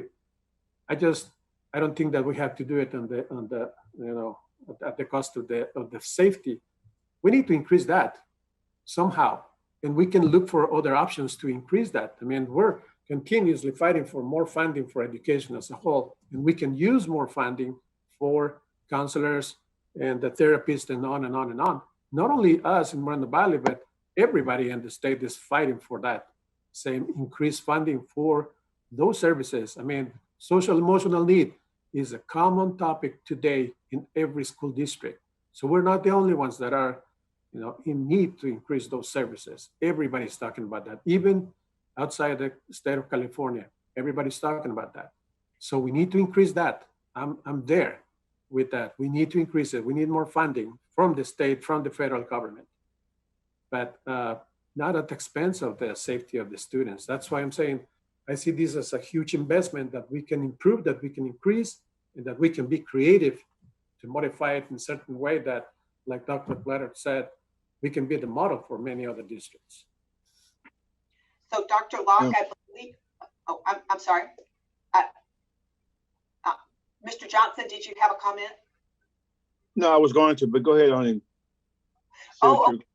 yeah, I was going to say to Dr. Locke that I believe everyone has had a chance to comment and ask questions, and we have taken notes, and I'm sure that somebody on staff has taken notes as well. And I know this won't be the last time you have this conversation, but is there anything else that we can assist with as facilitators, or are we at a point where it's a good time to end? I want to make sure Mr. Johnson, ask or say. Yeah. Good. Yeah, Mr. Scott, Daryl. I'm not going to do Mr. Scott. You can call me CJ. Daryl, there's one request that I have. You heard me say earlier that my cousin in Louisiana was the first colored, call it what they called it, policeman in the city. And while we were here talking, I just thought about that. And I thought, at the time, we were all happy, but I just got this epiphany, and I thought, wait a second. Those guys were pretty smart in that city, little small city, little small southern town. They knew that there was a problem with the white policemen policing the black people or colored people. So by hiring him, they gave him that duty, and then they stayed away. What that did was they brought the people together, and they respected Russell. Now, here's why I'm saying that. Perhaps we need to step up what we're doing now with our policemen. I don't know what we're doing. You do. But we need to do something whereby the students can interact more with the policemen that are assigned to their school.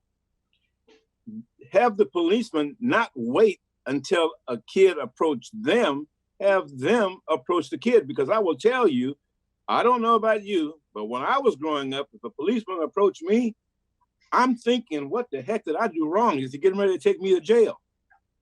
Now, I know you didn't feel that way, but I did. But when they come out and say, hey, how you doing? What do you do in school? How you doing? Those kinds of things, it sets your mind at ease. Now, again, I don't know what the policemen do. You do. You know much better than I do. But I think once we start engaging just a little more, even if we are now, just step it up some more. Let them know, hey, look, you know who I am. I don't have to tell you. You see my uniform. And I'll bet you kids are going to treat that policeman just like they would do a military man in his uniform. They want to mimic that military man. They want to join that Navy or the Air Force or the Army. When they see that policeman, how nice he is to them, they may say, you know what? I want to be a policeman one day when I'm an adult. And again, you may already be doing that, but step it up. Do even more. When you see where kids walk away from you, those are the ones that you want to attract. They're walking away because they don't want to have nothing to do with a policeman. But the policeman, to me, while we're there, see if we can interact more. Let them know that you're friendly as well as you're a man of the law. And perhaps that's going to help in a lot of different areas. I'm telling you, It helped with me because until my cousin Reuben became a policeman, in my hometown, I didn't want to be near anybody. But once that happened, I kind of like start looking at them and even speaking to them in my hometown because I thought they were human. I didn't do it a lot, but I did it more than I did before Russell was appointed. So I just want to make sure I pass that on to you. That's about all I have. Thank you. Thank you. Dr. Locke, what's your pleasure? Okay, are there any other, well, I have one more clarifying question, but I can wait till after Mr. Holguin. Jesus and then Daryl. Yes, my last point. Thank you, Dr. Locke. Thank you, Mr. Peden.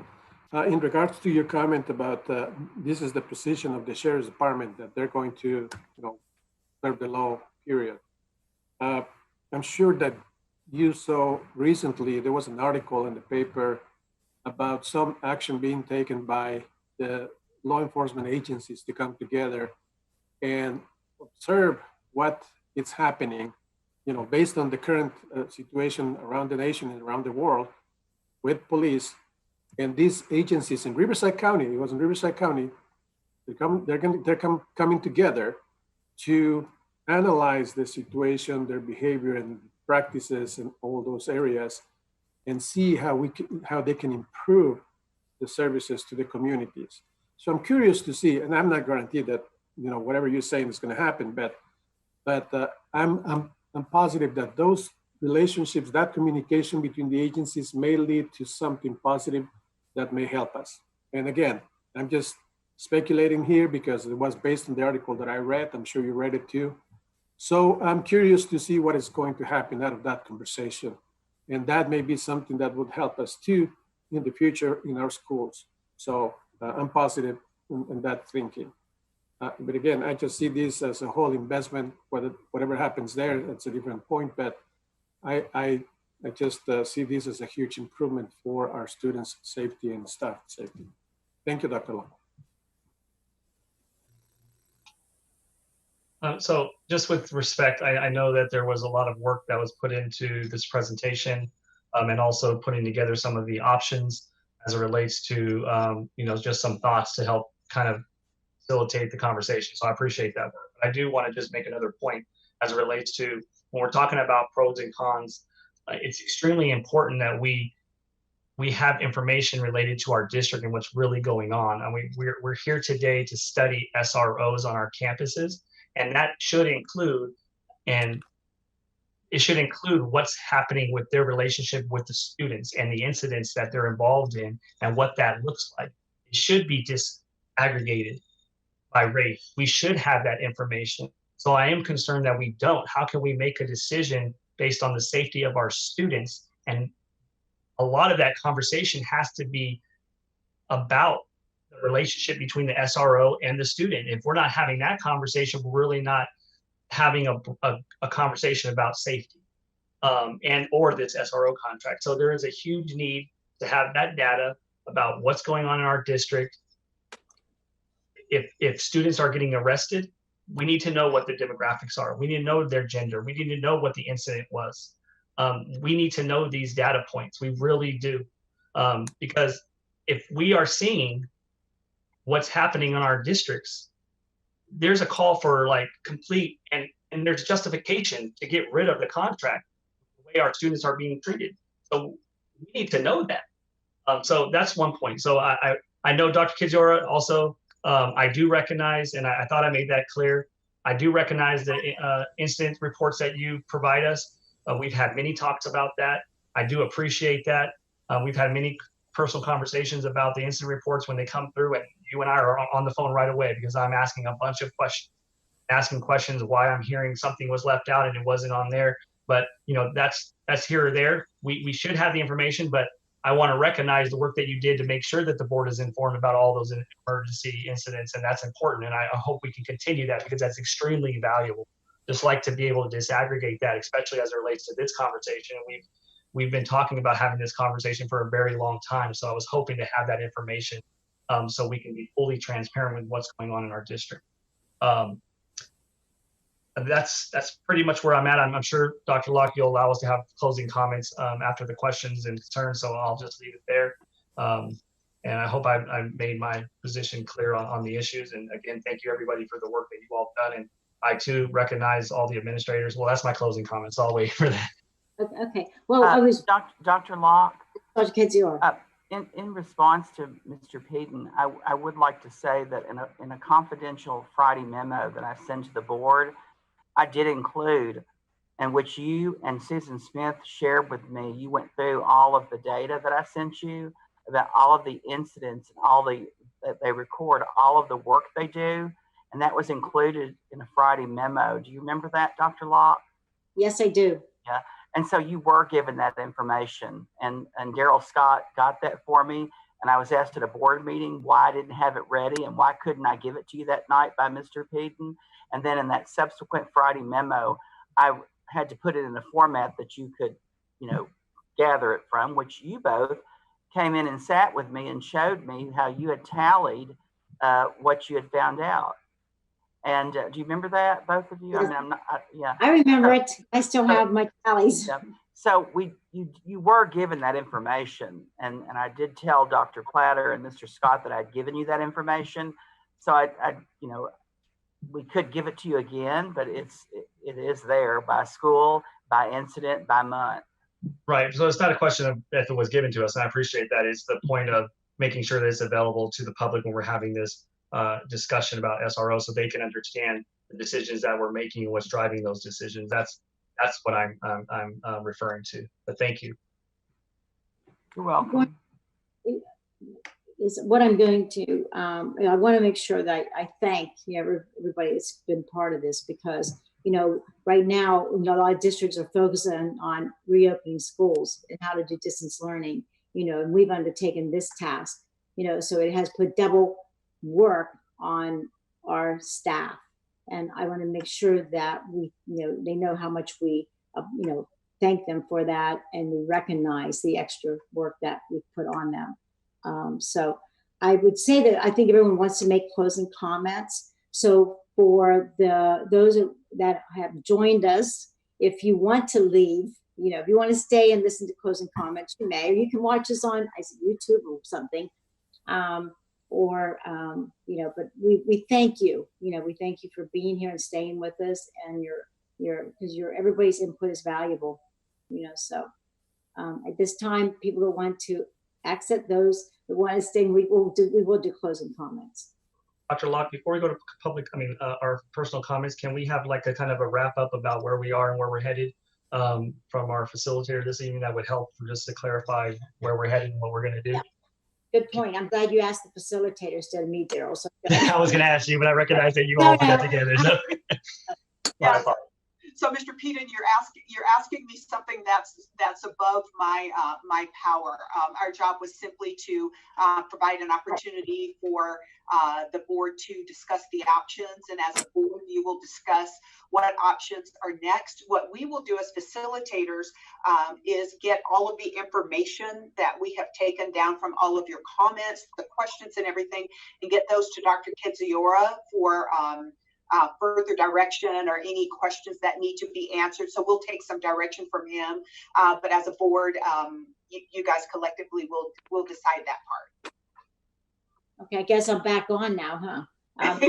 The way I understand it, as my colleagues, you may correct me, okay? Because I'm just one of you, one of the five, that we've asked a lot of questions. We have a lot of information, and I know one of the things we're going to bring it back to the August 4th meeting. Now, that means if we have the information that we feel we need to make a decision, we make a decision. Well, and that depends. Remember, we're a board of 5.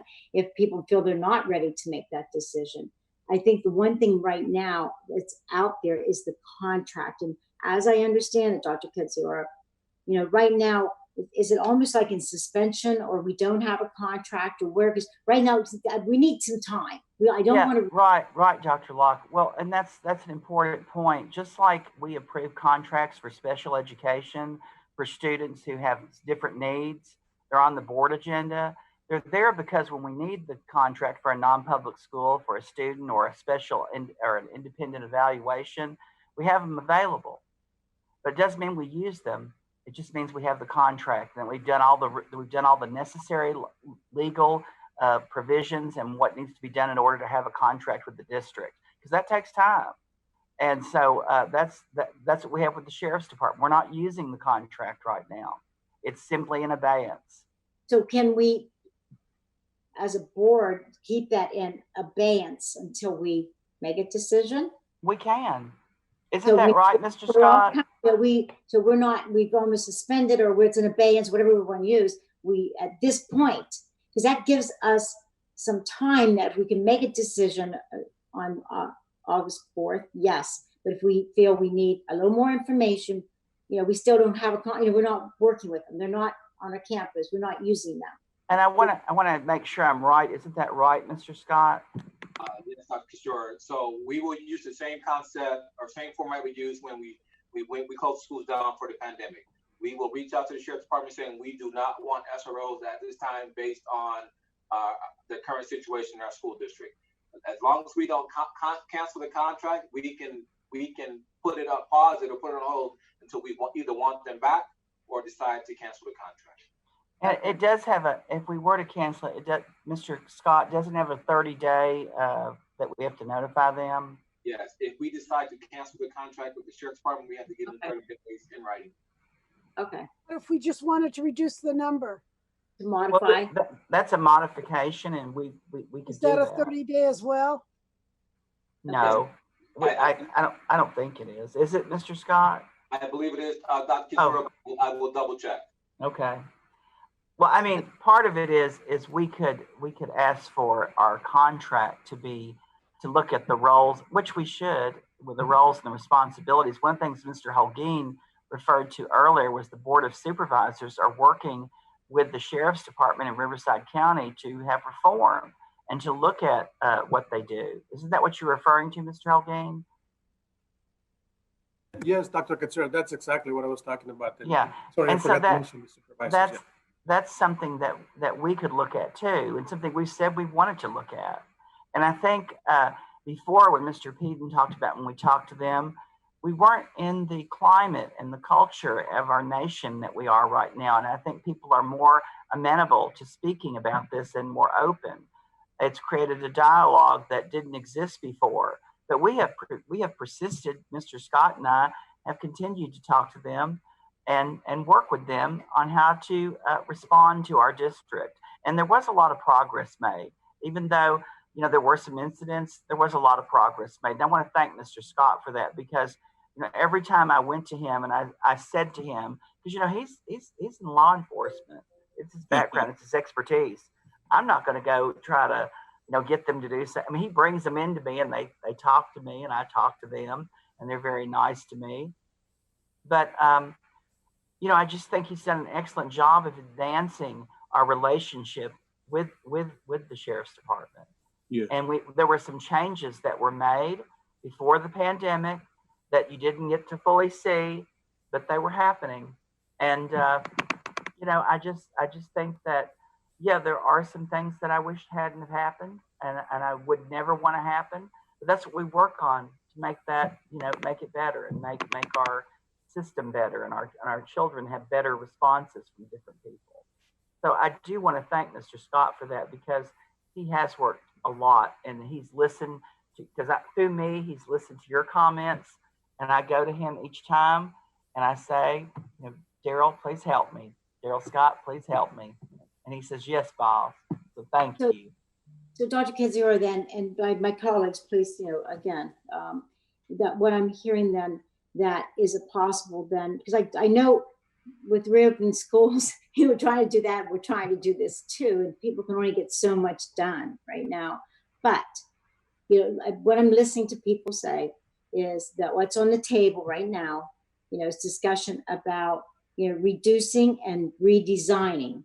So I guess my things is maybe coming back to us. What would that look like? Looking at the needs, looking at what we've listened to, this, the survey, the board comments. I go back. We cannot forget our site administrators. they're on the front line. I'd like So- to see something that gives us what is the role in discipline of site administrators, of our own security officers, and of the SRO. So how do different things fall into line with those different categories? Who's going to handle the discipline?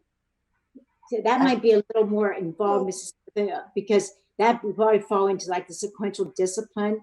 They could probably give us a little snapshot of where it would break down, but that to me would be a really putting people together, which might not be able to happen by August 4th.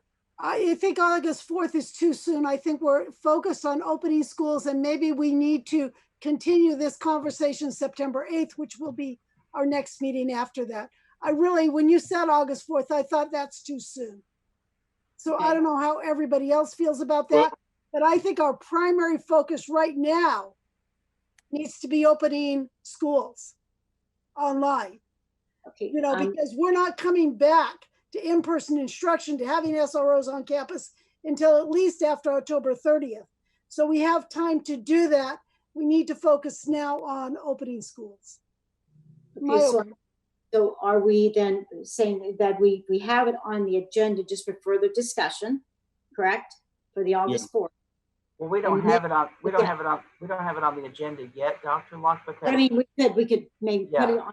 Because you and I are going to do that on. Yeah. But if we look at that for further discussion, with the idea, then we're looking at, maybe September 8th. Yeah, let's talk about opening schools, and let's do this whole thing September 8th. But we're suspending, we're not using the contract right now. So we make sure we know that. Okay. And we're not using the contract and not at least until October 30th. So we have all that time still. Yeah.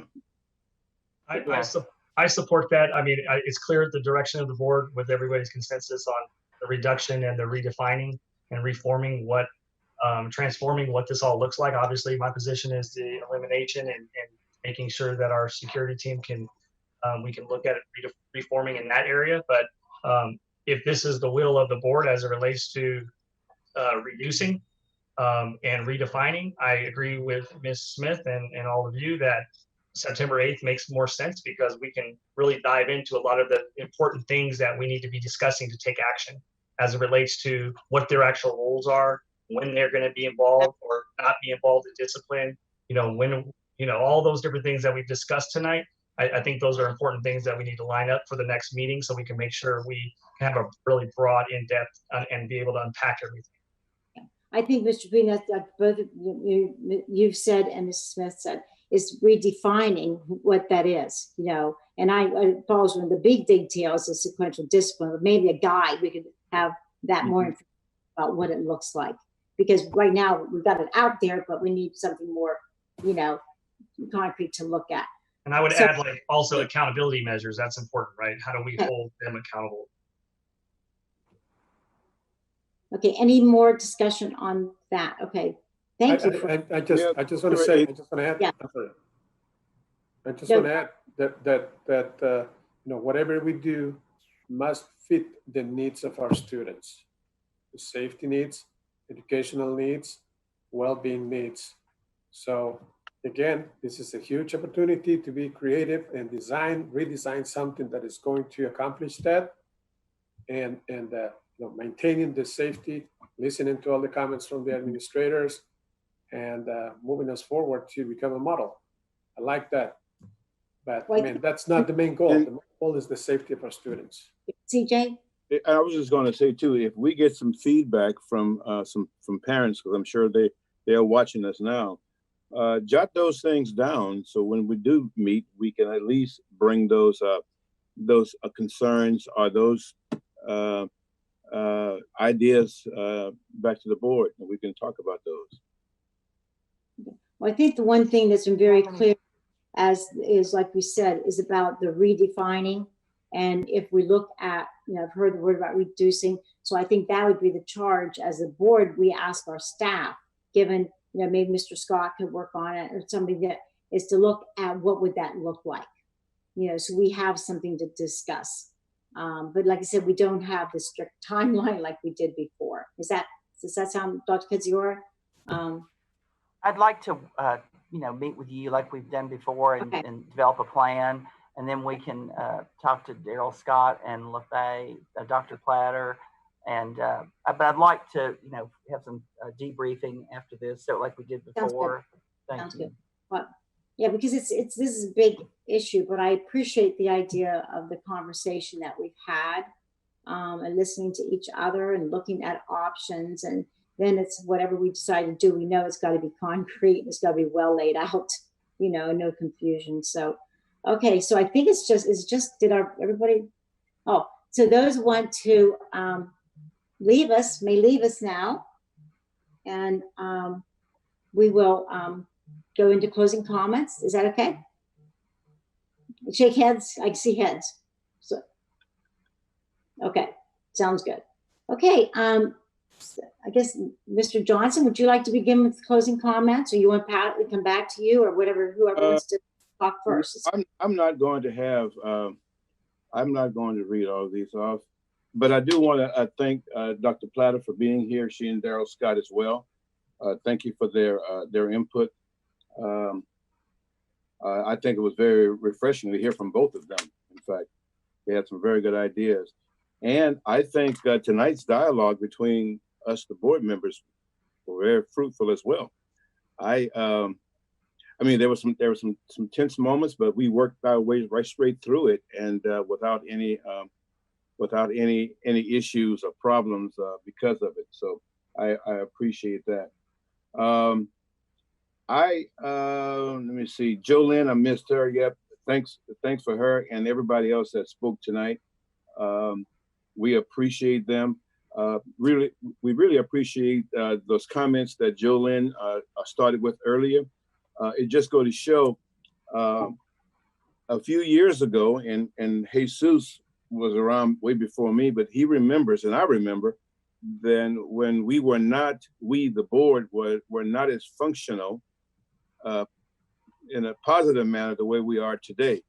Don't want to disparage anybody back in the old days, but Jesus and I have talked about these kinds of things before, and just want you to know that it's a pleasure working with you guys, my colleagues, because I do remember I used to go to some of his meetings, and I wasn't sure this is what I wanted to do until some folks, spoke with me, and then I spoke with him on the side one night after the board meeting, and then I made my decision. So I guess what I'm saying, though, if you take a look at, and again, I don't want to be disparaging people, but you take a look at the folks, I'll say years ago, Jesus, how about that? Versus what we have today, I think we have a pretty good board. We're able to talk with each other and talk about our own ideas, but the good news is that we come together as a group. So with that, and I do want to thank Dr. Kadziora too for always doing his homework. When I first started, we didn't have a superintendent. We had an interim, and of course, when Dr. White and Dr. Kadziora came on board, I think all of us right now are reaping the fruits of those hires. So I do want to thank him for always being prepared and caring as much as he does. You guys have heard me say this before. Now I backed off, but I used to go out. I used to go out to the district every night, and I would see his car. But now I haven't done it in a while. But the last time I did it, I think I did see his car there. So just know, I'm not sure what he's doing upstairs, but I know he's putting a lot in, and he's doing a lot of good things for us. So Dr. Kadziora, I do want you to know that we appreciate you, as well as our admin staff who's always there helping me. I don't know about the us, but they help me. I'm sorry. And don't y'all try to be getting them to do it for you, but they do it for me, and I appreciate that. So with that being said, I want to close with my quote. I always believe that something wonderful is about to happen. That's it. Thank you, Mr. Johnson. Mr. Jesus, Mr. O'Gean, do you want to go? That's fine. That's fine. That's not a problem. That's fine. Thank you. I'm sorry, I'm deleting, guys. That's fine. That's fine. Thank you. Thank you. I just, again, I want to thank the facilitators, Dr. Platter and Daryl Scott. Thank you so much for leading this conversation this evening. And I think we said it several times during the evening. This was supposed to be a difficult conversation, and the conversation that not many districts, not many boards are having, and the ones that are having a hard time. So yes, it was a really interesting, very educational. There's always a lot more to learn, and there's always more information. But I think we had a good conversation, and yes, like Mr. Johnson said, it was tense a couple of minutes, but I think we went over it real quick, and we were able to continue listening and making comments freely. That's the one thing that it feels comfortable being able to speak and express our ideas. I also want to thank the administrators for being on the call and for expressing their ideas and their feelings and their needs, because they express their needs to have what they need to have. And it's again, to my colleagues, thank you for this conversation. I think I said it again, it's a huge opportunity. I like what Dr. Platter said. It's a huge opportunity that we can be creative like we have been. I mean, not me, but the district has been very creative in many different areas. And the district has excelled in many, many different areas because of that creativity. And many other districts are looking at what is happening in Moreno Valley so that they can do the same, or that they can follow, they can copy, or whatever the case is. So this is another opportunity for that creativity, but yet keeping in mind that what we're talking about here is the safety of students, the safety of staff, every single one of them, regardless of who they are, where they are, what school they attend or work, everyone. The safety of everyone in this district has always been a top priority for this board. And I think this conversation reflects that too.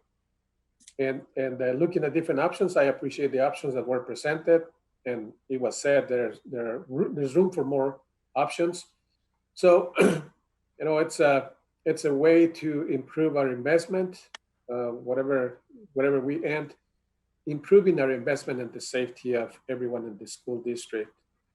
And it's important to listen to the comments from those on the ground. Like Dr. Locke said, they're the ones on the ground, so they know exactly what is happening every day, the administrators and their teams. It's also important to listen to the community. And one thing I have to say tonight, I appreciate that the comments were short and we were able to listen from everyone in a short time. So, that's appreciated too. And we need the time to discuss, and I appreciate having the time to discuss this and to express our ideas and to listen from each other, ask questions to each other, and I think it's a good process. I can say that this is also a model of a board meeting or board study session that others wish they had at this point, because with these topics, it's been difficult. I also want to thank Ms. Smith for your comment about it is important to keep in mind that the priority right now should be the opening of the schools, right? Not that this topic was not important tonight, don't take me wrong, but the opening of the schools is taking a lot of energy from the superintendent and his entire team.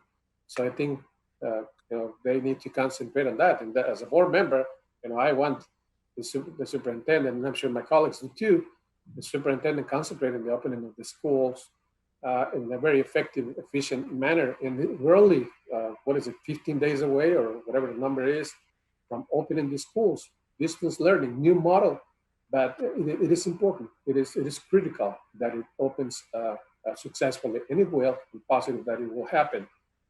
But this topic, again, of importance, and I'm glad that we were able to have this conversation, and there are some steps to follow, and ready to continue the conversation. And whenever the time comes to make the decision, we'll be ready to make the decision.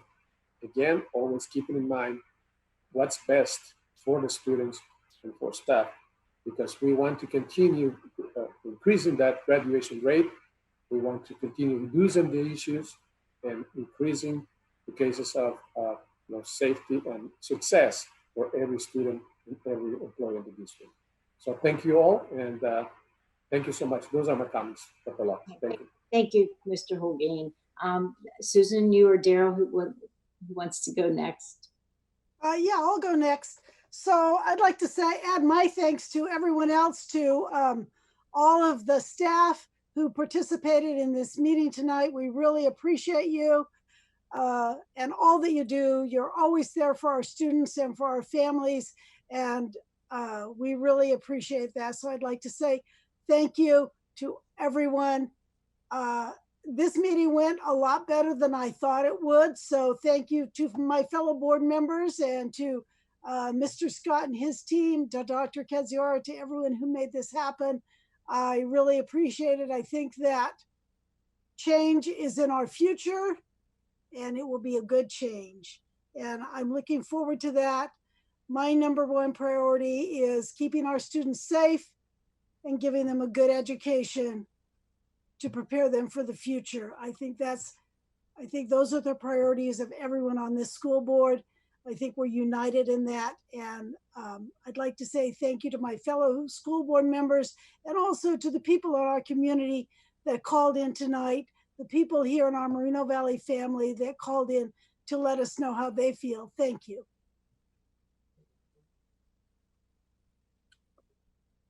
Okay, Mr. Peden, thank you. Yes. Yes. Again, obviously, study sessions like this are very involved. They take a lot of work, a lot of manpower. So, obviously, thank you very much for everybody that was involved in that, and all the work that was put in to make this happen, so we can have a constructive conversation regarding a very important issue as it relates to police on our school campuses. I think that's extremely important. Not only is it timely, but the decisions that we make tonight, the decisions that, things that we directed, and the decisions that we make in the near future, at the end of the day, we're going to be judged in history by the decisions that we make. And that's our role as leaders in our community. That's our role as a governing team. And obviously, hats off to everybody, regardless of our points of view and the way we look at this issue or the way we see the world through whatever lens we're looking at. It's good work to be able to come together and have these debates. And I think it was very constructive, and it was worth doing. And that's just a testament to the work that we all do, as well as all of our staff. And it's good for our community. Not many people are entering into this space, right? I mean, we're all willing to enter into conflict, and that's exhausting. It takes a big toll on all of us. And I don't think that's any secret, and it should, because these are important issues. So with that, but I also want to make it, I just want to make one last point before I sign off on this topic, is that when we talk about safety, we cannot just focus on outside threats, right? We have to be very concerned, and we have to give thought to the safety of our most marginalized and our most vulnerable students in our district, the students that are trusted in our care, right? And it's extremely important that we make sure that we're paying very close attention to the threats and the harm that's imposed on them. And that's a piece of this conversation that we have to continue lifting up and discussing, so we can ensure that every single one of our students in our district are safe and are able to learn. It's extremely important, especially as it relates when we talk about disproportionality, right? Those are real issues. And when you have disproportionality, when you have students, our Black students, our students with disabilities, our students of color, when there's disproportionality on policies and programs and tools that we are implementing, that we are directing, we have to make sure these things, we have accountability measures in place, because I have no doubt that all of us want to make sure that every one of our students, including our Black students, including our students of color, and our students with disabilities, are protected. And we would never want to see harm done unto them based on decisions that we make. So we have to be very careful and very deliberate on our intentions and the direction that we put into this district. So I think as we move forward going into September, to have more of a discussion and vote on the decisions that we make. I hope that those recommendations are brought forward through that lens. And let's not forget about those students, because it's extremely important. And I know it's hard to, well, I mean, I've already made the point about the data not being able to see everything, but we know some of the things that are happening in our schools.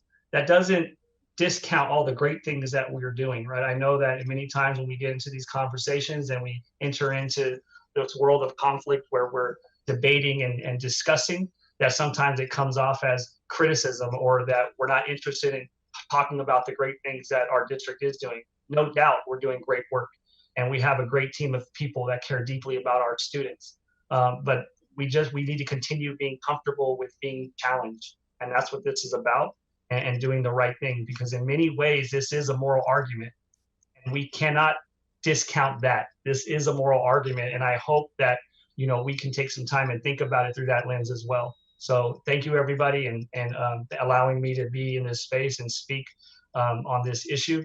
And I'll just end it there. Thank you, Mr. Peden. Mr. Johnson had a couple comments he wanted to make.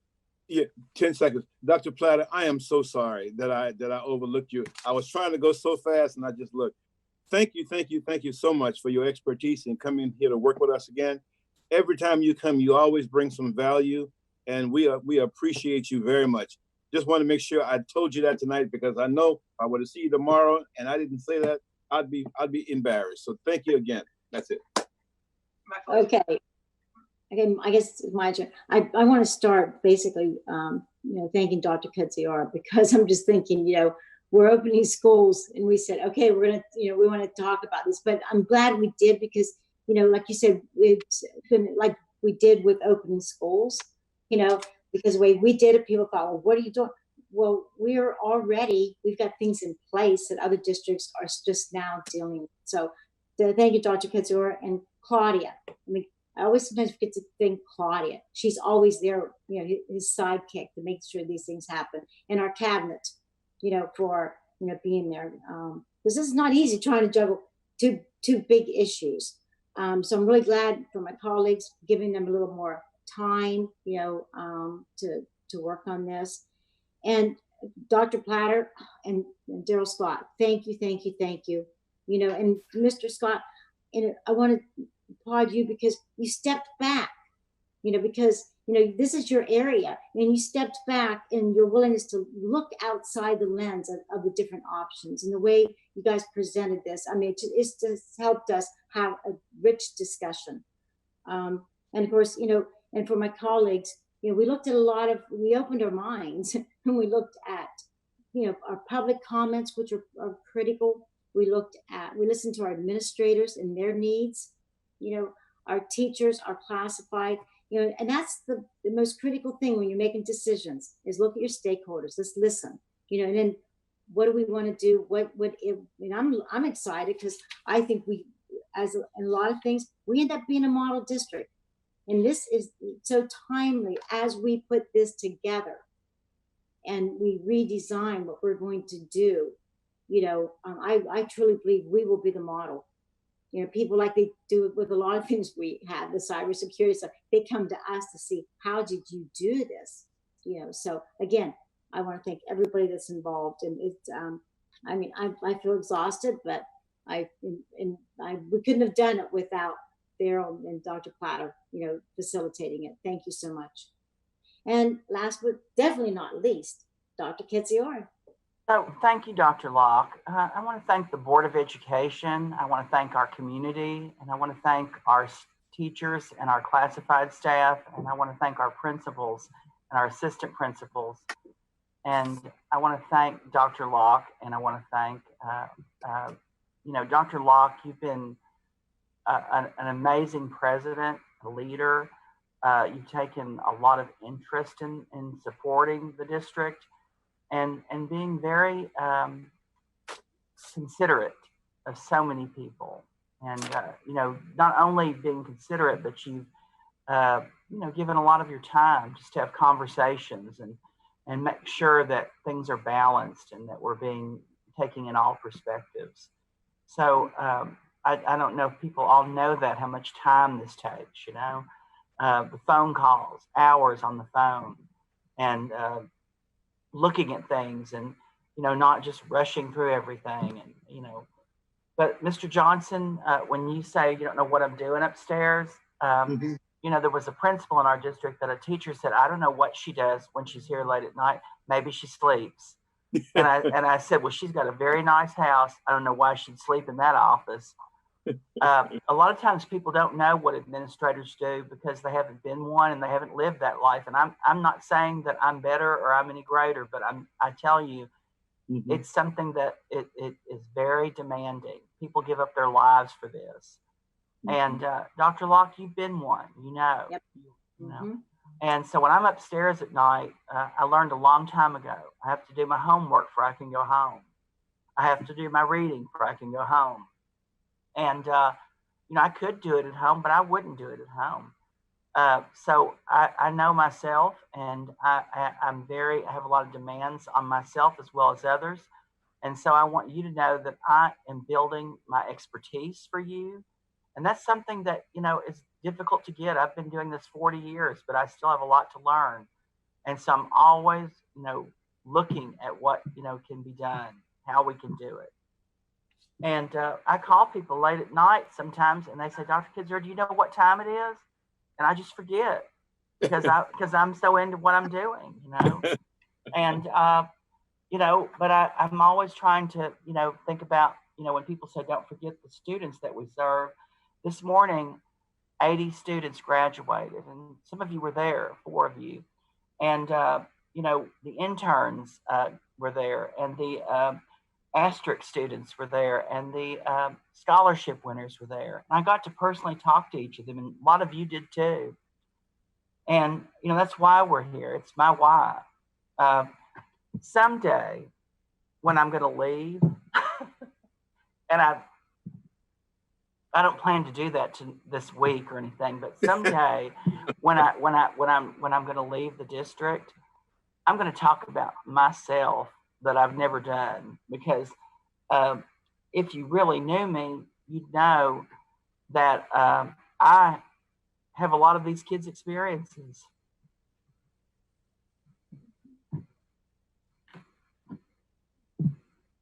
But I've never made it about me.